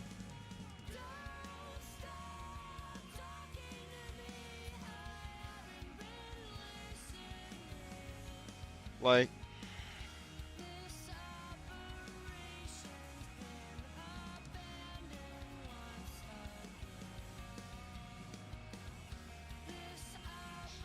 Puerto Rico has one of the highest GPD per capita, but not one of it goes to Puerto Rico. This is just slavery. Yeah. It's so crazy because like Americans are so easy to point at countries and be like, oh, fucking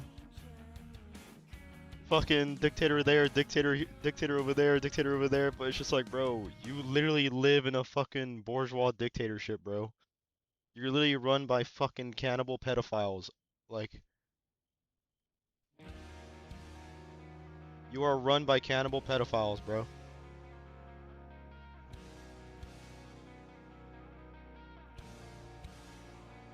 Dictator in the White House. Yeah, and it doesn't even stop there. It's like it's always been that.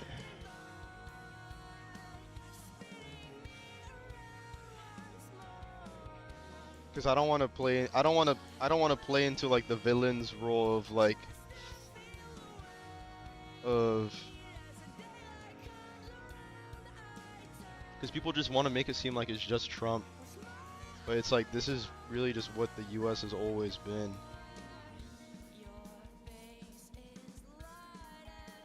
It's always been a bourgeois dictatorship.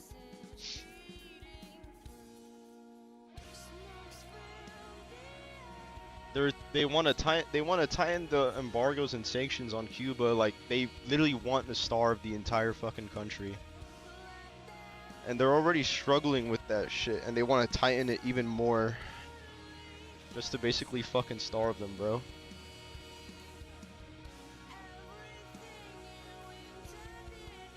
Like that shit is insane.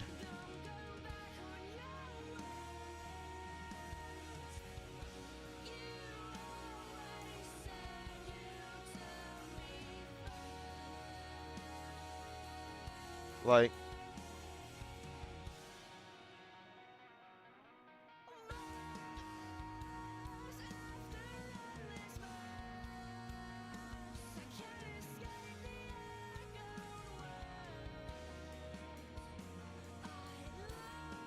they want control over these smaller countries so they can start doing this.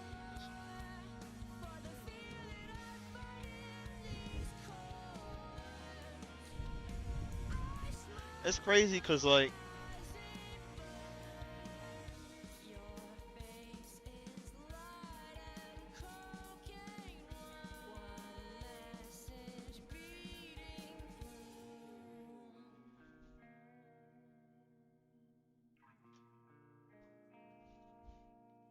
I don't know, bro. Like, tell me if I'm wrong, but like,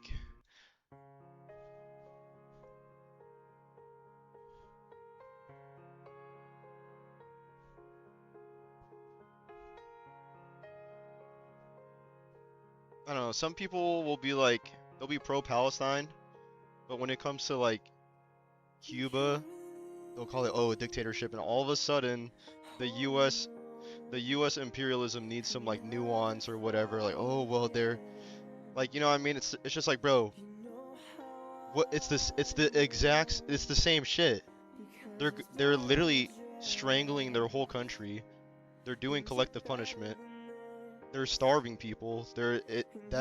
tightening the embargoes will literally lead to more deaths.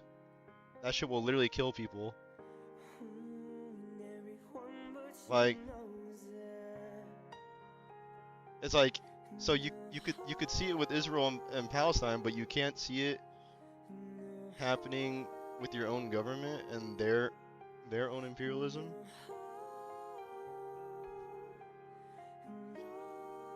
I don't know, bro. Like, it's like,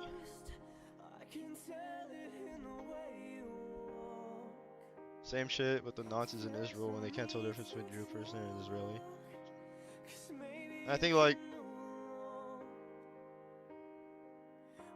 I don't know, it's the American exceptionalism, bro. They think it's they're only okay with it when it's the U.S. when it's the U.S. doing it. You know what I mean?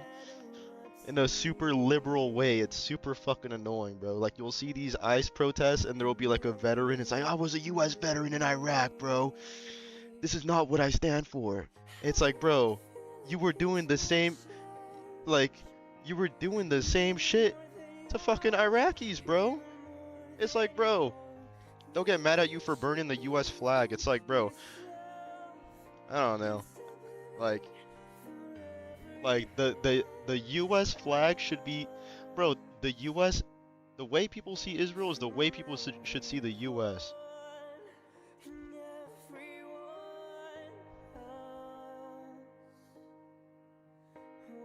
The way people look at the Israeli flag is the way the people should look at the U.S. flag as well.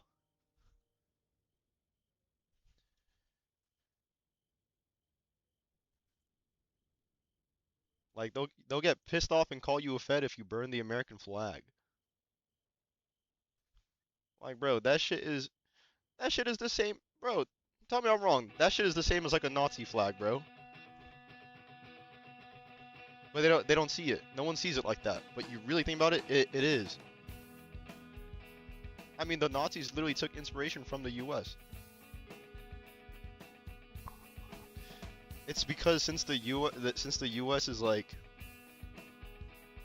the global military like dominance of the world, and also culturally as well, like nobody sees it like that.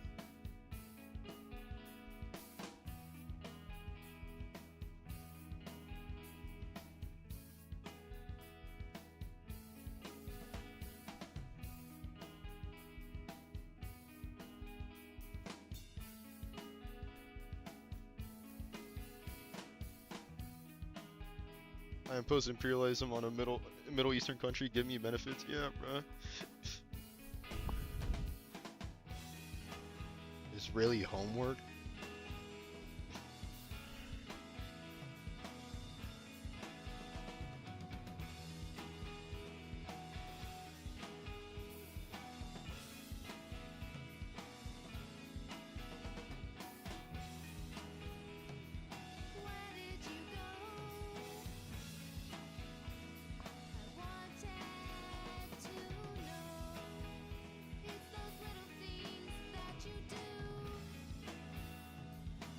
But yeah, bro, like,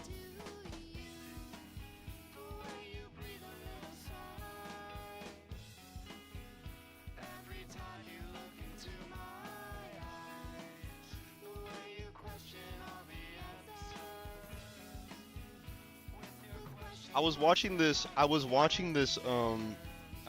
a Michael Parenti lecture today. And he basically talked about like the two mechanisms, no, the three mechanisms in capitalism. And he basically said that, like, okay, you know, the first one is to like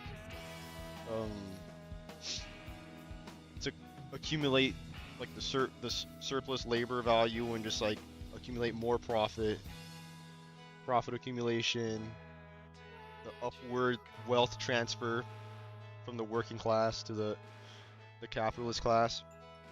But then the second is like, you know, the state being like an armed, militarized police to basically protect that, and to protect that structure of the way that the wealth funnels from the masses to the top. But then also there's a third one, And the third mechanism is once people start to resist and fight back, and it's too much for the militarized state to suppress, then they do concessions. And the concessions are basically to ease off the tension, to stop an overthrow of capitalism, and it's to basically, you know, sustain, like, to be able to sustain the system and keep it going, and it's also a way to protect, like, capitalism from itself, because they'll eat themselves. And I'm pretty sure the way I see it, like, obviously that's what the Democratic Party is supposed to be in that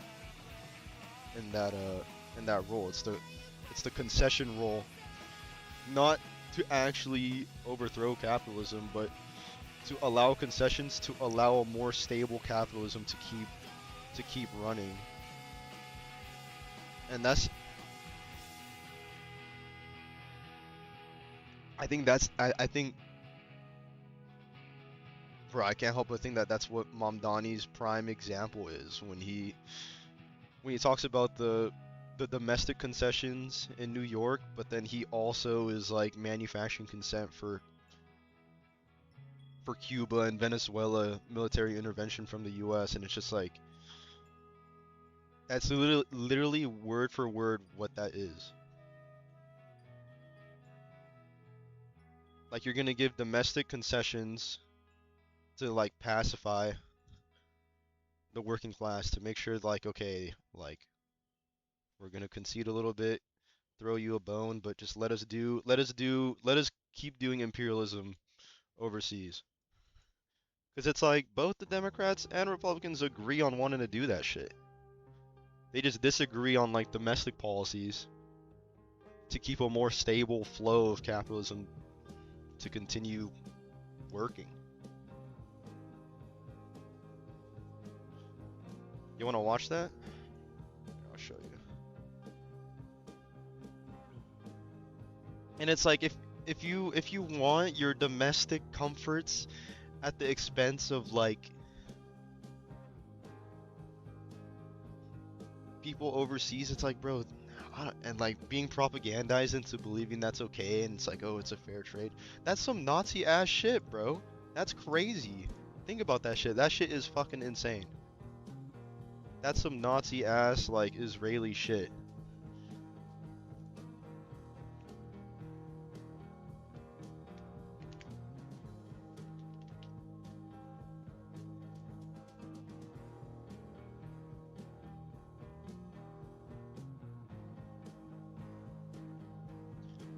More than a dozen peaceful unarmed pro-independence protesters. That's fucking crazy, bro. I mean, that's really the role of the police at the end of the day. It's, I don't know, people have like a Disney movie look of it, but at the end of the day, their role is to protect capital, bro. That's literally what their role is.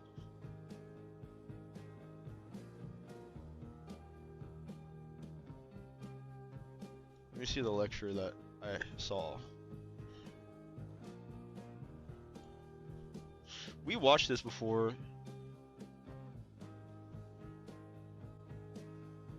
State does have to occasionally rein in the. Let me just play the section that I had. In their dedication.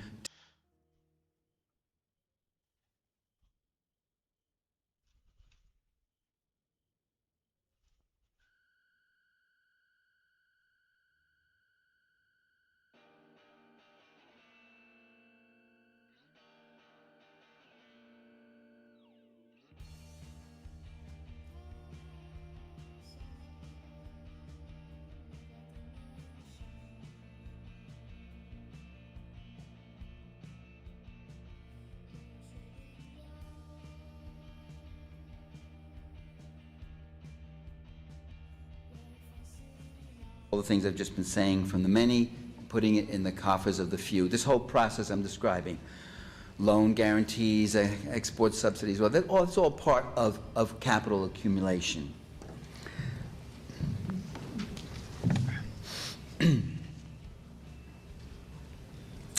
Second function of the state is to protect that entire system of accumulation and upward redistribution. Keep the entire system of class control and class exploitation intact, suppress resistance and dissident elements, and when that becomes too difficult, then grant concessions, incorporate changes into a new synthesis that helps the overall capitalist system to remain intact, but with a slightly more equitable distribution of wages and wealth. That's not class oppression, that's called class struggle, when people fight back and they make certain gains, and the guys at the top say, whoa, this is really getting hot, we better give in on this, better give in on that. The second function, though, the systemic function of systemically maintaining this system of expropriation is achieved with symbolic manipulation, informational control. I have water here already. Police state repression, control of the law and the courts and other auxiliary institutions. There's a third function that the capitalist state has, and this is the one I find very interesting because I think it's really being overlooked by the reactionaries who are in power today. They're called conservatives. I don't get it. Why? A conservative, if someone is someone who does not want any kind of change because he doesn't want any infringement on his powers and his privileges. These guys want change all over the place. They call them reforms, but they want rollbacks. They're changing everything. They want to get rid of Social Security. They want to get rid of environmental controls, the Clean Air Act, the Fresh Air. He's undermining the wetlands bills. He's undermining through executive... Yeah, bro.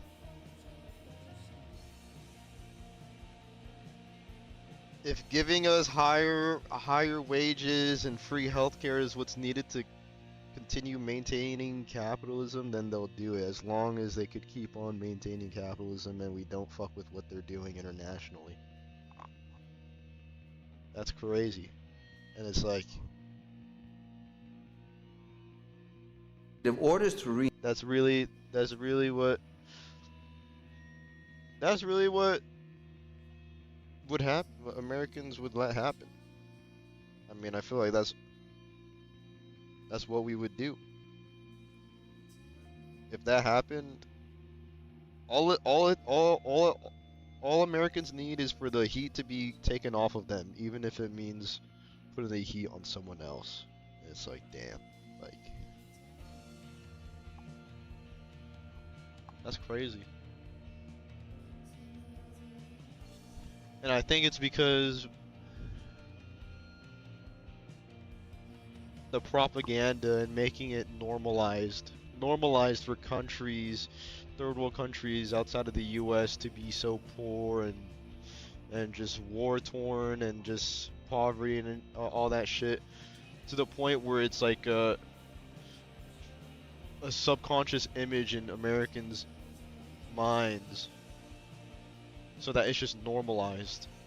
They just see it as normal, and they almost also see it as like isolated events that happen outside of like the US. It's just like, oh yeah, some countries are poor just like that. That's just how it is. But they don't see how that shit's like connected. You know what I mean? I feel like that's also a form of like propaganda to like subconsciously normalize that shit.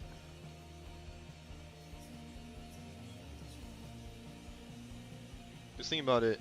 I mean, you even see that shit in the US too, with the systemic violence against black and brown people. But all of a sudden last month, white people got killed.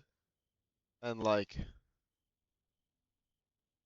now people are starting to like react. You know what I mean?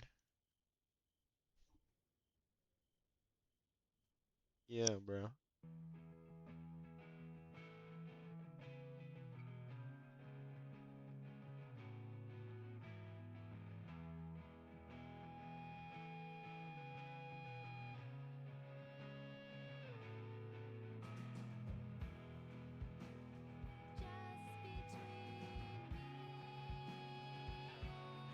It's crazy.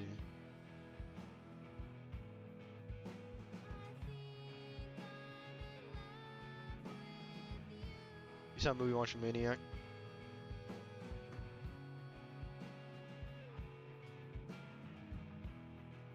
Yeah. And then we'll just have some dumbass shit where we talk about socialism and then they'll be like, bro, it's made by the globalists and the Jews. You can't trust them either. It's like, bro, holy fucking shit. How are people so fried, bro?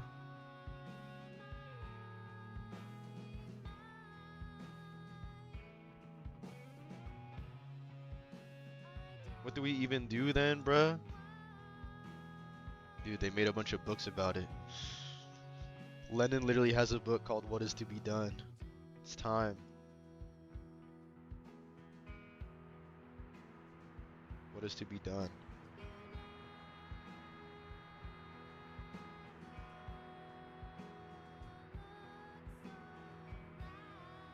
Is anyone in the US doing that? Organizing? Yeah. Your local Marxist-Leninist organization?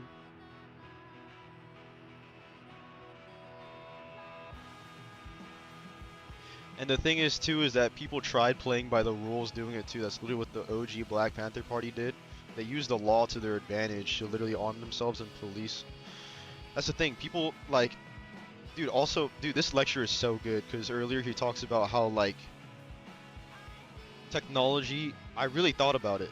And like technology isn't like a neutral actor in a capitalist society where it could be used for good or it could be used for evil. Like, technically you're right, technology could be used for good or could be used for evil, but when you're in a capitalist structure, it is always used it's always used to propel, like, the desires of the capitalist class. And that's another thing with the state. The state and the government, they're not, like, a neutral... Like, I mean, that should be obvious at this point, bro. We got fucking I'll see you in Valhalla and shit going on. Like, that should be obvious by now. But it's like, yeah, I mean, that's how the state isn't a neutral actor. It's not some sort of like uncorruptible regulatory force against capital. Yeah, Black Shirts is good. And it's like, bro, when the left wing started arming themselves legally, playing everything by the book, they fucking disarmed them, bro. They made it illegal to open carry. They made it illegal to open carry in California, all in the name of disarming the Black Panther Party. I'll check out 1984. I think, from what I've heard, 1984 is more of like a commentary on like authoritarianism.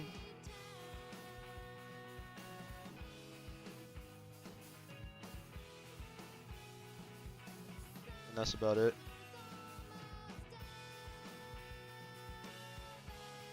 But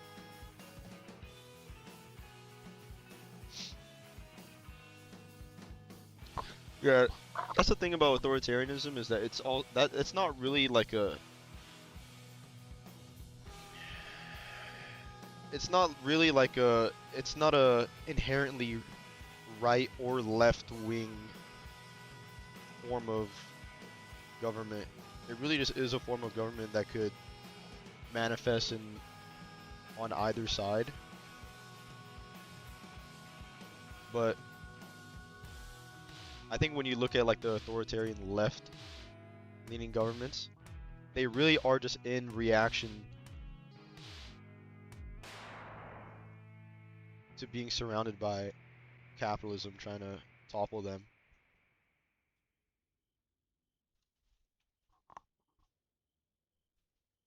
So I think there is more to look into with that, because that's how a lot of capitalist nations like the US like manufacture consent to invade left-leaning like socialist or communist nations. It's because they'll point at it and be like, oh look, they're authoritarian, like blah blah blah blah blah, when it's really that their authoritarianism is a response to the US always wanting to come in, trying to rig elections, trying to assassinate, trying to do military coups. It's like, okay, I understand. Now I understand why they're cracking down and they got nukes and shit. And they're talking about some, I'm gonna fucking blow up the US. It's like, I get it. I get it. It's like, bro, if you're getting jumped by like the neighborhood bully every fucking night, it's like, are you authoritarian now that you bought yourself like a gun or something? You know what I mean? It's more of like a reaction to like the material conditions around them.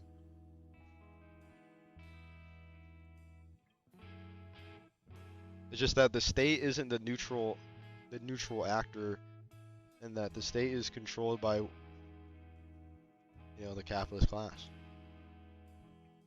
So if you have a socialist revolution, you're able to acquire the state and use that. The state is kind of like the gun. You know what I mean? From what I understand. I mean, I haven't read that much theory yet. But the state is kind of like the gun. And it's like the slave master is pointing the gun at the slaves to force them to continue that mode of production. But if you're able to revolt, it's the working class that takes the gun and uses that to suppress any like bourgeois, like capitalist rhetoric and shit, and stop them from trying to start counter revolutions and shit. Cause bro, the CIA be doing some nasty ass shit, bro. I mean, yeah, bro.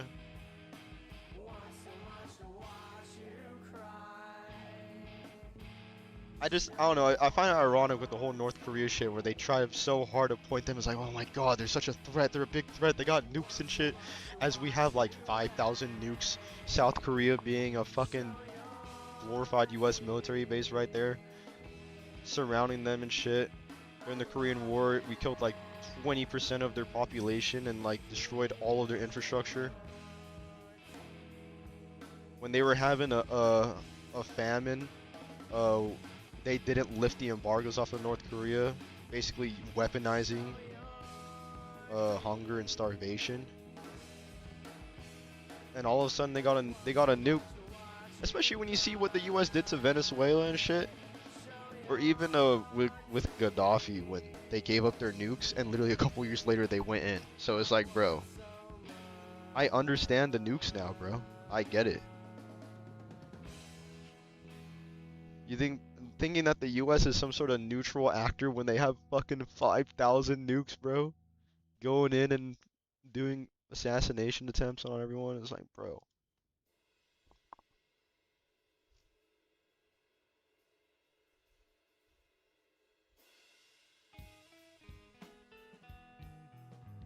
And bro, in 2019, this literally leaked a couple months ago. They sent US Navy SEALs to North Korea to try and plant a listening device during a fucking during the meeting with Kim. And they failed. They got caught by fishermen that looked down and saw them in the like scuba diving under, trying to infiltrate onto North Korea. And the civilians saw them. And you know what they did? The Navy SEALs killed the fucking fishermen. They killed all of them. And they also punctured their lungs with their knives so that they could sink to the bottom of the ocean. And they didn't even finish their mission. They just went back to the submarine and they left. So they didn't even do the shit that they were supposed to do. They just went in and killed civilians. And you mean to tell me that they're the most dangerous threat? Same shit with Cuba, the one that the US is actively starving and strangling. Telling me that they're the most dangerous threat. They're right in our backyard, and that's fucking crazy too to think that Latin America is our backyard, bro. Like we have any sort of fucking say in what, bro? That's not ours, bro. Our fucking backyard.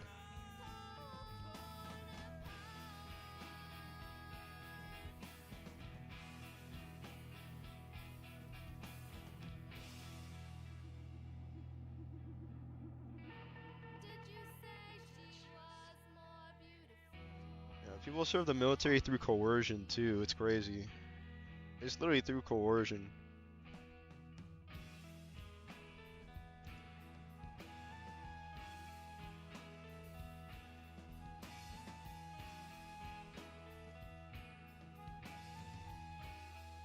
Graham Plattner. Hassan defending him and everything, talking about some, oh, fucking people could change, blah blah blah blah blah, whatever the fuck, as he has a fucking Nazi tattoo and shit. Went out to go kill people in the Middle East. But it's so interesting because Hassan is saying, oh, with ICE agents, oh, they need to be fucking punished and blah blah blah blah blah, which I agree with. But it's like, why is it so different when it's somebody that did it internationally instead of, you know what I mean?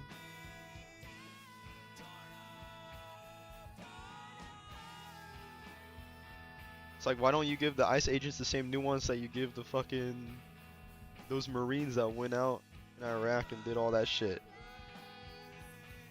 I think it's just fundamentally because Americans are literally propagandized into believing that, like, Middle Eastern lives or Latin American lives or lives outside of the US are just they just believe that they're inherently lesser beings.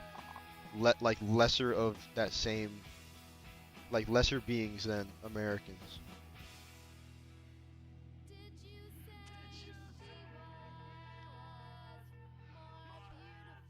It's like,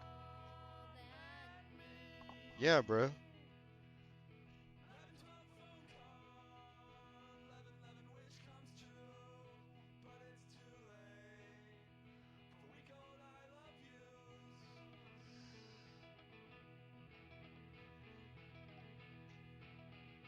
It's literally just it's just U.S. imperialism turned inwards.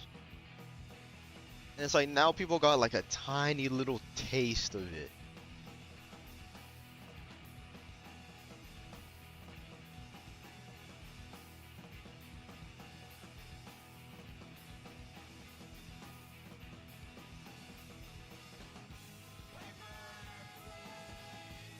Rule number one: if you make a social, if you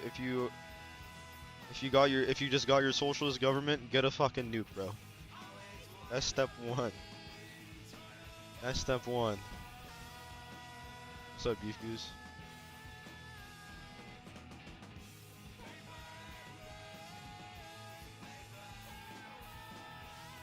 Yeah, bro. What Israel is doing to Palestine right now, and Palestinians, is what the U.S. has done. Fucking multiple times around the world. I need to piss. I'll be back.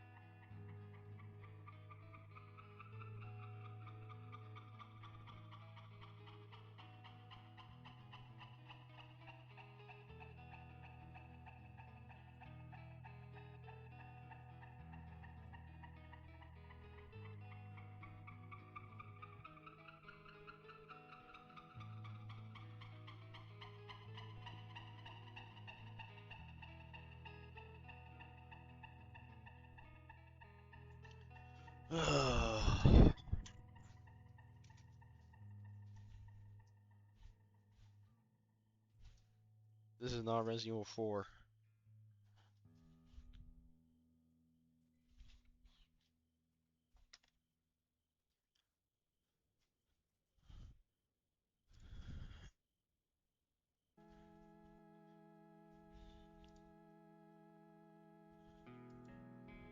And I think the whole blaming it on the Jews thing, I think that's also a fucking that's also a fucking CIA psyop.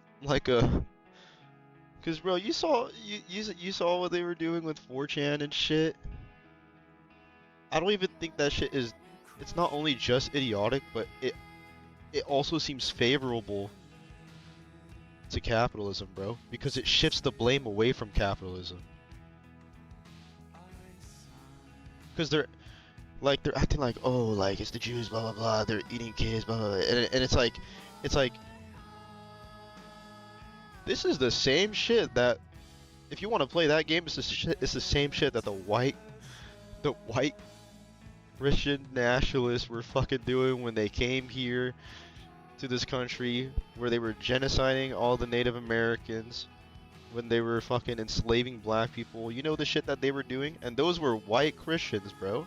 So they were doing the same shit. The shit that they were doing to black people is just fucking unspeakable, bro. Like actual demonic shit. And it's like, I think the whole blaming on the Jews thing it's literally a psyop. It's a psyop to shift it away from capitalism. People like they're trying so hard to find villains instead of like taking down the structure that allows villains to exist in the first place. It's not like it's about the system that allows villains to exist. It allows villains to get into power. It's just capitalism.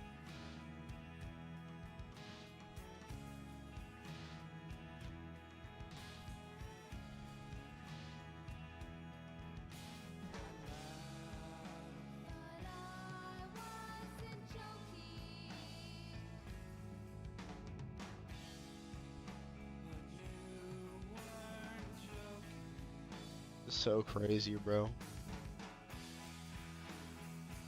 Dude, Cuba must be so fucking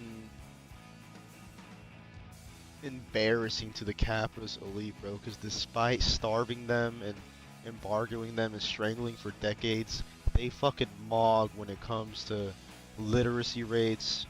Fucking, bro, the fact that they have the most, bro, out of all of the precious capitalist, even social democratic capitalist nations of all, like, they have the most doctors per capita out of any fucking country while they're being strangled, bro.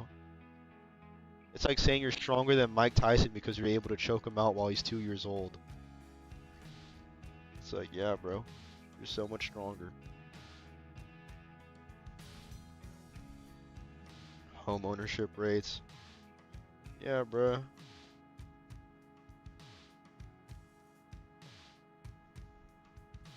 Peace out, Shinderu.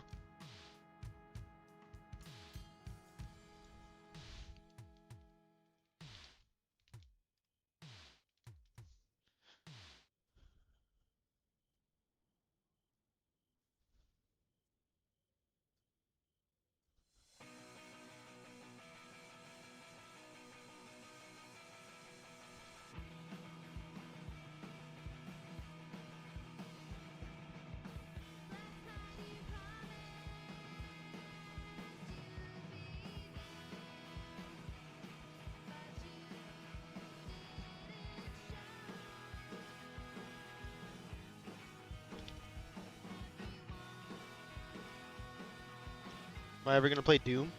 I played a little bit of it.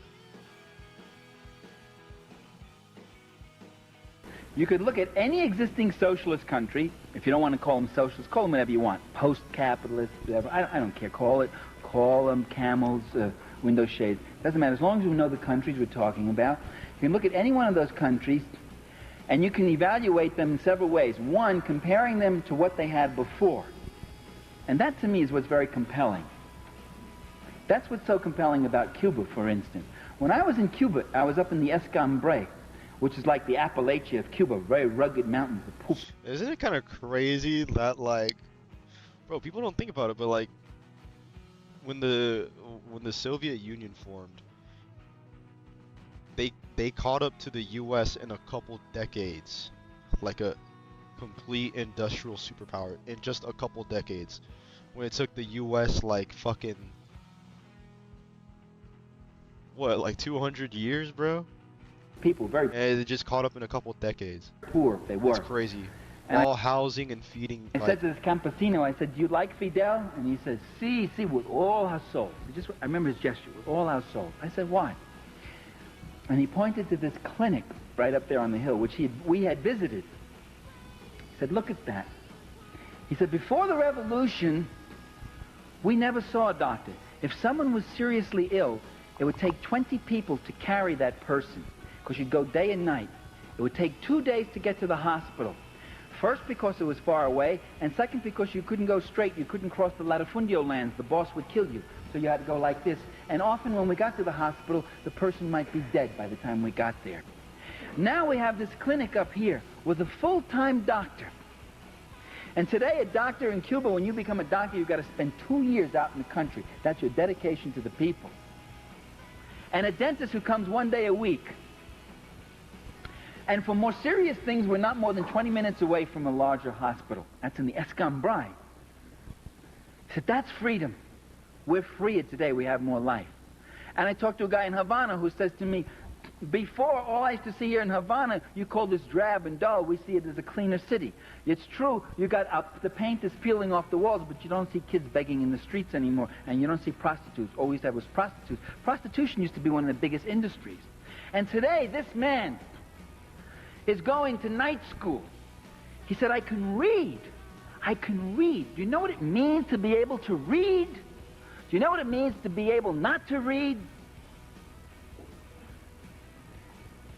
I remember when I gave my book to my father, I dedicated a book of mine, Power and the Powerless, to my father. I said, to my father with my love. Gave him a copy of the book. He opened it up, looked at that. He'd only gone to the 7th grade. He was a son of an immigrant, a working-class Italian. And he opens the book, and he starts looking through it, and he gets misty-eyed, very misty-eyed. And I thought it's because he was so touched that his son had dedicated a book to him. That wasn't the reason. He looks up at me and says, I can't read this, kid. I said, that's okay, Dad. Neither can the students. I mean, that's not something... I mean, don't worry about that. I wrote it for you. I mean, it's your book, and you don't have... Way ahead of you, bro.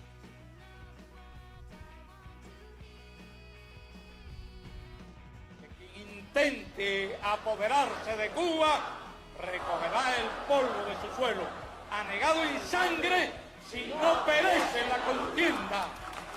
Patria o muerte, José Martí, venceremos.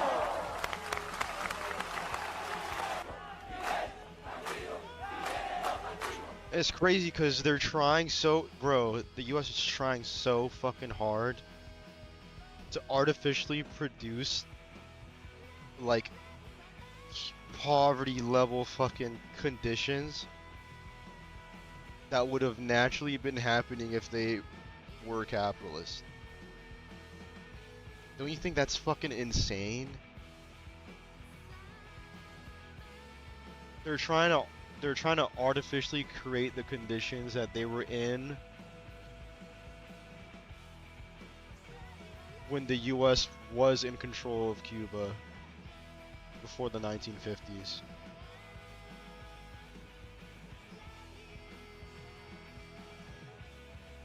That shit is insane.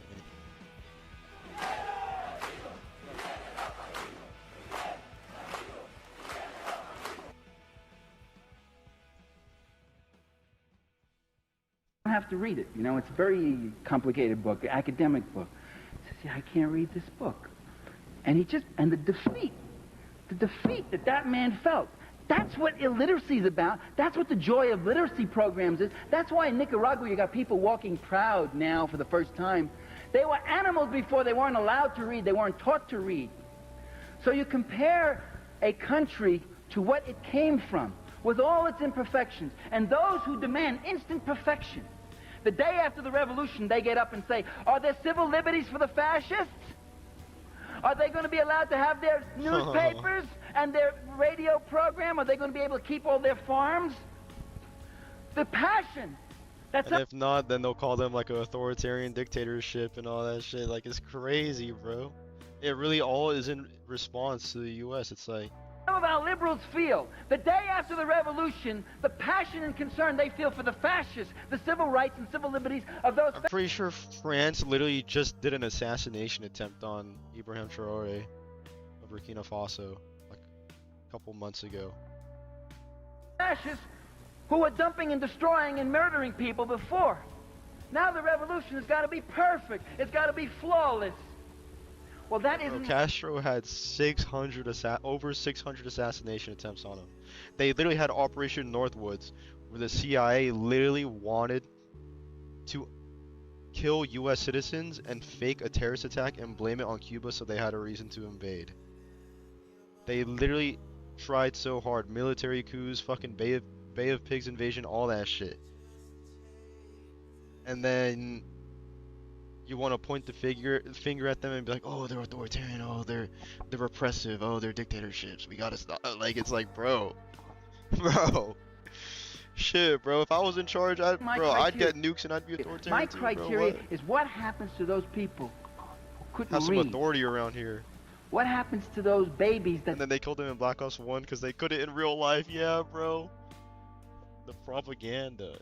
Dude, Call of Duty Black Ops will have you killing Fidel Castro and then have some hype American music that show Ronald Reagan, bro. I'm not even joking. Like, that's literally what Black Ops is. couldn't eat, that died of hunger. And that's why I support revolution. The revolution that feeds the children gets my support. Not blindly, not unqualifiedly. It's on Putin. Well, they're not the Soviet Union anymore. They went back to being capitalist. I don't know much about Putin's policies though, but... And the Reagan... I support the proletariat. government that tries to stop that kind of process, that tries to keep those people in poverty and illiteracy and hunger, that gets my undiluted animosity. I watched this one like 2 days ago, where he basically talks about it.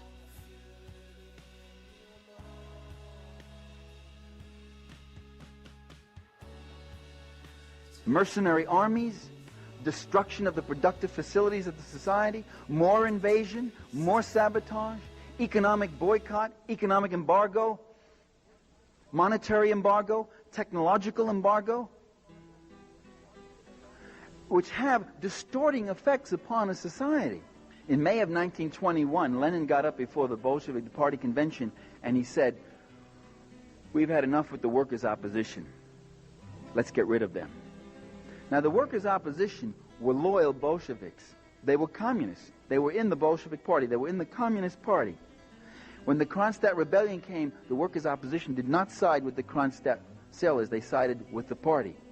In the Civil War, they were with the party. Throughout all the struggles, the workers' opposition were with the party. But they had formed a self-conscious caucus that had decided that it would represent the particular interests of the industrial proletariat against the party itself at times. And after all this invasion, all this destruction, all this terrible death and struggle, where Lenin once said Soviet Russia is like a man with a death fever just hanging on by an inch of his life, after all that, Lenin turned and said, "We've had enough opposition." The feeling very much was that that opposition was a wedge, an opening. It invited our enemies, our mortal enemies, to come in and attack us and divide us. And the party convention uproariously supported him and said, no more workers' opposition, no more factions within the party. So right there, that emphasis on a monolithic party. And by the way, that same month, or the month before, in April, Lenin called for a strengthening of the trade unions and for more worker representation on the Central Committee of the Communist Party. So it wasn't that he was moving anti-worker, it was that he was moving against opposition. So right there you see the seeds, you see, of a system that could not develop naturally with an opposition, with checks, with internal debate and argument. A system that began to strain for uniformity, for siege, for lockstep cooperation, the emphasis being on organizing, getting the thing done, stop asking too many questions because everything was a life and death issue. When the Sandinistas came to power in Nicaragua 10 years ago, filled with ideals and hopes for their nation and their people, they discovered a very awful thing. And it wasn't about themselves, even though they had to do it to themselves. It was about that capitalist encirclement. They discovered that they needed a secret police. They discovered that they needed a security police. Because all around them, coming in from two borders and within their own society, were acts of sabotage, espionage, attack, mercenary invasion, and the like. And they understood that if the revolution was going to survive, it would have to build up instruments of state power, instruments of coercion even. And these instruments, by the way, can make mistakes. And these instruments can not only make mistakes, they can commit some serious crimes. Although in Nicaragua, the impressive record is how few crimes there were, given the utterly dire conditions they were under. So that kind of, that capitalist encirclement, which goes on, unrelenting, attacking any existing socialist, communist, if you don't want to call, by the way, if some of you don't want to call those societies socialist, don't call them socialist, call them window shades or camels, whatever you want to call them, as long as you know what I mean, that I mean the public ownership of the means of production, using capital in a different way, not for capital accumulation per se as an end in itself, a strong social wage, free education, free medical care, and subsidized housing, subsidized food, subsidized bread, all those things that the Hungarians and Poles are now complaining about losing. That's what I mean by socialism. If you don't want to call that socialist, that's not what real socialism is something that's going to exist someday when the world and people are better and different, and it's going to come down and be in a much better form than those things were. That's fine. But in this world, see, I believe socialism is not that real, beautiful goal in that society, participation, harmony, this and that. I believe that socialism is a process of struggle to achieve that thing. So just go along with my vocabulary if you have even if you have trouble with it. Those socialist or communist societies suffered terrible distorting effects. If there had been no invasion, if there had been no espionage, if there had been no attack, if there had been no White Guard armies burning villages, there wouldn't have been a Red Army of that size. There wouldn't have been a Stalin. There wouldn't have been a KGB. If there hadn't been a CIA, there wouldn't have been a KGB. If there hadn't been a NATO encirclement, there wouldn't have been a Warsaw Pact. And to lose sight of that fact is to lose sight of an essential force of what was going on over those 70 years. Or 10 years. And if you want to know what the Soviet Union went through in its early years, just look at what Nicaragua went through in these 10 years. And then multiply that by 10. Every single one of those countries was targeted. They were targeted by missiles. They were targeted by acts of espionage. They were targeted by, as I say, economic embargo and all sorts of other forms of aggression. They were targeted by incredible propaganda barrages and the like. Unrelenting, unremitting. The most targeted socialist country in the world, as of a couple of years ago, and actually still to today, is not Nicaragua, was not Nicaragua. Not even Cuba. It was the Soviet Union. All those missiles were pointing to the USSR. They still are, and they're still building those missiles. And they're refusing to negotiate those missiles, the sea-based missiles, which is where the U.S. has 75% of its first strike force. They have announced that they will not negotiate that 75% of the first strike force, only their 25%, which is land-based. And the Soviets, of course, 75% of their force is land-based, and only 25% is sea-based, and none of it working very well because they've got just a few choke points and they don't have that much access to sea. And they don't have all the fueling stations and harbors and whatever else that the U.S. has around the world. So that kind of encirclement is still there, and that kind of thing is still going on. And so if you want to understand something about it, and that's why Gorbachev is one of the reasons he's trying to normalize international relations, even at the risk of giving away the whole store. Damn.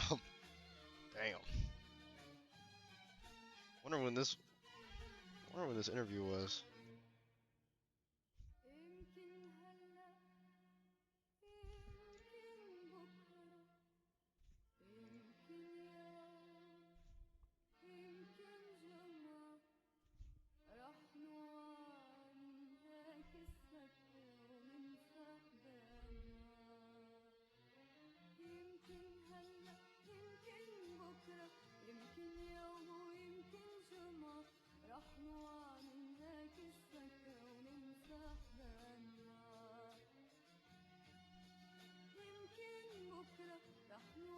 But yeah, bro.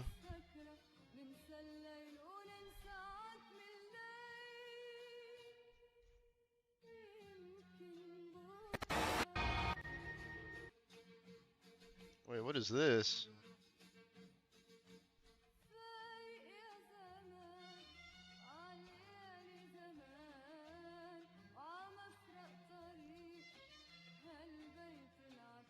trying to see what this is.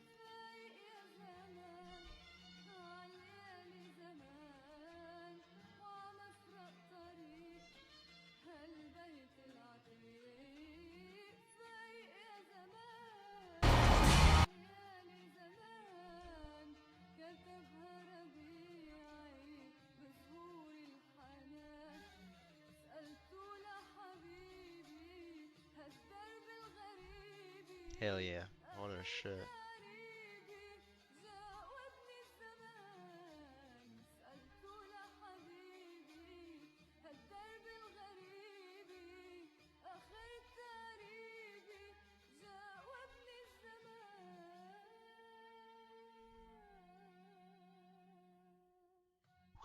Yep.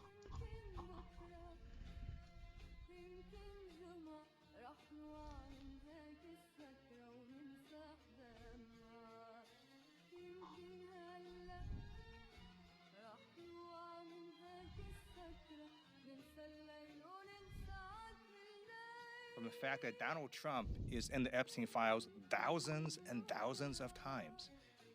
In those files, there's highly disturbing allegations of Donald Trump raping children, of Donald Trump threatening to kill children.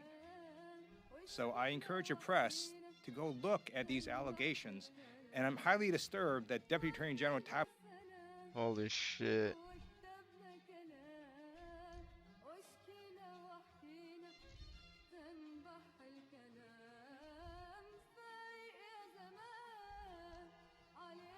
Dude, those Epstein files are really fucking disturbing.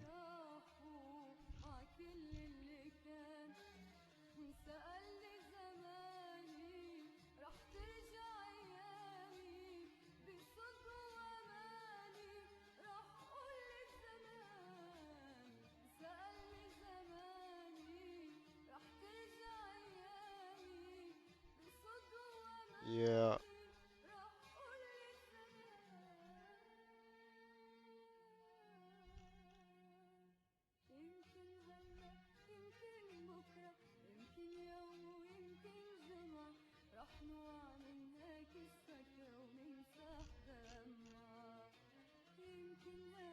Shit is crazy.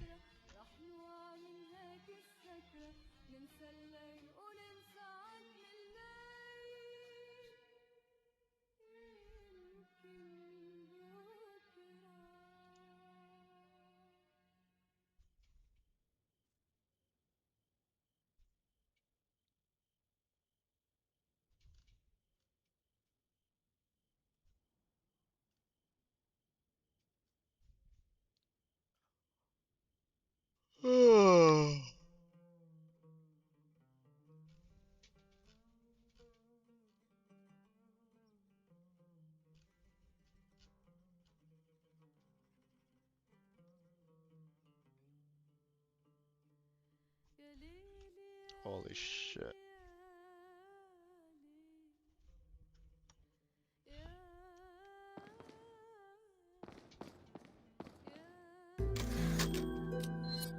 I forgot this shit was on. Just farming hours on this game, bro.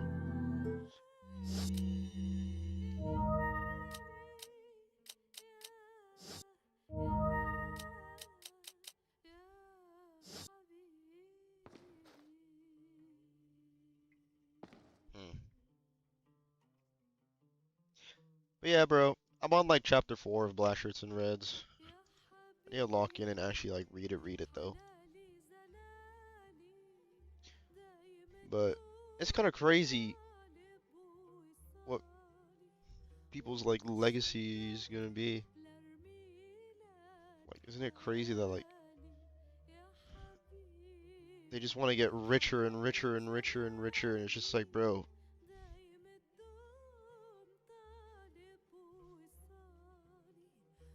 like,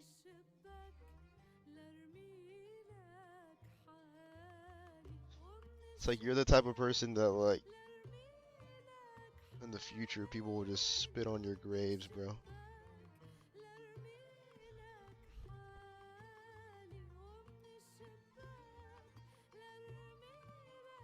So that That really is the legacy that you're just gonna leave behind. How could I accumulate more and more and more and more?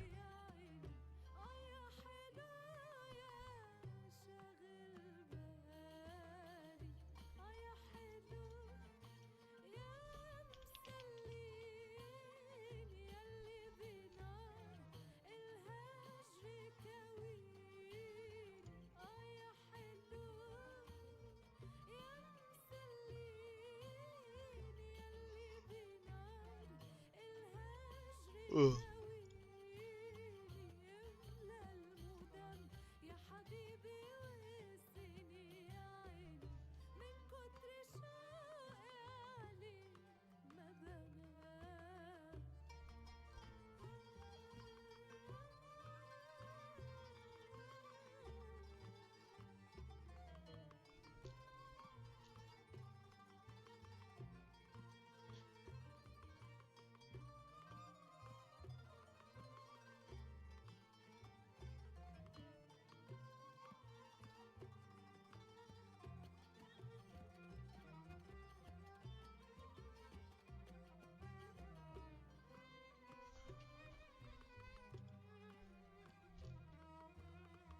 Them wanting to do that shit at Cuba is just so fucking evil, bro. The more you think about it.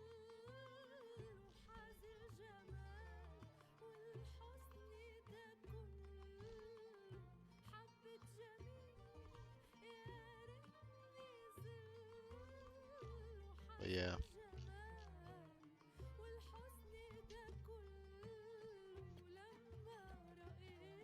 Alright. I'm bed now, though. I'm going to sleep now, bro. 11 p.m. Might do a bunch of dips in my fucking room before I go to bed. And train. And maybe read a little bit or something. Alright, peace out, guys. See you guys tomorrow, maybe.